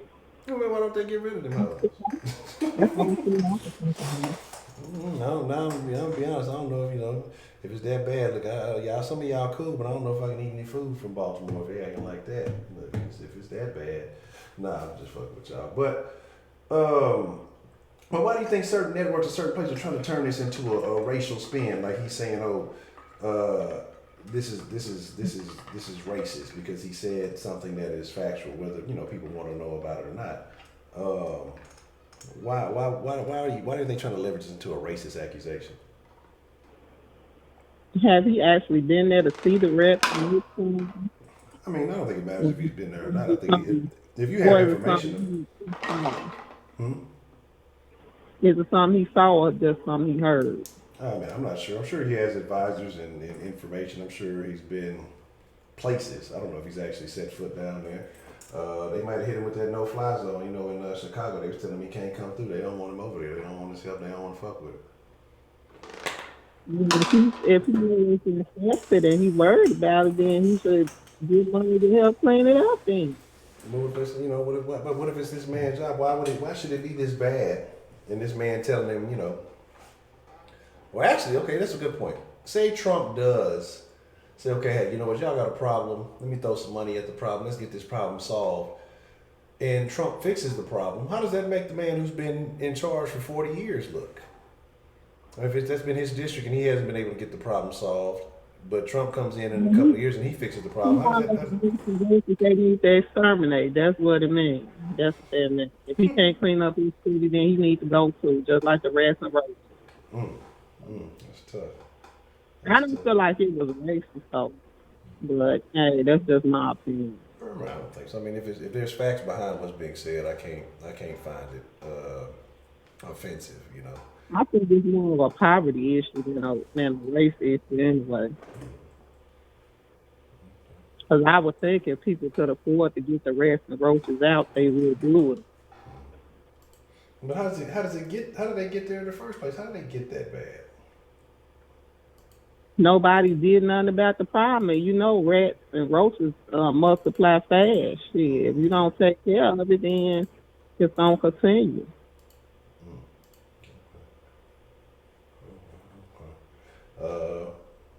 They ain't got what's that place name? Orkin and So is that what they can do to fix the poverty issue? Hire everybody as exterminators and pay them to go and exterminate the city, so that could bring some money into the city while also fixing the problem. Yeah, something like that. Shit, I don't know. Okay. That's tough, man. That's tough. I don't know. So would you ever consider moving to Baltimore from Chicago? No. Why not?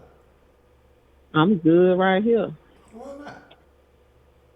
Man, the way y'all just talked about Baltimore, you think I go there? Shit, I already been through enough shit in Chicago. I ain't trying to go down. I'm trying to go up. Man, I think you could bring some positivity and change to the streets of Baltimore. You can talk about your experiences in Chicago. I'm good. I'm good right here with my people in Chicago. Shit, they got their own situation there. They can figure it out on their own. If they want to keep electing the same people that ain't doing shit, then they cool with the shit the way it is. Then you can tell me you re-elected the same people year after year, and then they change. What's gonna change? They shit gonna change. You got to change everything. You talking about change. Interesting. Okay. And men don't solve everything. You know what I'm saying? If you not actually doing anything to really clean up the neighborhood, I ain't just talking about the trash. I'm talking about the people, because people can be trash too. If you don't do nothing to, better those people, they say they got what, crackheads and needleheads and. What you call them needleheads? You call them what? Junkies or something? Shit. No, I don't know. I guess what is it? Smackheads, maybe? Because I don't know what you call a heroin addict. But that's bad because, like I said, when we were talking about when Ms. Beemore talked about it, they gave the man, because he was an addict, but they gave him housing over the mom who actually didn't put in work. That's the tough part about it. Like that's appalling, honestly. Just because you're a junkie, because of the decision that you made, you know what I'm saying? Because of the decision you made to get on drugs, you deserve more help than the next person. Man, that's crazy. That's crazy. Right, like money can solve the problem with the trash. Pick up the garbage and clean up but it can't solve a people being trash of a problem. You know what I'm saying? So that's something I think that's more important they need to work on. Hell, why is all them people on drugs anyway? How the drugs getting there? Stop the drug flow into your city. Shit, y'all got to man up down there. Shit, what the hell going on? They robbing the laws. They robbing the cops too. Shit, I don't know. What the hell? No, that mercy. All I'm do is pray for them. Shit. But you know what? A lot of times, all the good people leave the hood and then leave the junkies in the trash there. So ain't shit gonna ever change. How y'all expect people to change when y'all everything left behind is trash? Not necessarily everything. I ain't calling all the people who are trash. But, you got quite a few of them that don't want to do shit. They want to lay up on welfare. They finna call me Kunisha. But anyway, but I'm just telling you from what I saw. You know what I'm saying? They gonna lay up on welfare. They don't want to work. Drugs, all this shit. Don't want to go to school. You send kids to school. Kids be dirty. Kids don't want to go to school. A lot of problems. All that shit. Hey, Miss K Grace, I enjoyed your call earlier. You was on fire, girl. Yeah, that's right. Shout You out to took Miss that Grace. shit down. I was like, damn, gone, Miss K Grace. I was with you all the way on everything you said. And the first caller too, I think her name was Danny. Yeah, Danny, you was on fire tonight. I don't even know if you still in here. You probably sleep now. Shit, it was 1:48. Yeah. Man. My thing is this, man. Like, yeah, I do be looking. Sometimes, because I just have a habit of looking. I know my home road, my home keys. Goddamn it. But my thing is this, right? I ain't gonna be on here too long because I think Bredo wants to call in. I got to make sure I hear his call because that other caller here put me to sleep. I ain't gonna say no name, so I don't want to Well, shit. y'all know I rock with Mr. Brito, but it's gonna have to be last call this evening because I ain't gonna lie, I'm getting a little. So I want to know who in the lead on the moderator vote. Oh, I can't tell y'all. I mean, it would not be fair. So y'all will find out who wins next Why we got to Sunday. wait to find out who win? I've been paying out pistachios. Shit, I need to. Because the vote, the nomination happens, or the presentation of the award happens a week from now. So what happens is since today we announced what the award for the week will be. So it's going to be the favorite mod. So it goes from today till Saturday night for people to vote for their favorite mod. And yes, I'm taking note of who voted, so it can't be. You make sure you count all my votes that was in the chat, and the one that Professor Trill deleted his old hating ass, because he ain't gonna give no votes, no way. So I know. I'm trying to catch it. Now the best way is, like I said, to text into the den line or use an alternative social media so that way I can see. Because sometimes the chat be going, I don't be looking during the calls. But I think I've done a pretty good job of staying on top of the voting for this evening. I make sure I put the name next to whoever voted, so that way. No, don't nobody want no damn rap time. I don't care how bad your whatever living is. Shit, nobody want to live with rats and roaches. Let me see. You never can't do nobody ask you nothing. Girl, I thought you said you had left the den anyway. Remember when you gave back your pistachios? You went back.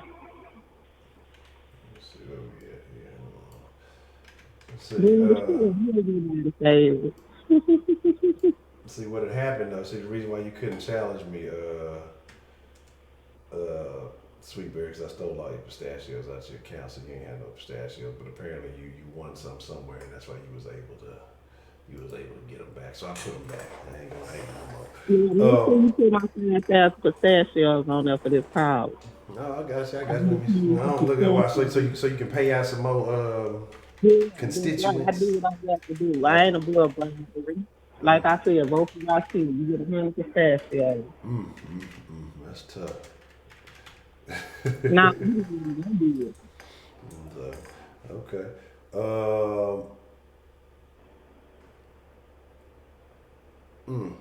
Yeah, that's tough, man. Like I say, so DeMarcus ain't nobody favorite. Ain't nobody even mention his ass all night. I don't know, shit. As many fucking pistachios you done gave female pimp, he better be your favorite. You can post. You can, like I say, if you want to vote for your favorite moderator, you can post in the chat. I'll try to confirm that I got the vote when I see him. If not, you can text it into the den line. You can use one of the other social media if you want to email your vote or whatever it may be. You can, if you don't want to if you fear repercussions from the other moderators, because it might be some moderate Yeah, hate. yeah. Why you doing that? Like people gonna be mad? Ain't nobody gonna be I mad. don't People can know. vote. I don't know, man. I don't know. People might slide If you in and. if you wrote my name in the chat, you gonna get some pistachios from me. Everybody ready to giving y'all nothing, but I take care of my supporters. That's right. See, she fulfilling her promises. Okay, okay. Yeah, you just type in exclamation point pistachios, and it'll show you how many pistachios you have. So you just check that'll show you your pistachio balance. Uh, so no, right now, like I said, we voting this week is voting for your favorite mod, and like I said, I'm not What gonna tell made you. you come up with that? What made you come up with that one first? You trying to be fun? Nah, the mods don't get no love. So what I'm gonna do this week is gonna be favorite mod. Who knows? Next week might be who is the worst mod. Like I said, all the awards ain't gonna just be great awards. Like it's gonna be something every week. So it might be something crazy. It Miss might. Bell, you was trying to call back in. Why you didn't say something? I'm finna get off now because I didn't say what I had to say because I don't really have nothing. Nothing much else to say about Baltimore because I don't know Baltimore like that. But Miss Bell, I'm sorry, I forgot to mention your call. Yeah, you had a good call too. And if you want to go, I should have just text that to the den line. Mm, yeah, I did because I did say because I didn't know Miss Bell was still up because like I said I know I had answered Miss Bell call and I don't know I think I was arguing with Heidi in the chat and then I accidentally answered another phone call so I did Miss Bell bad so Why you I do Miss Bell bad? hmm Why you do Miss Bell bad? I never have intentions of doing Miss Bell bad. I know Miss Bell is a lovely lady and I had no. Oh yeah, Professor Trill, you leave Miss Bell alone, goddammit. She can say whatever the hell she wants to. She an OG round here. Don't mess with her. Period. Word. Hey, Claudia, how you doing?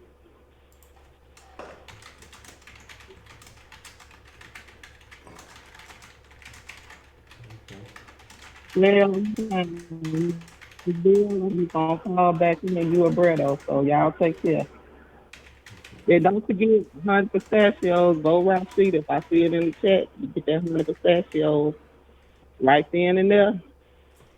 But on the spot, like right then and there, no waiting for reparation pistachios or nothing. Huh?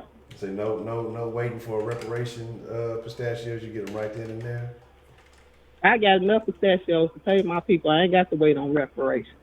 Okay. All right. Well, that's what I'm talking about. So the pistachios paid on site. You know what I'm talking about? Right. All right. Well, You Miss. got any more questions for me, Honcho? No, I don't got any more questions, Miss Rushy. I don't think I do. Nah, look, I ain't got the juice. Look, normally I give you a hard time, but I ain't gonna lie, I ain't got the juice. I'm dwindling. Yeah, I'm just calling in because people just been beating me for the line. I don't know what's going on.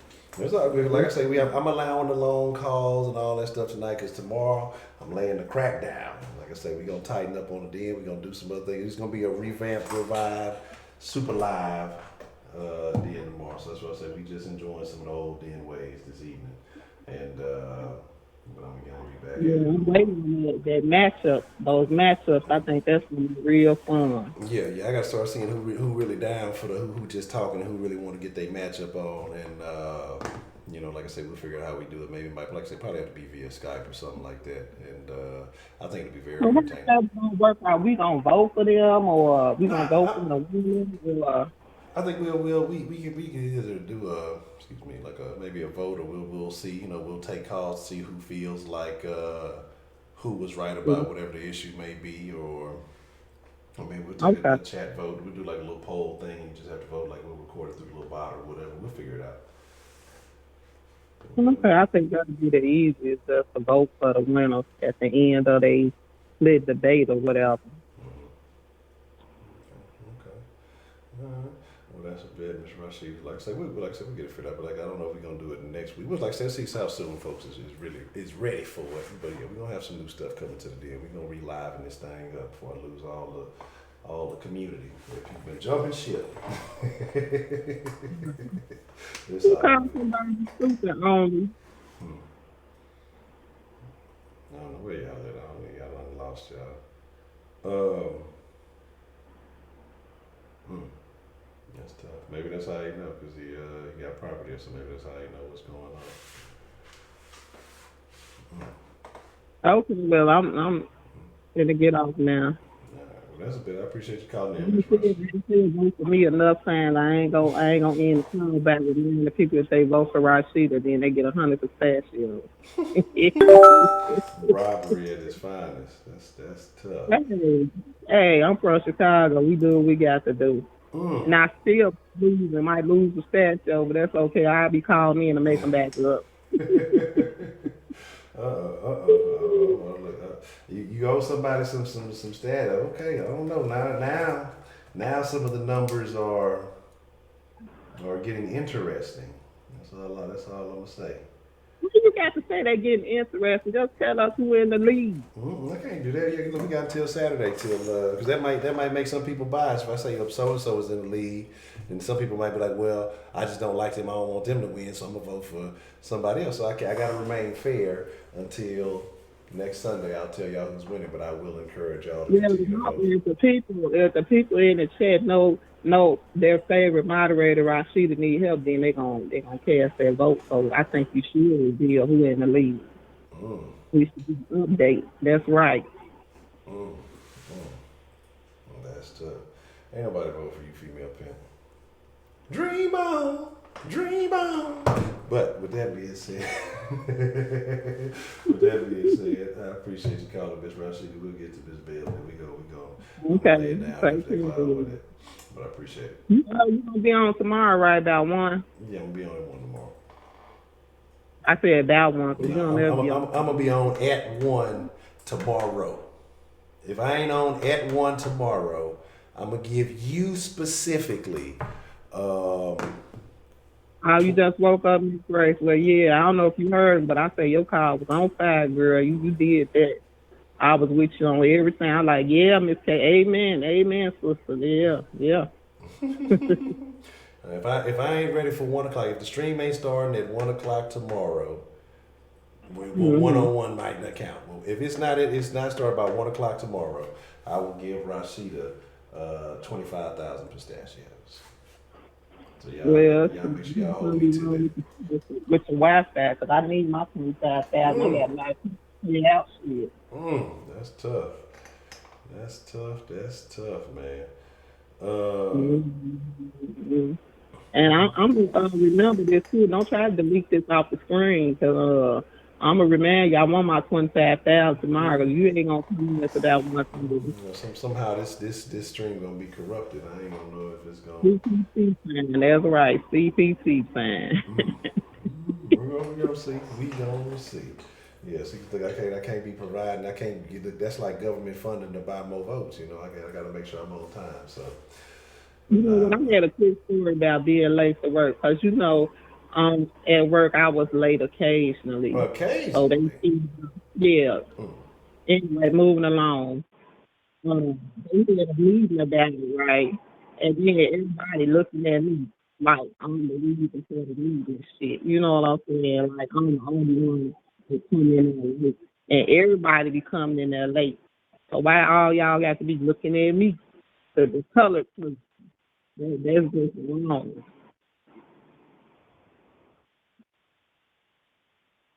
Huh? So you accusing the folks of racism because of tardiness? You know, I'm just saying.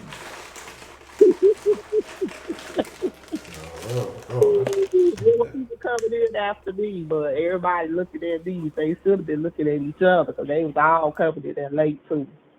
We was all late. Some people coming in after me, shit. But my time later, I had to come to get breakfast. Shit, it wasn't no sense in being late at home. Shit, at least if you already get you something to eat and drink too, you know. And then when you like at McDonald's, and then the coworkers they be walking back seeing you at McDonald's like, that's why your ass be late. Don't worry about it, your ass late too if you saw me. Shit. Thing is, you gotta. So if you would have brought food for some other folks, then you would have been late. You was just the person that was getting breakfast. The people need to man, they did coworkers out of nosy people in the world, all in your damn business. Nosy. That's tough stuff. Damn, didn't I say I was gonna get off of here shit, and then I done talk to him and just like you be doing when you say like bad and you still talk to Yeah, it'll be y'all fault. See, that's what y'all be doing to folks. Y'all do this to people. You know what I'm saying? I be trying to be efficient with the time. like you ready to go, and then you talking for 10 extra minutes. See, I learned that from you. Nah, it wasn't me. Y'all done convinced me of bad behaviors. Oh, man. Big Al. Okay. I gotta man. I gotta shout out Big Al made a comment. I ain't heard from Big Al in a minute. It's good to hear from. Okay, Miss Rashida. Well, like I say, if I ain't on time tomorrow, you got 25,000 pistachios. Your time and my time ain't the same thing, so well, you know what time it is. You know what time, Central Time. When you in Chicago, you on Central Time too. So you look, you know what it is. It would be different if you was in Cali or something somewhere.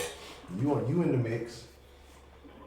okay, well we'll see then. We'll see tomorrow. Okay. Are you doing a mix or did you do one last night? Nah, I ain't doing no mix. I'll be honest, I ain't been playing. I have not been in the Yeah, video you just game slacking. Yeah, I've been slacking a good, but I've been focused on some other stuff. Like I say, working on a lot of things behind the scenes. One, getting ready for the move. Even though it's a little ways out. Then just working on some other things that I got going on. So I haven't really been playing video games or anything like that. I took that shit out of here. Like the last time I played Mix, I bagged that shit up and put the Xbox in a backpack and took it upstairs. And that shit still sitting in the backpack. Shit probably collecting dust. I'm with Grace. Another building I was thinking about was Water Tower. That might be it. I ain't eating nothing. Well, y'all that's what I'm from Miss Grace. I'm from the hood. Shit, I don't know that much about downtown. That's for them rich people. Shit, I go through downtown. Shit, I don't be down there like that though. Yeah, you the mayor of Chicago. What you talking about? Yeah, you can't afford shit down there. But then I'm McDonald's, all this shit has here. I'm trying to stop everything gets high down there because the people down there got money. Shit. That's just money, young people down there. I ain't got that kind of money.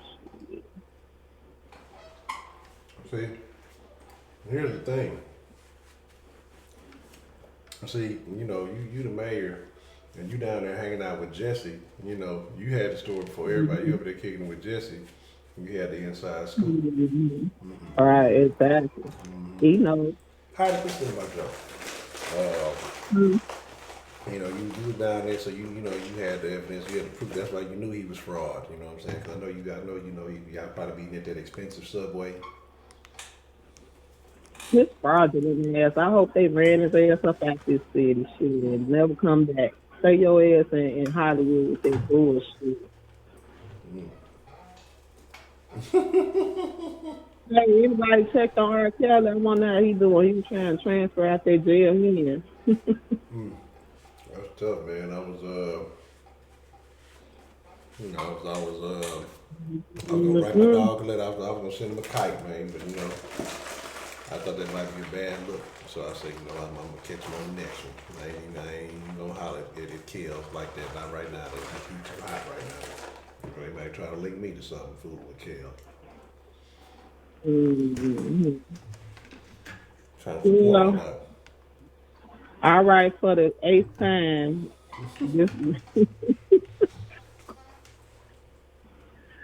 Oh my goodness. All right, I'm going to wrap it up now. For the 8th time. All right, that's a bet. Well, I appreciate your call there, Miss Rashida. All right, and I want my 25,000 pistachios tomorrow because I know you ain't going to be on time. Okay, just pull up. You know where I'm gonna be at. Nah, I'm gonna pull up at 1 o'clock, and if you ain't there, I want my 25,000 pistachios. Pull up at 1 o'clock. I'll be there. Okay, then we'll see. We will see. And don't try to put on no image like you there, and then you ain't there, and then you think you gonna slip back in. Nah, I'm paying attention. Listen, I'm gonna be there. I'm gonna be there. I'm gonna let the music play for about Don't a try to minute. pre-record nothing and play it, and then think I ain't gonna know, cause I'ma know. I'm gonna put the music on for 1 minute, like I normally do, or depending on whatever. Then I'm gonna pull up. I'm gonna be there. So probably about it's gonna be like 10:01. I'm gonna switch the scene from the music to the den. And it's going down. Mm-hmm. Okay, we'll see then. I ain't got no food. What y'all talking about? Y'all hearing stuff. It must be late. Y'all. If you know if you give me no 25,000 pistachios, I'm gonna give you 10%. That ain't no lie. If I get them, I got you. I don't know. Y'all in cahoots. Y'all both gonna be missing out. I ain't even worried about it. 'Cause like I said, I ain't gonna be paying no pistachios. I'm gonna be there. Be on time. Mm-hmm. Oh yeah, if I get that 25,000, I'm going up to the 200 pistachios so I see. Yeah. That's tough. Hey, I ain't above bribery shit. See, it sounds like some of y'all might have voted too early, man. Y'all might, y'all took the cheap route. You know, y'all supposed to wait till the situation get desperate. Right. See, that's what And y'all then you get the 25,000 pistachios tomorrow, and you vote for me, I got you the 200. Hit you with that 200. See, what you're supposed to do is y'all supposed to wait till the candidates get desperate and they start making you promises they can't keep. Politics is crooked. I learned it from the politicians. That's how they win votes, ain't it? They pander to their audience. So that's what I'm doing. I'm pandering to the audience. That's the way you get it done. That's how you secure your base. I can't be mad at you. Exactly. I do what I got to do because I got some tough competition. Because Brandon is just so super nice and shit. I don't know. And I tell you, I have no comment on the current status of voting. I'm just gonna leave it at that. Brandon, what you laughing at with your nice ass? You get on my nerves. Don't never bother nobody. Just come in there, do your job, and don't bother nobody and be nice and shit. I'm telling I'm just y'all. So y'all don't understand 335. I'm telling you, he move like a ninja. He just quiet. Like I say, like a assassin. You don't know one of them old Crouching Tiger, Hidden Dragon, one of them old ninja movies where you just pop in and pop out. You don't ever see nothing happen. The deed just done. And people wonder what happened, what took place, who did that. Don't nobody ever know.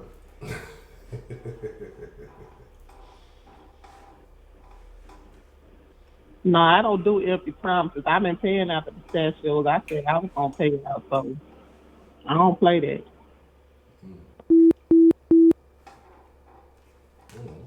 Just like about nowhere.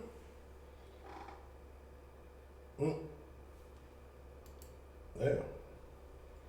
All right, well, let's say Miss Bell, if you still ever catch that Miss Bell call, because I did do Miss Bell bad earlier. I don't know what happened. I think she just hung up on me. That's tough. She just like, you know what? Fuck the damn. Just hung up on the nigga.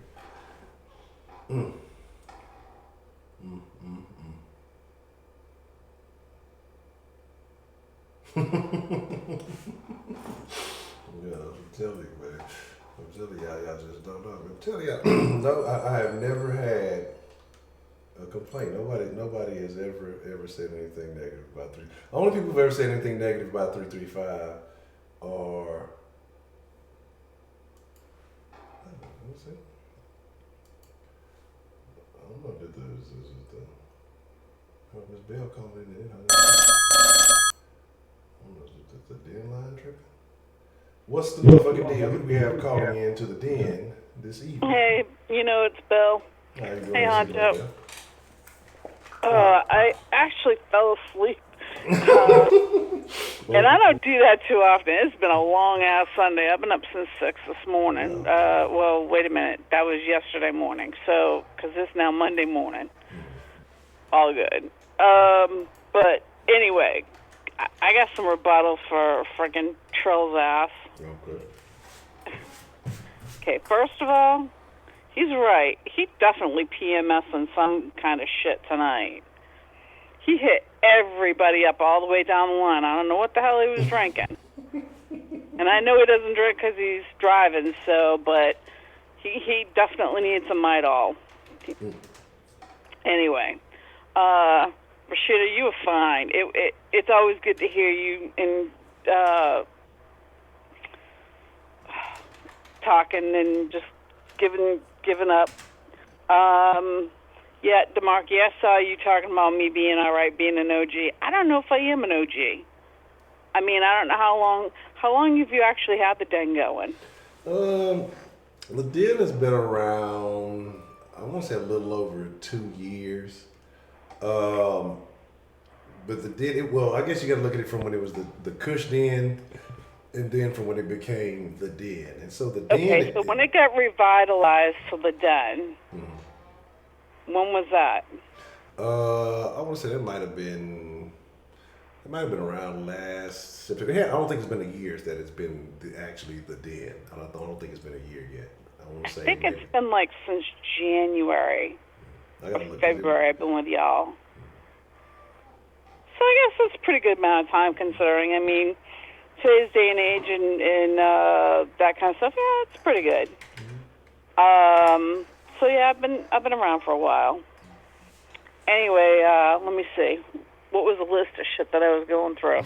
Okay, no, because it was quite a long list.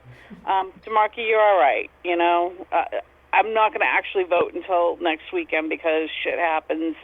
And it is, you know what's funny, though, is to watch all the moderators become politicians. Because seriously, it's not surreal, but it's like, there's another word for it, and I can't think of it. But just having the Mohuds play politicians is interesting. And all of them are taking different positions, and it's pretty interesting. I wouldn't say Sims World, but anyway. Where the hell was I going with this conversation? All right. If you're pissed off at me about calling you baby food, I will apologize. No, that ain't no thing. You know I don't do anything to be offensive. No, now, do I trip over being called an oldie? Yes, and I will tell you why. There is actually a reason behind that. Mm-hmm. Oh, by the way, I think Trill forgot I'm newly a widow. Yeah, so his comment about my husband showing me the show was kind of irrelevant. I had sent him a little reminder. I think he might have slipped his mind. It's all good. I don't get offended about that shit because people get stuck on stupid once in a while.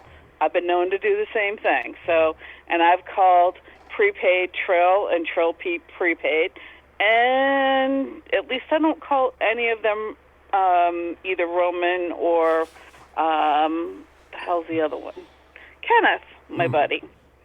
So, you know, I definitely got to give it to him. I've fucked up myself, so I will lay that to rest. And a lot of the reason I do it is because it pokes fun at you. But the story behind that is my husband was 20 years older than I was. So he would have been like 70 this year. And I'm only 50. So being called the old lady when you're in your 30s really kind of sucks when your husband's 20 years older than you are. So that's why I got offended by it. Now, going forward, I still don't like it, but I get it. I just never really liked how just crappy it sounded. But to each his own. You know, if your lady likes that, then I'm all for it. Kay Grace, I got a shout out to you. Thanks for calling in tonight. I heard a lot of it. It was good stuff. And that's about it. I mean, it was on fire tonight with everybody coming in with what their opinions and thoughts were. Other than, like I said, other than Trilene and some Midol, everybody else did fine. And I got to leave it at that. I'm just super wiped and got to be up in a couple of hours to start my day. So, you got any questions for me? Or are we all good? I think we all good. Like I said, I want to apologize for you because you called in. Like I said, I got mixed up arguing with Heidi, and then there was another call coming in at the same time, so I accidentally ended up hanging up on your yeah. call. So, that was funny. It was fine. Hey, shit happens. I don't get offended that easily. Believe me. And if I do, you know I'm going to tell you I haven't been offended. It's all good. It's funny watching the boards tonight. It's truly politicians at its best working. So no, we're all good with that. I can't even think of anything else. I know I'm going to be up in a couple of hours. So, but yeah. Oh, I only wanted to ask. So if you actually make it on time, can I get 25,000? So if I do make it, I'll take the bet the other way. Okay. Now it doesn't mean I'll lose anything, but if you actually make it on time, can I get 25,000? Yeah, since you asked, absolutely. All right. Hey, you know, somebody's gonna take the odds, and at least I'm willing to do that. Yeah, absolutely. I think that's a fair deal. All right. Shout out to Miss Bell. That's why I like Miss Bell. Well, like you said, it's like, you know, I work it. I try not to offend anybody, but, you know, I got to work it. I need my pistachios. I just try to do it as honestly as possible. Now, I do got to give it to, who's the one I'm usually, is it only one, or is it, Sweetberry. Yeah, her and I are, like, kind of head-to-head with different things, but she doesn't, I think she's great. You know what? She's working it. She's doing what she's got to do. But that's one of the reasons I won't rumble with her, because it's like I lose every single time to her. So it's not that I don't like her. I'm just not stepping up and losing money or losing pistachios when I know I can keep them right where they need to be. So, yep. All right. Let me go and have a good rest of the night. All right. Thank you, Miss Bell. I appreciate you calling in. All right. Night. All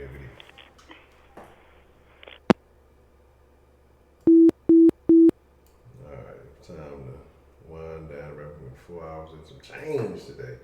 So like I say, yes, this will definitely probably be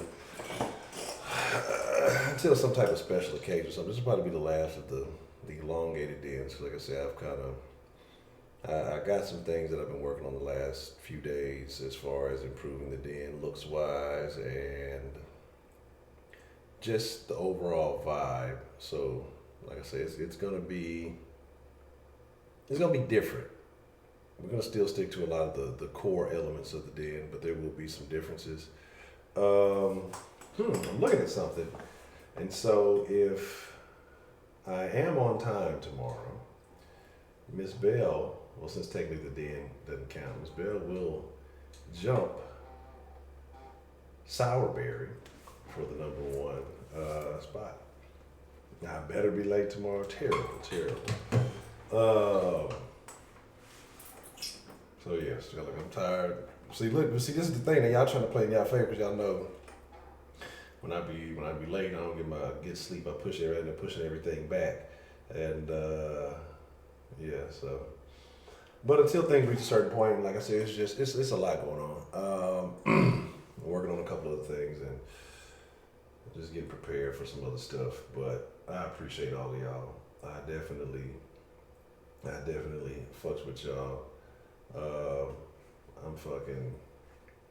I'm tired. I can tell Alaska because I ain't had no juice.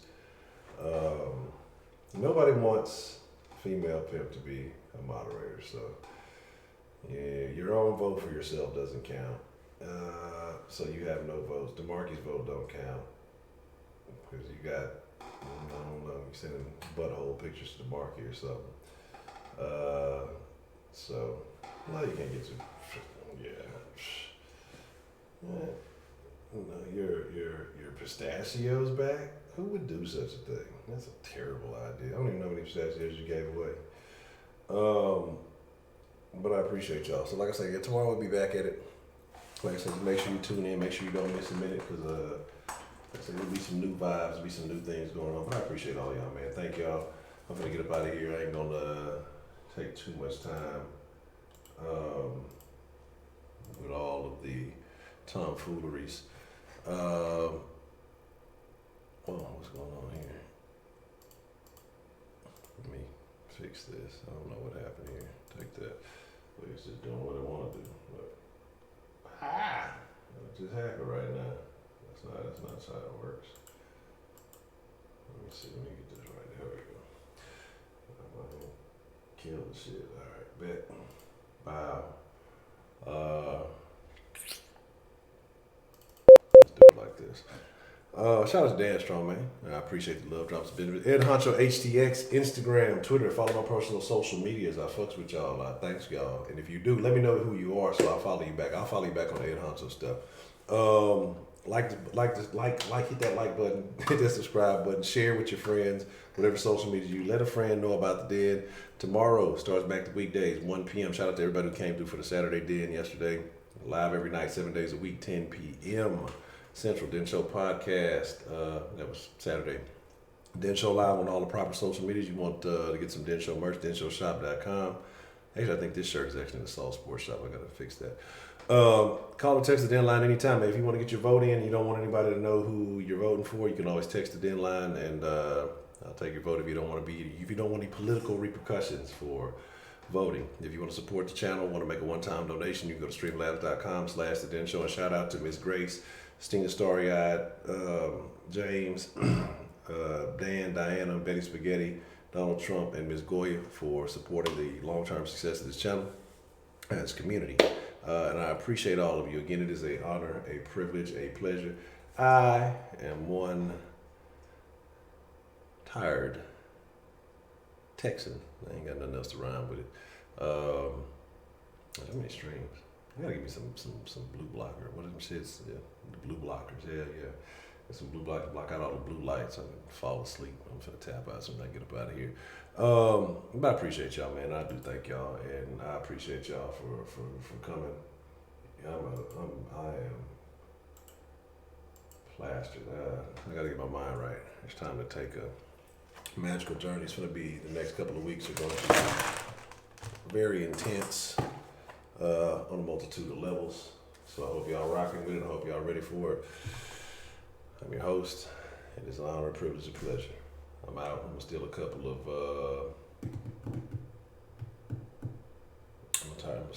pistachios from Sweet Berry. I'm gonna beat her up and empty her pistachio pockets. And with that being said, man, hey, I'm out. I don't know. I need to change up some of this dead music here. Should the music be upbeat? Like, I don't know if y'all who've been in the sauce. Should I have something like kind of like the sauce music, where it's upbeat? Should it be something that's kind of like the intro music? I don't know. I don't really know what the energy of the Den is. I'm still trying to figure that out. Is it an upbeat thing? When you come into the Den, do you feel upbeat? Do you feel relaxed? Like, I gotta figure all this stuff out. All this is important. I may be tinkering with the music over the next few days, trying a couple of different things. But I'll catch y'all tomorrow, man. 1 o'clock. Make sure you be there, be square. Tell a friend about. Bring a friend to the Den tomorrow. Let's see anybody who brings a friend to the Den tomorrow. Not a fake account.